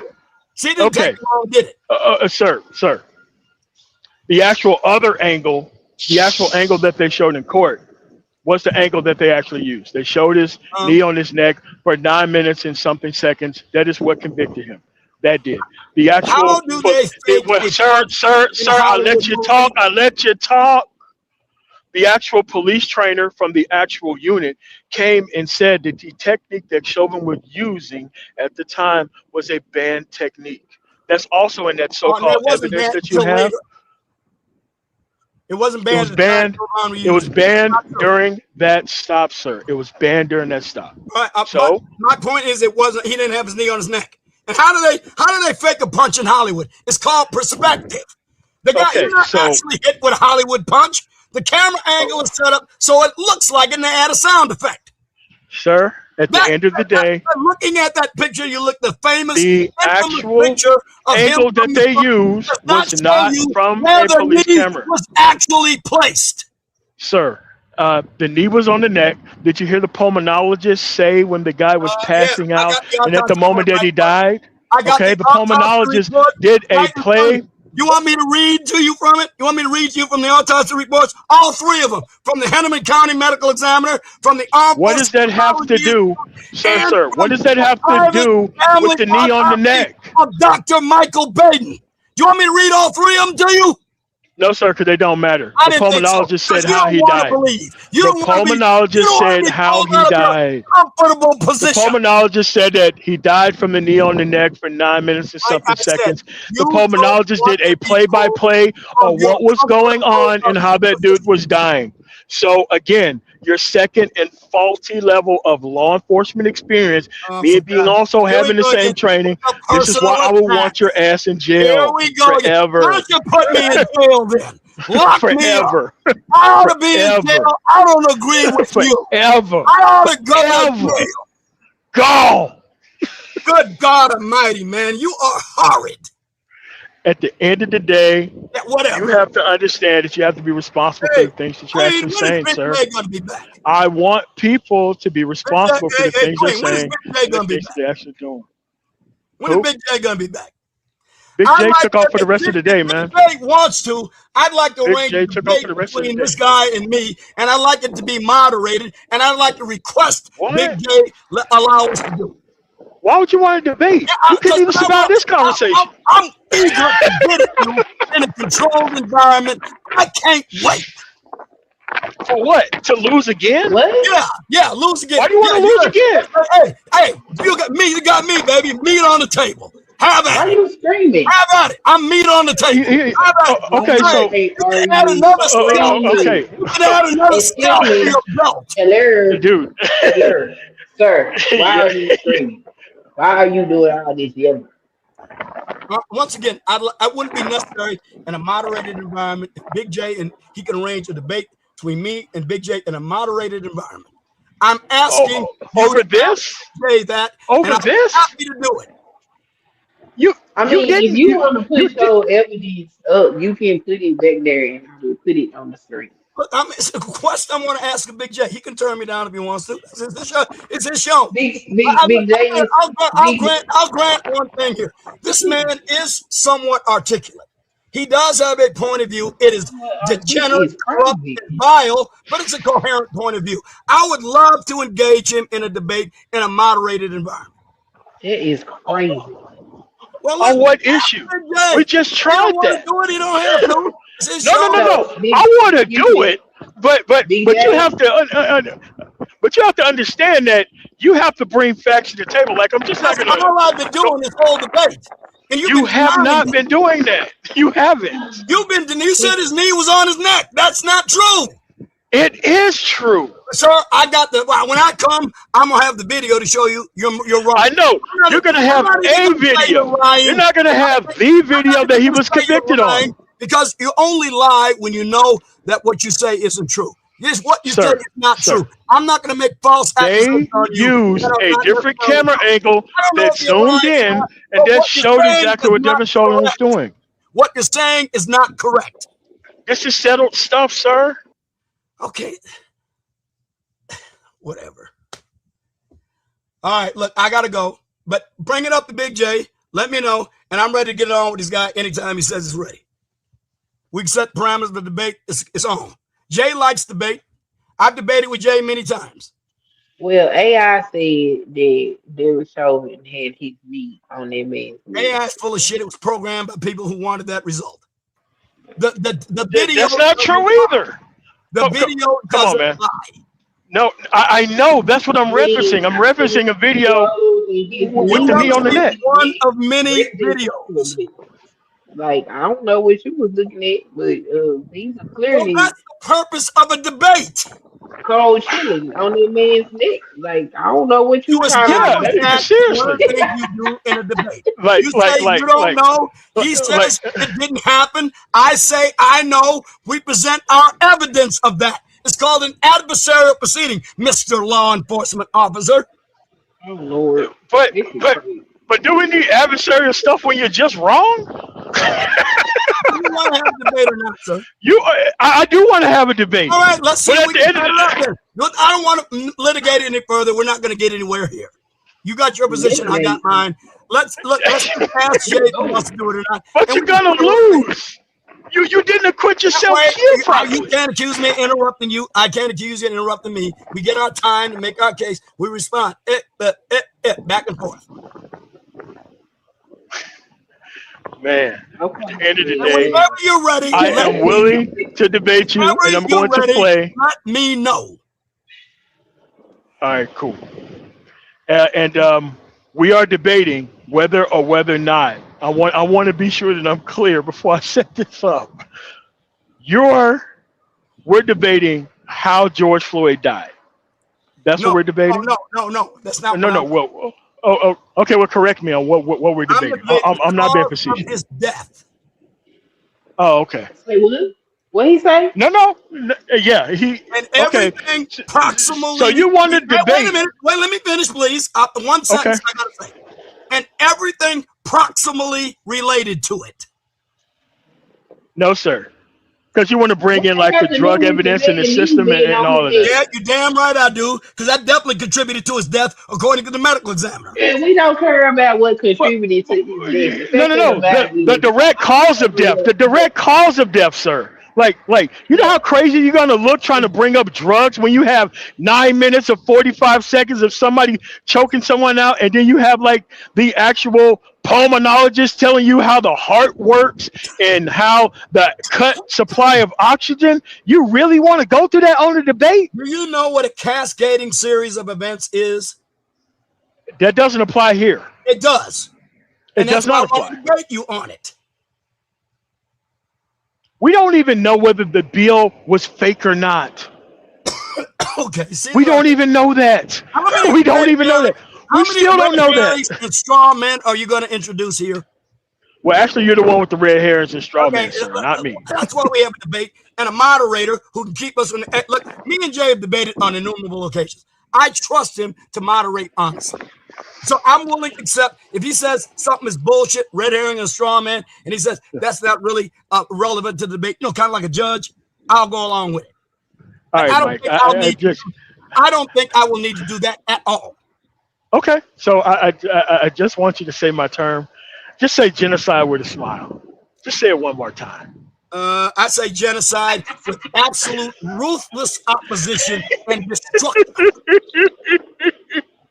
My man, as soon as Big J has set it up, I like battle lines, my man. Battle lines, when you draw a battle line, it's clear who the enemy is and what you got to do to get across the other side and achieve your objective. You better believe I understand that thoroughly. Okay. So if you want to prepare the so-called evidence to come to a debate to where you know this is settled history. It's not settled. And you still want it is settled. Chauvin's in prison. The verdict is in. The verdict is in. It is. The settled thing is that he's in jail. So you're saying that you don't know how he died? History is never really settled. So you're saying that Chauvin's in jail and nobody knows why? I know why. I know why. I want you to ask me, Sarge, why do you think Chauvin's in jail? Sarge, why do you think Chauvin's in jail? Chauvin's in jail because he's a victim of a number of events, including a leftist, Marxist, progressive, radical socialist government in Minnesota. Holy shit. For their failures and a whole bunch of pressure put upon by threatening to burn the country down and put people in jail for speaking their minds, like radicals tend to do. And he was the victim of it all. In the hell? Speaking man, look, what's going on, man? What is happening here? For having an opinion. The man is wrong right now. Your opinion's wrong, sir. We putting your knee on somebody's neck, sir. Yeah, for 9 minutes. You want to put me in jail too? Because I got a different opinion? Yes. Did you kill somebody? I didn't ask you. I asked her. Did you kill somebody? Did you ask my your opinion?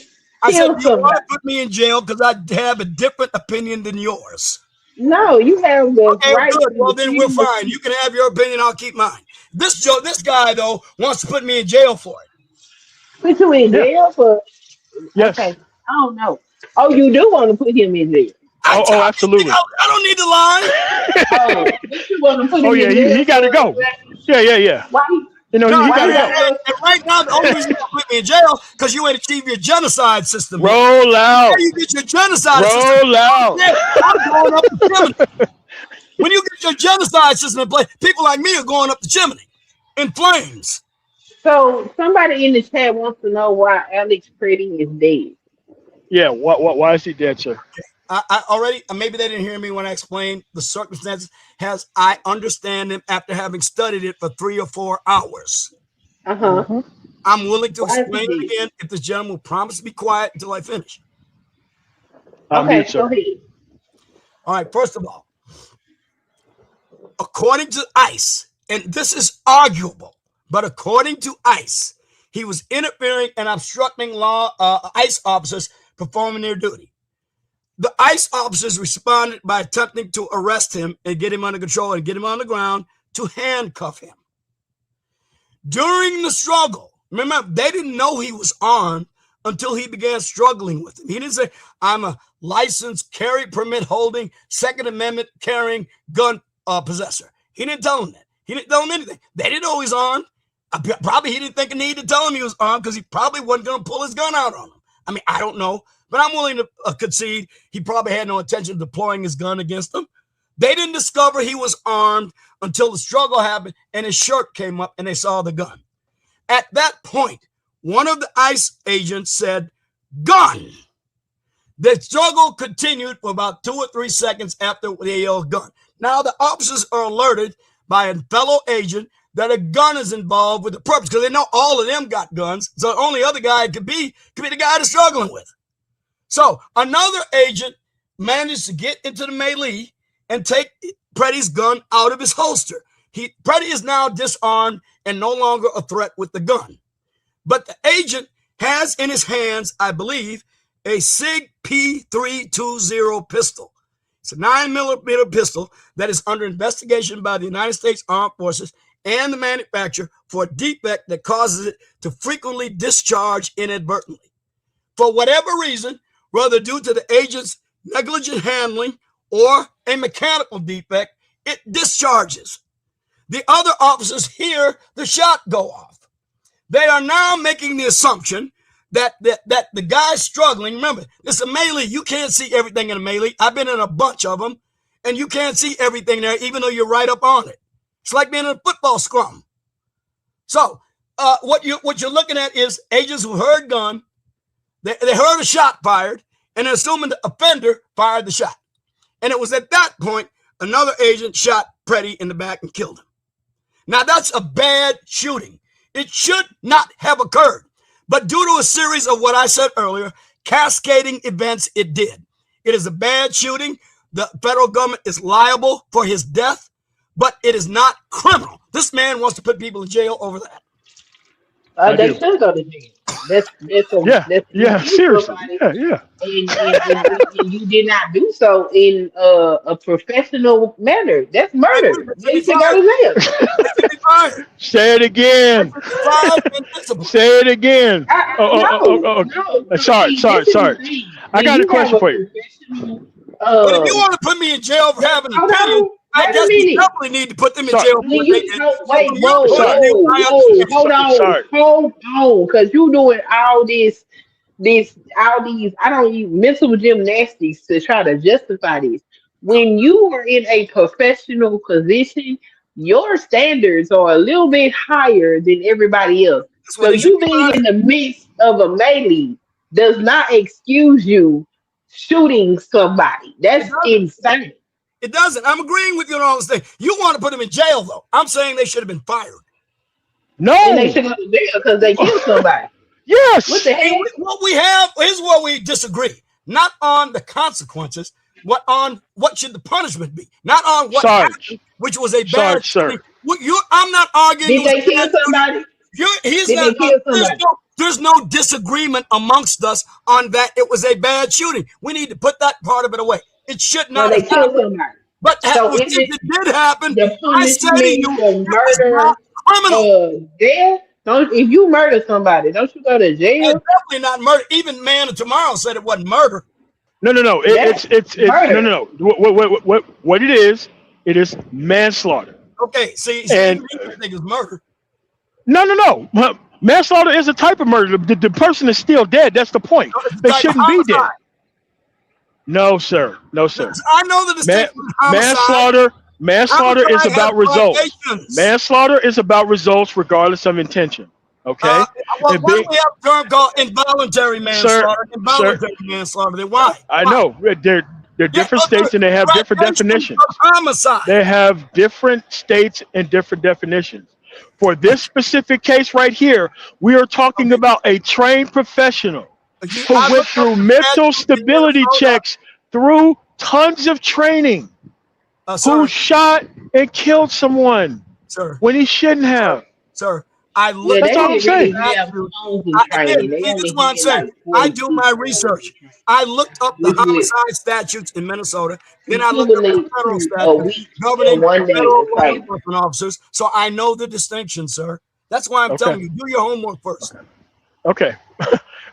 So they only had like a week and 1 day of training. Only 46 hours. So they really shouldn't be out there harassing the public. You're not going to agree. That is clear. That's fine. I prefer clarity over agreement anyway. But look, if you ask Jay, if he will let this gentleman and I engage in a debate, I'm sure you'll find it'll be an entertaining show. Okay. I agree. And I will meet you. Look, Jay, me have locked horns on I don't know how many occasions. He knows my capabilities. Okay. So look, whenever he's just set it up, and we'll see what happens. You know what's rare, Sarge? You never have two law enforcement trained individuals on the same panel arguing against each other. This is going to be highly I see all of that. informative. It's going to be highly informative. Wait a minute, you ever heard of Mark Furman? He debated cops and didn't agree with him. I saw that all the time. I see him many times. See, I look for these kind of things because I was a cop. I'm fascinated by police work. I was too. And I'm telling you, I worked in Chicago and Cook County, baby. Shit, nope. Nope. Okay, I done seen it all. Okay. So look, I'm trying to tell. I worked on federal task forces. I worked on state task forces. I worked on county and cities task forces. So why are you so wrong about these issues if you have all this experience? What's going on, man? Look, it's possible for people with the exact same experiences to disagree on events. Go ahead, figure it out while I give them more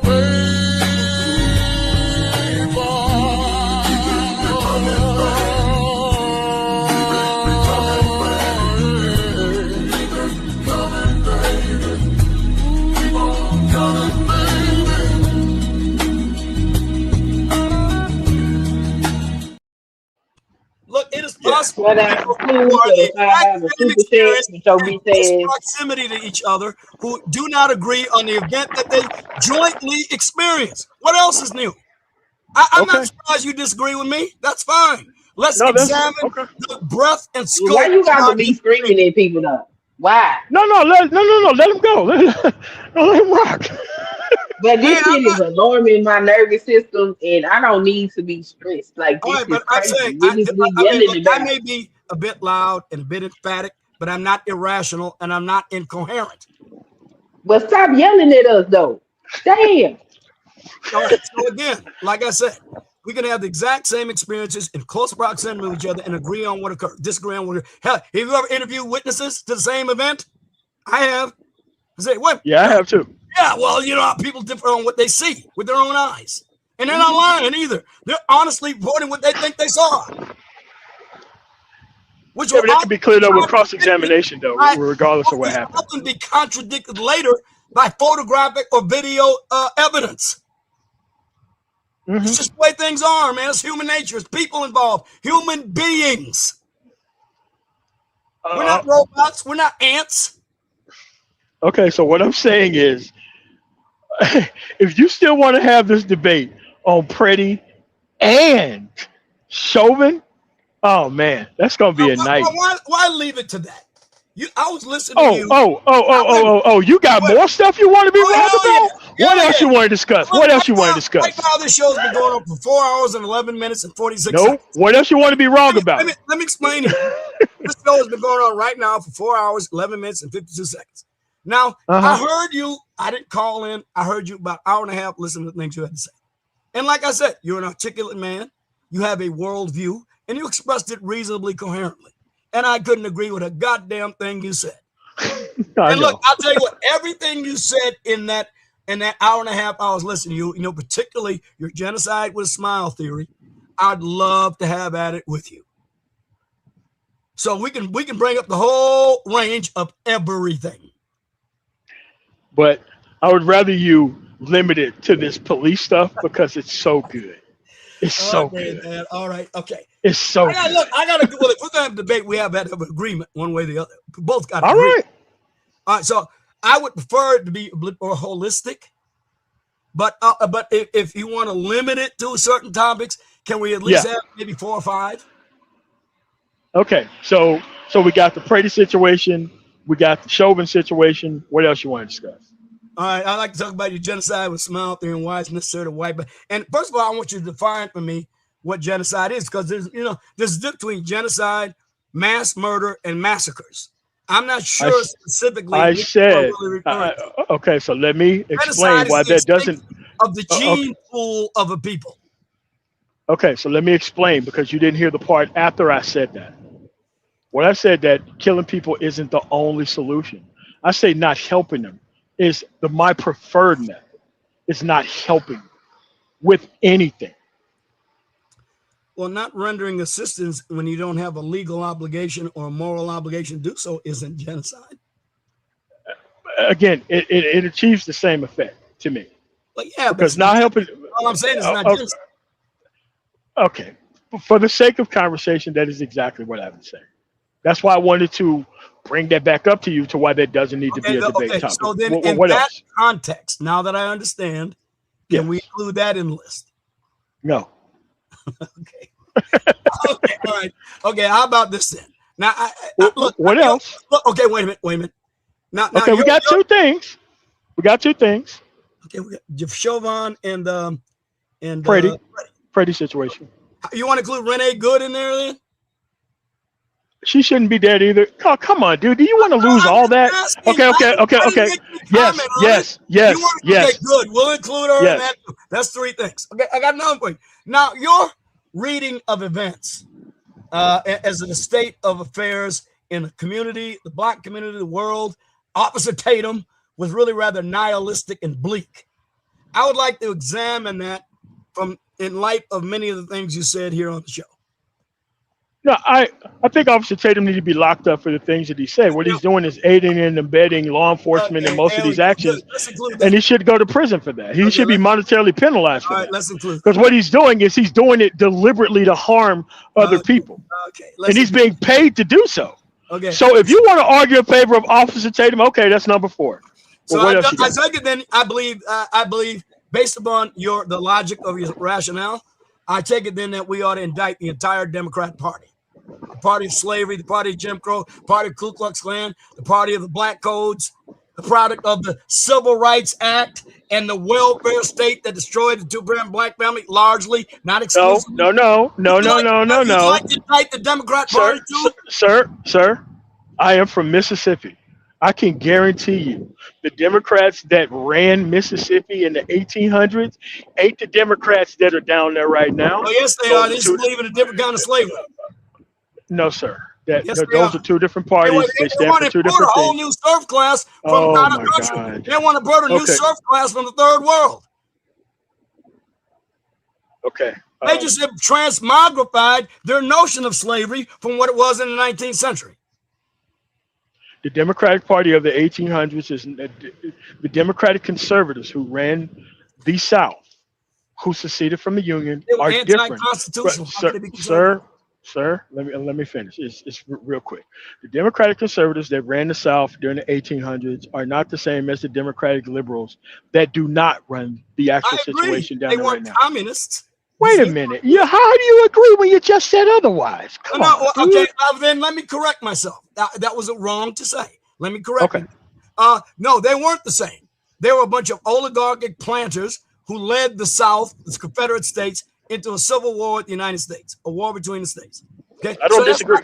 That's not the same as the Democrats today, although they may lead to war against much of the rest of the country, given their present bent. But look, they're not the same. This new bunch is a bunch of communists. They've been hijacked by the communists of the 1920s and 30s from the Institute for Social Research that was in Germany. They came over to the United States and they underwent the long march through every major institution in the United States. And I mean every one of them. Judicial, military, civil, you name it. They're not the same, but they are the same, and they want to continue a new class of. Hold on a second. You just said they're not the same. Can you say they are the same? They are the same in their ultimate objective. Come on, to enslave man. the people. I'd love to include that, and we can debate that all day and all night. Sorry, do you have a turn? Are you ageist? Me? Who? Me? No, you just asked me a question. What is my age? I asked you. What if I told you I was 10 years old? I said, do you have a What if I told you I was 10 years old? Would you believe me? No. She didn't ask that question. She didn't ask that question. Am I over 70? That's not what she didn't ask that question. If I am over 70, does that either legitimize me or does it delegitimize me? Or is it a matter of irrelevance? Which one is it? Let me tell you something. That's not what I said. I asked you if you had a channel. Have a what? A channel. I had one. You have a YouTube channel. Oh, my God. But I am, let me tell you what I am, though. I am a regular guest commentator on 3 shows on Friday night, Saturday, and Sunday. Okay, where? Talk Shoe, you ever heard of that? Okay, chat, do y'all want to know where he's a guest panelist? Yes. All right. All you got to First do of is all, you type it No. in the web Write it browser. in the chat. Wait a minute. You type Right. in the web. Okay, let me see. You type in the web browser www. No. Type it in the chat because I We'd can't love write to it have down. you over there. I guarantee we'd love to have you over there. Wait, let me Okay. type in there www.talkshoe.com and you go to browse live. Tonight you go to the Donnie C program. Donnie C.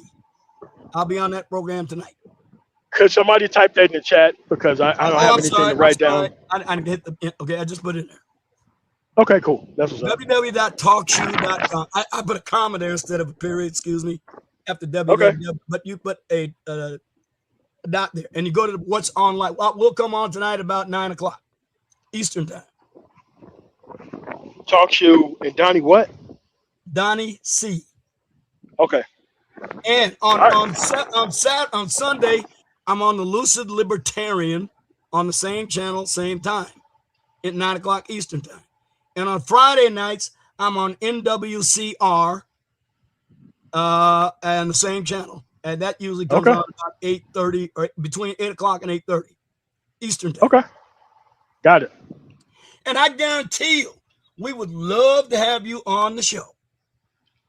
I'll come there. You will not call your names or anything. We will not make unwarranted assumptions about you. We will everything you say, everything we say about you will be on the basis of what you say. Okay. Sounds good.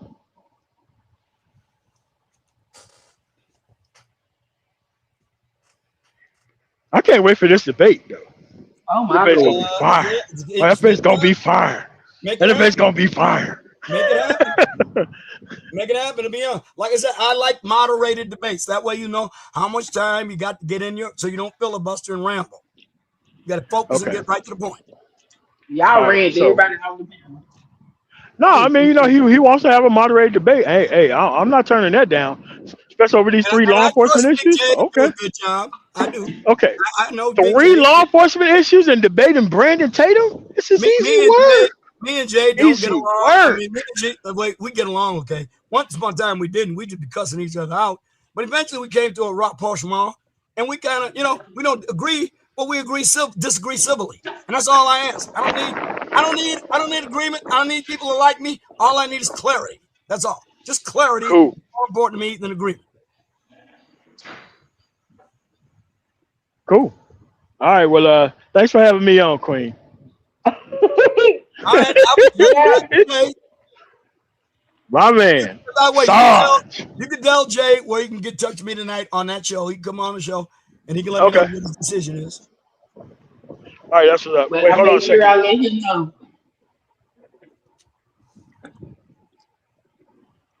Hey, that's my email address. So that way we don't lose contract. Even MOT, even though it was rather heated and it's fine. Even though it was rather contentious to say the least, I appreciate your interlocution. Thank you. No problem, man. No, appreciate it.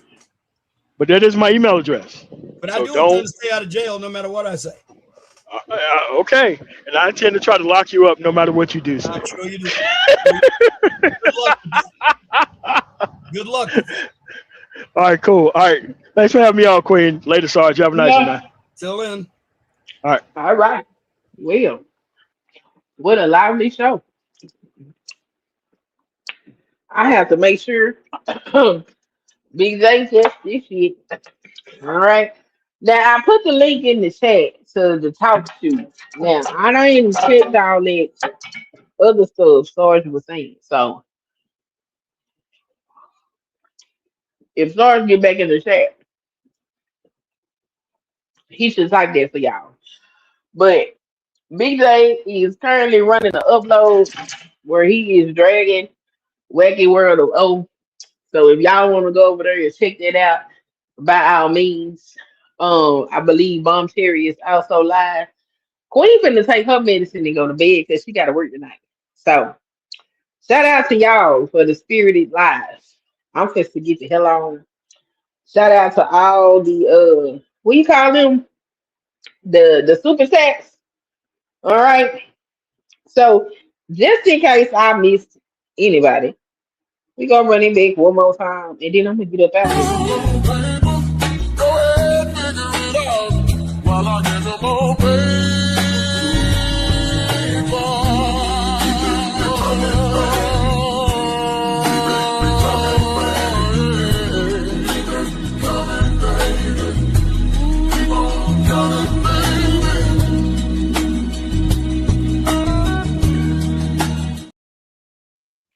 All right.